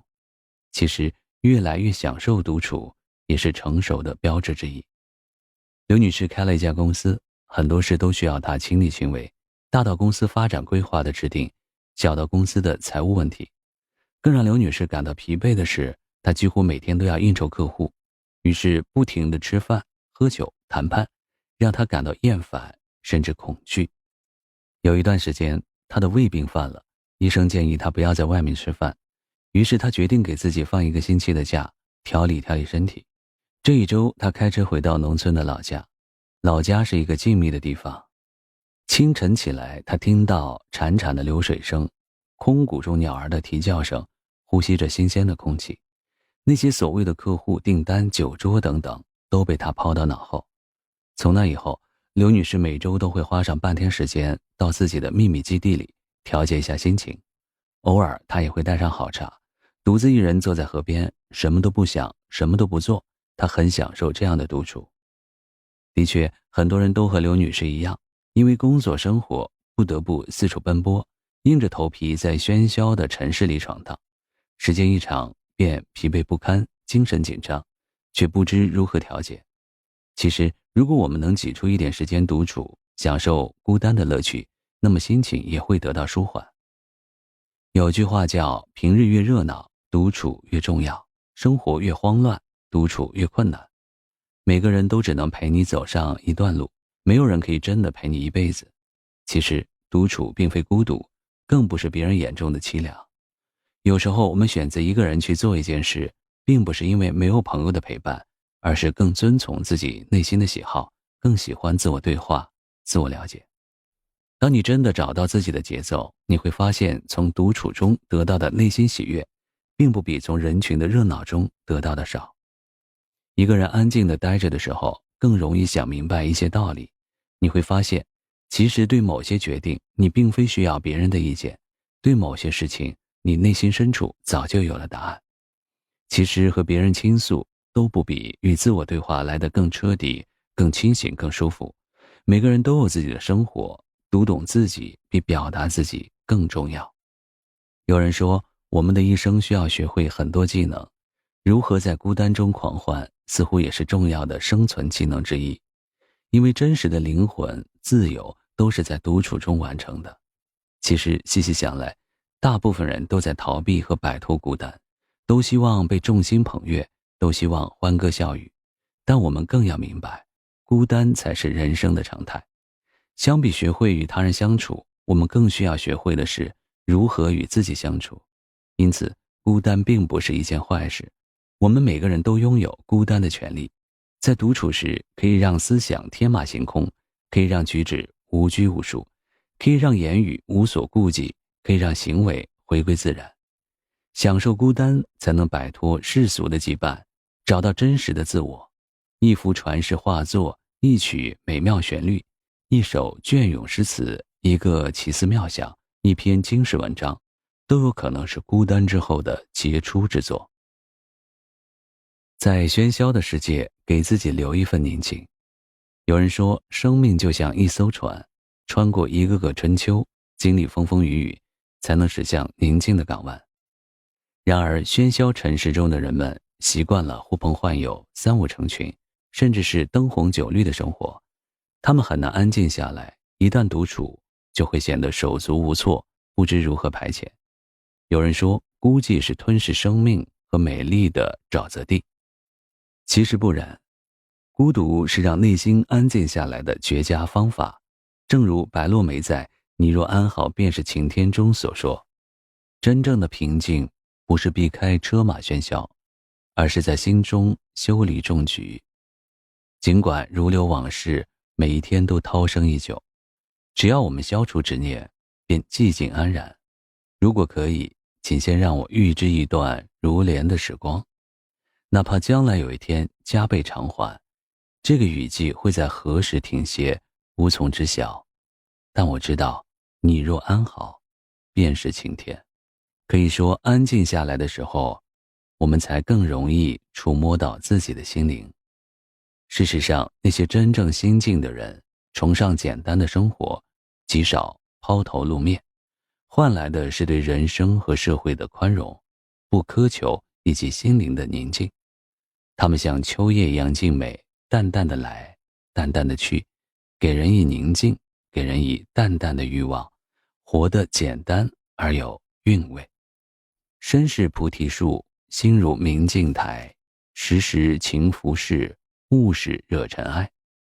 行走于世的时间长了，身心难免沾染上尘世中的尘埃。如果不停下来好好清理，内心便很容易堆满灰尘。我们身边有很多洒脱、欢乐的人，他们共同的特质在于，无论外界多么嘈杂，他们总会在自己的心底留一片净土。有一段时间，艾玛的生活简直一团糟。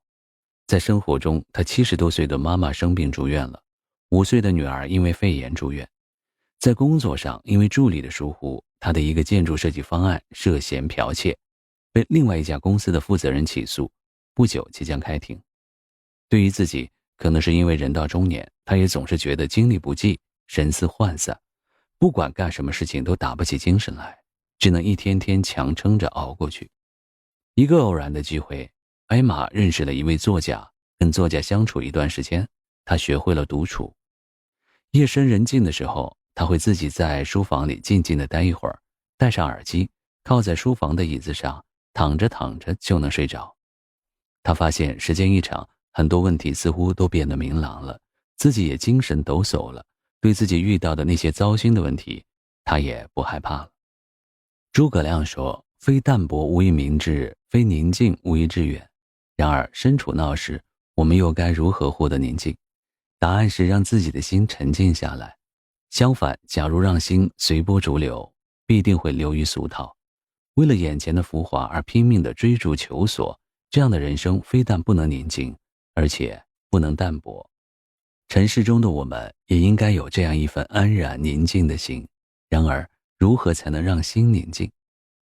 首先要学会让自己宁静，把思维沉静下来，慢慢降低对事物的欲望，经常自我归零，每天都是新的起点。没有年龄的限制，只有适当降低对事物的欲望，你就会赢得更多的获胜机会。阅读也是让我们凝神静气的方法，阅读实际就是一个吸收养料的过程。你的求知欲在呼喊你，生活就需要这样的养分。总之，身处繁华闹市，我们唯有让自己的心静下来，才能看淡得失，宠辱不惊，来去无意，才能活得快活恣意。独处能让躁动的心平静。现代社会，人们总是步履匆匆，不管是爱情友情还是工作生活，总是行色匆匆，急功近利。特别是工作时，更是每时每刻都在竭尽全力地追赶快节奏的生活步调。在这种生活状态下，人际关系、工作压力等繁杂的事情，使人们在不知不觉间陷入各种各样的负面情绪之中，诸如烦恼、压抑和失落等。也许是已经对这个快餐时代麻木了，也许是已经习惯了这种紧张忙碌的生活。越来越多的人无法真正的静下心来，彻底放松自己。在情绪的怒海之中，他们宛如失去方向的一叶扁舟，任凭不快、烦恼、茫然日复一日地折磨自己。这样一来，必将导致失眠、精神郁闷，甚至还会患上轻度或者重度的抑郁症。现代人几乎无法摆脱紧张综合症的折磨。其实，要想摆脱这种状态很简单，就是要安静下来，留给自己独处的时间。当你感觉情绪压抑、心情紧张的时候，当你感觉在生活中失去方向、陷入迷茫的时候，请尝试安静的独处，给自己留点时间用于品味生活。找个清静的地方待一待，从纷乱嘈杂的现实中退出来，在安静沉寂中思考自己的人生。扪心自问，想要怎样的生活？学会独处，让自己躁动不安的心逐渐归于平静。其实，生活中的很多烦恼和不快都来自内心。要想平衡心理问题，就必须心静，宁静可以致远。只有在独处的时候，大脑才会更加清醒；只有在独处的时候，身心才能彻底放松。有人用一杯香茶独处，有人用一段音乐独处，有人用一本爱不释手的好书独处，有人用窗外的远山独处，也有人放空心灵，什么都不想，让自己的心灵处于空白和清零的状态。生活的环境越是浮躁焦虑，人们就越是需要时间宁静的独处。倘若你能够时常留出时间独处，享受孤独和寂寞的滋味，就必定拥有成熟、淡定、宁静的心灵。红红是一名全职妈妈，她的朋友也是在家带孩子的宝妈。一天，她和这些朋友聚会，袒露了自己的经历。她坦言，由于习惯了陪伴孩子，孩子上学后的很长一段时间，她都感到无比空虚，无法适应一个人的生活。每天把孩子送到学校之后，她都立即去人多的地方，才不至于觉得难受。面对空荡荡的家，她觉得自己的心似乎都被掏空了，所以必须赶快看到人，和人说说话，聊聊天。但是总不能一直在商场或者超市里啊，最后她还是得一个人回家。独处的时候，她总是非常焦虑地等待着孩子放学回家，似乎只有孩子回家了，才能打破那一屋子的寂静。这样煎熬持续了很长一段时间，直到她发现自己的身体有了不适。除了就医治疗之外，她开始关注自己的心灵，积极地寻求方法改善自己的状况。后来她经常抽空回家探望自己的母亲，与亲密的朋友一起参加自我成长课程，还报名参加了自我提高培训班。眼下她的生活作息与之前差不多，但是他的心境却有很大的改观。现在的他再也不怕独处了，而是非常享受自己的独处时光。他的心境变得越发平和，更加充满希望地迎接每一天。他的变化使他与家人之间的关系更加亲密。听完红红的陈述之后，朋友们好像突然有所领悟，也开始反思自己的生活。自己已经习惯了走路都要小跑的忙碌生活，现在还有停下来独处的能力吗？在安静平和的一个人的世界，你能够更加成熟、理智地看待这个纷繁复杂的环境，充分地享受心灵的无拘无束、自由自在。很多时候，假如你已经习惯了喧闹，往往很难立刻安静。独处时的安静，并不是我们平时所说的处在世界的安静，而是身与心和谐连接时才能达到的和谐境界。我们的身与心一旦赤裸裸的相遇，就会马上暴露身心平常相处时的状态，是身心一致还是身心分离呢？独处时的宁静要求我们的身心高度和谐一致，要求我们必须全身心的专注于自我，只有这样才能真正达到宁静致远的境界。现实的生活把每个人都历练得无比坚强，就像沙漠里的仙人掌，浑身长满了刺，只有自己才知道内心的清凉和柔软。很多时候，我们需要的并不多，只是一首音乐、一杯清茶，或者是一本书。假如你不用上班，也不用忙于应酬，不妨静下心来，嗅一嗅阳台上散发出淡淡清香的花朵，用心捕捉那些若有若无的芬芳。对待人生也一样，如果能够沉醉在这迷人的香气中，你的人生也将会变得美丽。在午后慵懒的阳光中，不妨一个人静静地品尝一杯卡布奇诺，看一本心仪已久的书，你的心就会被这温暖的快乐充实。如果有幸能够去海边度假，享受倾泻而下的阳光，眺望远处湛蓝的天空，即使什么也不做，只是静静地躺着，你也能够从心底里感受到生命的美好。在一个春风拂面的清晨，走到郊外去，看看那刚刚冒出新绿的野草和野花，感受生命的顽强。在这一个瞬间，你的内心将充满希望。只要你想独处，只要你真心的享受独处，不管在什么情况下，你都能安静下来，感受到独处的快乐。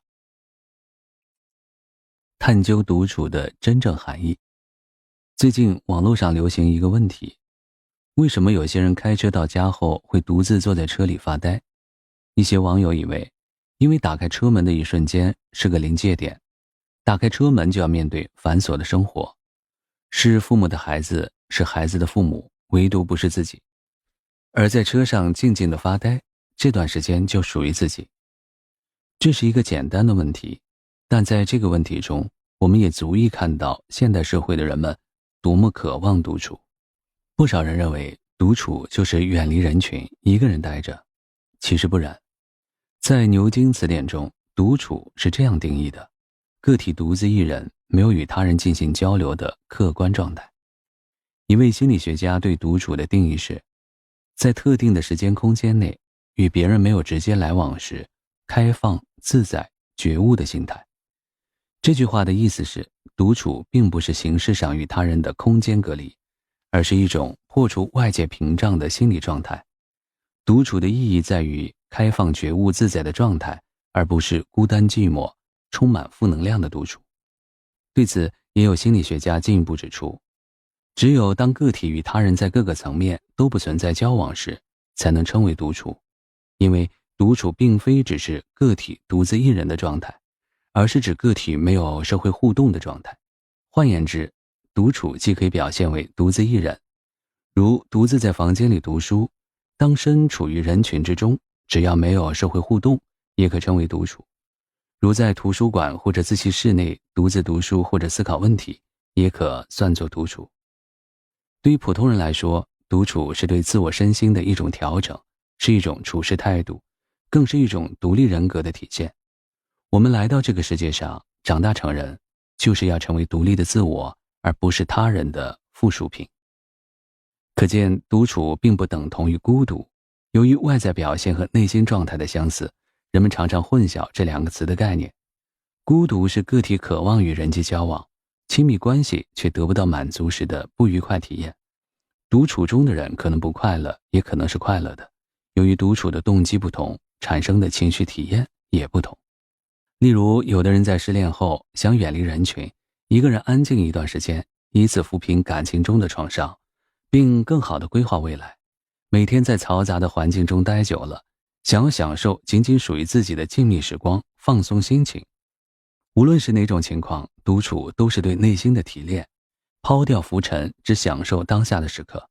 因为当我们蜕变稚嫩，就背负了越来越多的责任。无论愿不愿意，你都要为自己负责。如果你不再是自己，时间被亲人、工作、朋友、熟人瓜分，直到某一天，你忙完所有的事情，一个人坐着发呆，你便会发现，原来学会独处是成年人让生活慢下来的唯一方法，独处才是生活中最好的奢侈品。有人说，长大了就不快乐，因为越长大越孤单。其实并非如此，而是我们不懂得调试自己。事实上，大部分人感觉到累，是因为我们终日马不停蹄地奔跑，甚至忽视了自己。例如在工作中，你努力上进，提升业绩，希望得到认可，每天上下班3点一线，没有任何变化。回家后做饭、吃饭、追剧，偶尔和朋友小聚，工作、家庭和社交似乎成了我们的战场。你将自己活成了一个超人，你是孩子的父母，是朋友的知己，是爱人的伴侣，但唯独不是你自己。曾几何时，你也想暂时抛下这些烦恼，来一场说走就走的旅行。但现在的你依然按部就班的工作和生活。其实，如果你累了，你就可以选择独处，倒空内心的烦恼和压力，遇见崭新的自己。我们应该保持良好的习惯，每天给自己一点时间独处。其实，独处很简单，你可以在楼下的花园散散步，看孩童嬉戏，可以一个人看一场电影，喝一杯咖啡，看1小时的书籍，也可以练瑜伽。这个时候你才是真正的放下。一个人越是能够放下许多事情，越是富有。每个人只有跟自己相处，才能听到自己内心的声音。我们看厌了平日里的世事纷争，需要忙里偷闲，让自己关掉和这个世界衔接的开关，不再刻意说什么做什么，这样才能活成自己。其实所谓活成自己，不过如此简单。每天留点时间与风景、音乐、空气、清风相处，不负时光，不负自己。孤独是人生的常态，不知道你是否曾有过以下的体验。闲下来的时候，你发现自己好像不曾真正的被人理解过。你的确有很多朋友，可相识满天下，知己能几人？谁又能永远陪伴我们？我们一人来到这个世界上，又终将一个人离开。我们在人群中前拥后抱，热热闹闹，误以为这就是生活的常态。其实孤独才是人生永恒的状态。正如作家饶雪漫所说，不要害怕孤独，后来你会发现，人生中有很多美好难忘的时光，大抵都是与自己独处之时。的确，不管我们与别人多么亲近，相处最多的还是自己。因此，我们要学会接受孤独，并学会和自己好好相处。随着年龄的增长，现在的我更喜欢独处。还记得几年前，我最喜欢的就是一下班叫上朋友下馆子，喝酒吹牛。现在我更喜欢泡在图书馆，越读书，我越发现自己的无知。读得越多，学到的就越多，有专业技能上的，有人生感悟上的，有风土人情，有幽默智慧。我很享受阅读的过程。有时候我回去都已经到了晚上10点，路上的行人逐渐少了，当风从耳边吹过，我觉得内心十分安宁。和我一起工作很多年的同事都说我现在变了很多，变得成熟稳重，也更加愿意信任我了。英国作家汤马斯说，书籍超越了时间的藩篱，它可以把我们从狭窄的目前延伸到过去和未来。的确，书籍记录了太多伟大的思想。在读书的过程中，我们能实现自我提升，能探索到很多我们未曾涉及的领域，更能找到心灵的导师，从而看清自己，走出狭隘，最终实现充实自我、提升涵养的目的。哲人曾经说过，真正的勇士能够享受孤独，这是丰富自我内涵的过程。那些能够享受孤独的人，未必多有学问，但一定能够种好一盆花，认真读完一本书，煲好一锅汤，甚至是照顾好受伤的小动物。而这一切远胜于在饭桌上推杯换盏，虚度人生。享受孤独的人能够保持自我，对外界的变化保持坚定的自我认识，并专注于自我充实，提升自我。的确，人在独处时往往能够让心安静下来，让思想尽情地遨游，思考很多事情，进而做出最明智的决定。这大概就是独处的妙处。从小到大，几乎所有长辈都在教我们如何合群，如何与别人沟通，却没有人告诉我们，孤独才是生命的本质。城市那么大，扰乱心绪的因素太多，对此我们要懂得调节。第一，爱自己，关注自己的生活。只有自己才知道怎样生活才最适合自己，不是一味的羡慕别人，遵从自己的内心，关注自己的生活，做自己最热爱的事情吧。第二，阅读是独处的良方。读书是心与书籍的交流，也是自我反省的过程，更能让浮躁的心归于平静，让自己保持一份纯净而又向上的心态。第三，珍惜身边的人。无论你喜不喜欢对方，都不要用语言伤害对方，而应该尽量迂回的表达。第四，静心思考，排除心灵的垃圾。每天都应该抽点时间让自己独处，学会静心思考，排除心灵的垃圾，这样每天你才能以全新的心态和精神面貌面对工作与生活，减轻压力，降低欲望，也能获得更多的机会。第五，情绪不佳时，先尝试让自己平静。想要获得平静，可以尝试的方法有很多，比如喝水、放松和听舒缓的音乐，再回想周围的人和事，慢慢的梳理未来，这既是一种休息，也是一种冷静的思考。第六，和自己比较，不和别人争。和他人比较只会产生嫉妒心理，你要相信自己很棒。只要认真和努力的做，就能获得进步，实现自己的目标。第七，热爱生活。我们要认识到每一天都是新的，都是充满新鲜血液的，都充满了阳光。为此，我们要热爱生命，热爱生活。第八，从容地面对生活。无论发生什么，我们都要以一颗坦然的心面对，这样人生便会更精彩。总之，每天保持乐观的心态。如果遇到烦心事，要学会哄自己开心，让自己坚强自信。只有保持良好的心态，才能让自己心情愉快。相信未来，迷茫时间，问问自己的内心。在这个世界上，凡事不可能一帆风顺，事事如意。除了烦恼外，我们还有可能遭遇苦难折磨。的确，人生无常，但只要我们保持内心平静，无论外在世界如何变幻莫测，我们都能坦然面对，做到不被感情左右。因为无论如何，明天总会到来，我们要相信未来。在生活中，对绝大部分人来说，每当遭遇灾难或者处于逆境，就会不自觉地产生消极悲观的反应，甚至怀疑人生，怀疑未来。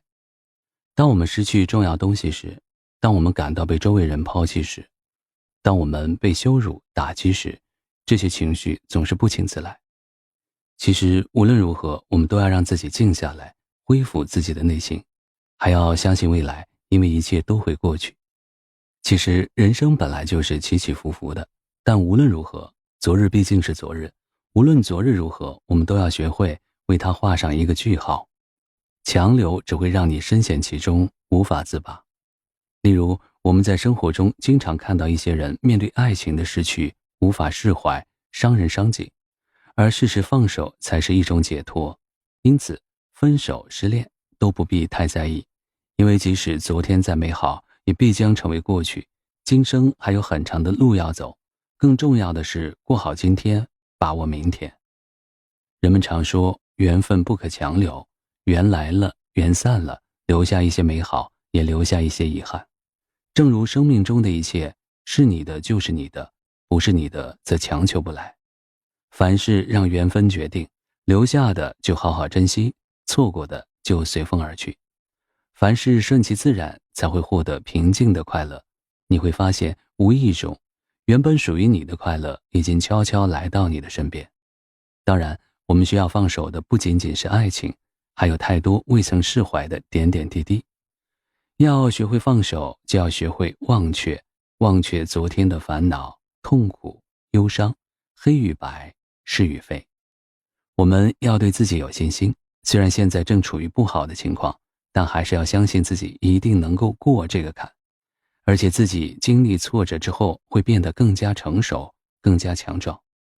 我们应该从昨天的经历中重建自己，应该重新审视自己，调整自己，这是一种对现实的接纳。对事实，我们不能沉溺其中，而应该把精力放在如何挽回过失上，最大限度地减少损失，否则过多的后悔、无尽的责备，不仅于事无补，而且会扩大事端，增加烦恼。人生如同一场游戏，没有定数，又何必处处计较？如果我们总是把眼光停在昨天，沉溺于过去，那就只能无法自拔。或许你认为你根本无法忘记昨天，昨天对你来说是一道很难越过的门槛。然而当事情过去以后，你会发现，这在你人生路上是多么不显眼的一件事情，根本无需惊慌。因此，你应该重新扬起自信的风帆，鼓起劲儿摇桨，向明天出发。心知道你想去哪儿。生活中，每个人从坠地开始，都面临着很多的选择，小到吃什么、穿什么颜色的衣服，大到学业、人生的走向。人们总是站在选择的十字路口，犹豫着朝哪个方向前进。在决定自己要做什么的时候，人们通常要在十字路口徘徊很久。家人的建议、朋友的劝告、内心的不确定，使人们迟迟做不了决定，甚至害怕做决定。凡事都希望别人拿主意，于是人们总是徘徊在出发点，或许是担心失败时自己无法自我开导，亦或面对失落感无法气定神闲，又或者是在犯错误的时候无法承担事情的后果。其实此时我们最应该听从自己内心的声音，按照自己的想法行事。当然，做出正确的决定的前提是我们要静下心来。有人说，人之所以不同于别人，是因为每个人内心选择的方向不同。平凡与平庸，尾随与超越，突破与淘汰，对决与妥协，你心里做出的决定使你处于今天的境地。比尔盖茨之所以获得令世界赞叹的成功，正是因为他在人生选择的十字路口，自己勇敢地做出了决定，并且愿意为自己做出的决定承担责任，所以才获得巨大的成功。当然，每一个选择的背后都有一个需要被承担的后果。比尔盖茨也想过自己的选择有可能出现的后果，但在选择的时候，他还是勇敢地做出了决定。因此，没有其他的方法可以帮助你改变自己，除非你勇敢地做你自己。或许你有过一段时间的失败或者痛苦，但这并不表示你的未来没有希望。只要我们对自己负起责任，不把决定权交给别人，我们的命运掌握在自己的手里。摊开手掌，手心呈现出十分清晰的脉络。有些人认为手上的脉络暗示了我们那不可知的命运，试着慢慢地握紧手掌，你会发现那被称为命运的脉络就紧紧地掌握在自己的手中。在每一个选择的十字路口，你可以选择真正属于自己的命运。只要你愿意，你的人生完全可以自己做主。你可以选择一切，包括你的心情、你的快乐、你的爱情、你的事业和你的朋友。年轻才有敢想敢做的勇气。有人说，生活充斥着酸甜苦辣，只有经历了苦辣，才能体会到生活的甘甜。而未来的生活如何，取决于你现有的选择。你的选择不同，人生经历也不同。有人选择安逸的生活，有人选择疯狂，而勇敢的人则会在最美好的岁月里洒下汗水，种下希望，努力奋斗。然而我们依然看到有些人在担忧，万一失败了呢？还能花费时间犹豫不决，说明你还年轻。任何一个不再年轻的人都知道时间的重要性，他们没有太多的时间浪费在抱怨上，而是立即付诸行动，用行动换取成果。的确，我们每个人从坠地到逐渐成长，经历了无数的第一次。第一次独立吃饭，第一次独立外出，第一次考试不及格，第一次摔跤，第一次遭遇失败，第一次谈恋爱，第一次创业失败。这无数个第一次构成了我们人生的成长经历，也使我们的人生变得充实厚重。回想起这些第一次，假如没有足够的勇气，没有胆识和魄力，也是很难完成的。既然有了第一次成功的喜悦，也就必然要面对第一次失败的痛苦和伤心。成功和失败总是相对的，有些失败能够给我们带来经验，能够提升自我，因而是值得铭记的，也是具有积极意义的。从这个角度来说，年轻人理应勇敢，因为即使失败，我们也能提升自己，获得精彩的人生。任何情况下，失败都不会是最终的结局，成功也一样。人生是复杂的，不能简单的以成功或者失败定论，而是要辩证的看待。就像对很多人的评价一样，人并不是非好即坏，而是需要通过多重因素进行衡量和判断。只要我们怀着一颗勇敢的心，早晚能够跨越失败的沟壑，让失败成为我们人生中独特的风景。然而，真正的勇气从何而来？答案是静心和自我反省。越是独处，越是能静下心来，发现勇气的缺失。失败并没有想象中那么可怕，它只是人生的常态。在一颗积极进取的心面前，它还是经验的积累和进步的阶梯。只有坦然面对失败，才能更加清醒、理智地反观人生，从而让自己充满信心地在人生的道路上走下去。年轻人没有理由不努力，与其在暮年擦拭悔恨的泪水，不如趁年轻的时候努力一把。年轻人要敢想敢做，勇于付出，相信没有什么是做不到的，也没有什么事能够难倒年轻的自己。人生不息，奋斗不止，只要你还年轻，就应该大胆勇敢地向前冲。只要坚定信念，成功就会在眼前。年轻人只要梦想还在，就在美好的岁月里保持前进的脚步吧。别迷茫，去反抗。我们都知道红尘滚滚，荆棘丛生，人生的道路曲折而漫长。生命之旅不会一帆风顺，总会出现一些风风雨雨，我们会因此感到痛苦、不如意，乃至悲伤。此时很多人不知如何面对，他们会说，我也想改变现状，我好迷茫好无助，我好惆怅无奈，我也不想这样，我想做得更好，但是就是找不到方向。可他们始终在原来的位置止步不前，仍然听从命运的摆布。你有没有透过这些表象看看自己的内心，你为什么做不到？其实你之所以感到迷茫，是因为你缺乏勇气，不敢与命运抗争。正如人们常说，没有谁的一生是一帆风顺的。面对人生的坎坷挫折，我们必须鼓起勇气，迎难而上，无所畏惧，才能让困难在我们面前偃旗息鼓。记住，真正的强者不会畏惧困难，也不会在困难面前退缩。也许对真正的强者而言，困难恰恰是一次历练，也是人生的试金石，帮助我们更好地验证自己，证明自己的实力很强大。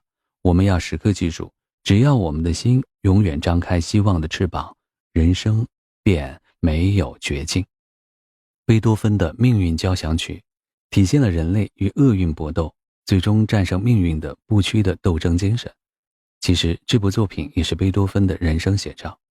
贝多芬出生在一个贫困的家庭，正是艰难曲折的生活使贝多芬形成了倔强独立的性格，也使他的内心情感十分丰富。12岁时，贝多芬开始作曲，14岁的时候，他进入乐团参加演出，用微薄的薪水帮助父母养育弟弟妹妹。贝多芬17岁那年，他的母亲因病去世，贝多芬不得不负担起家庭的重担，负责照顾2个弟弟和1个妹妹，还要照顾父亲。后来贝多芬身患伤寒和天花，险些丢掉性命。作为一个孩子，命运对他简直太残酷了，但他坚强不屈地熬过了那一段最艰难的岁月。28岁那年，贝多芬失去了自己的听力。众所周知，对音乐家而言，健全的听力是多么重要。这个打击对贝多芬是巨大的。从此以后，他生活在无声的世界里，不得不克服各种无法想象的困难，才能继续进行音乐创作。正是在无声的世界里，他创作了《命运交响曲》，表达了对命运的不屈的抗争。1827年3月26日，享年57岁的贝多芬离开了这个世界。他的一生虽然贫病交加，厄运不断，却顽强不屈。在短暂的一生中，他给人类留下了宝贵的音乐财富。可以说，贝多芬是命运的强者，值得我们每个人学习。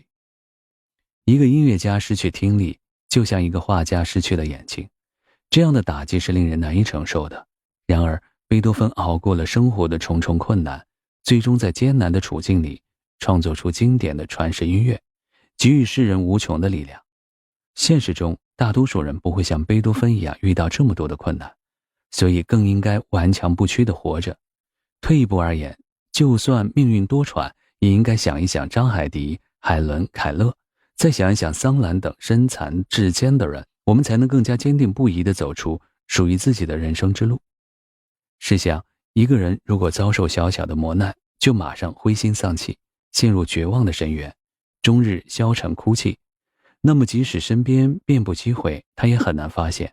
生活需要发现美的眼睛，如果缺乏这样的眼睛，即使身边开满鲜花，也很难闻到花香。同样的道理，生活需要发现好运的眼睛，只有百折不挠的强者，始终对生活充满希望，才能在生活的海洋始终扬起风帆，坚定不移地驶向幸福的彼岸。作为跳水皇后，郭晶晶接受了常人难以忍受的艰苦训练。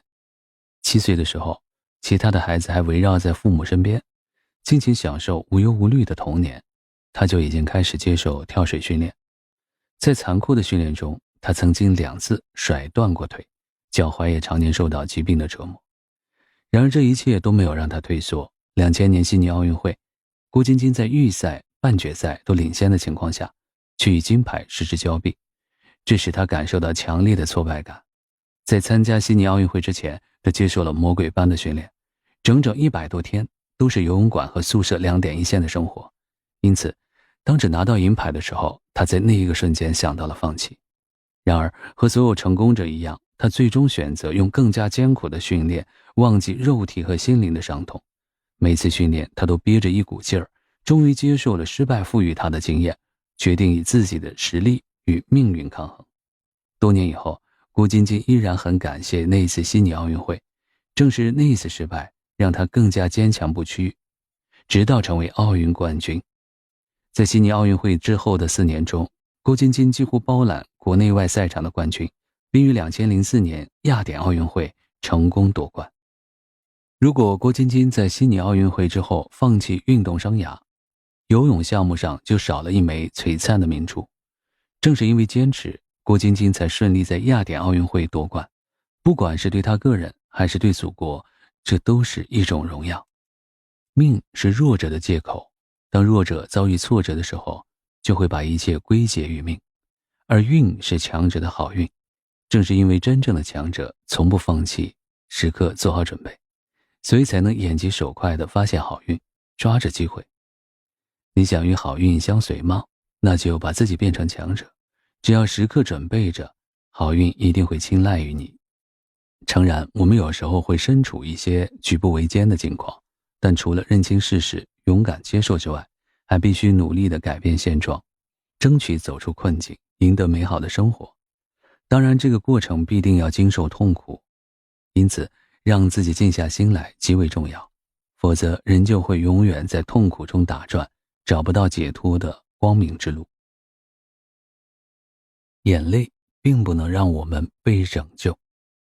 我们在孩提时代，相信都曾用哭泣的手段赢得父母长辈的关注，从而达到自己的要求。而长大后，我们哭泣却并不为此，因为我们深知在这个世界，哭泣并不能被拯救。正如有句话所说，小时候眼泪是留给别人看的，长大后眼泪是留给自己看的。曾经的眼泪并不是为了获得拯救，而只是为了寻找一个契机和情绪宣泄的突破口，让下一站的路途更轻松一些，好好的大哭一场，眼泪流过，继续上路。我们每个人都承受着来自各方面巨大的压力，都需要寻找一个让自己内心释放的突破口，哭泣就是一个很好的方法。心理学家曾经做过这样一个实验，心理学家将一群人分成2组，一组是血压正常者，另一组是高血压患者。心理学家分别问他们是否哭泣过。数据表明，血压正常的人中，有 87% 的人偶尔哭泣，而那些高血压患者表示自己从不流泪。经过实验，我们发现，抒发情感要比将负面情绪深深埋在心里有益得多。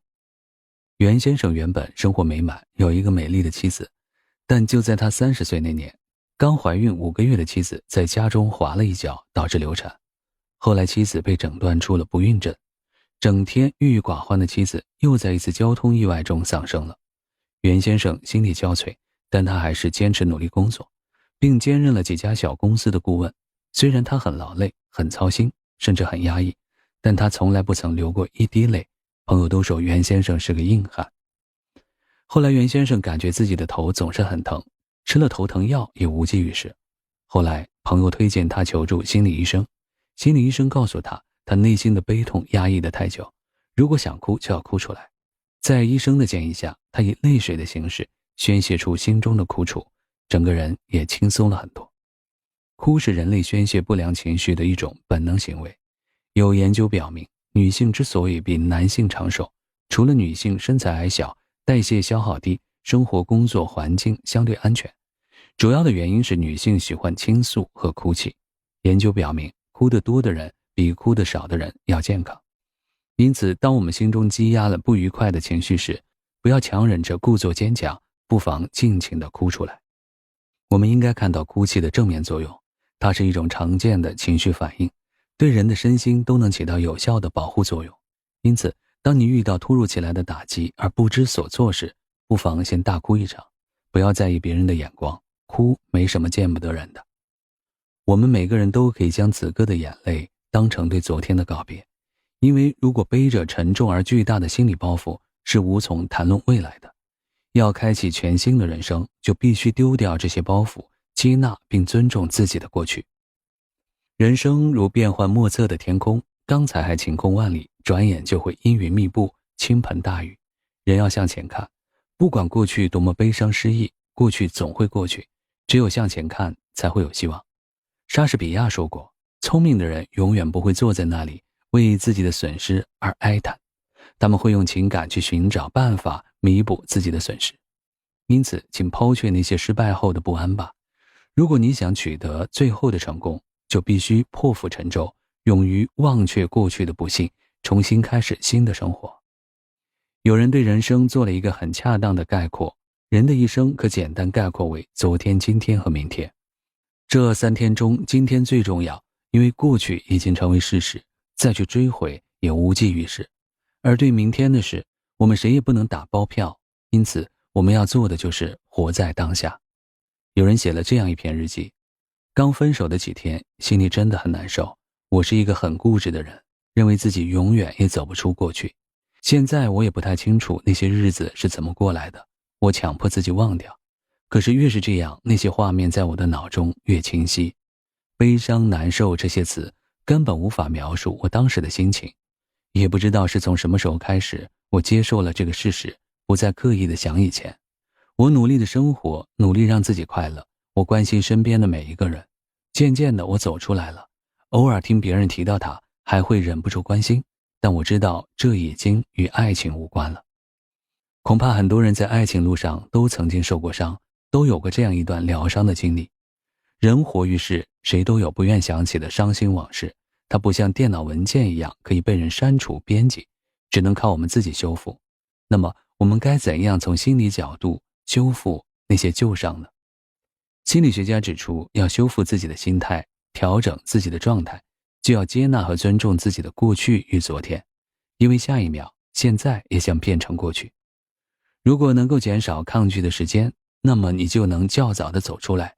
对于既定的事实，你越是长时间的抗拒，越是会痛苦。你处于低潮期的时间也就会越长。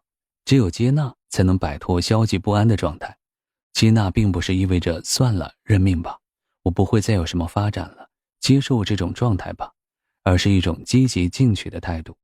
只有不断地采取行动，才能取得理想的结果。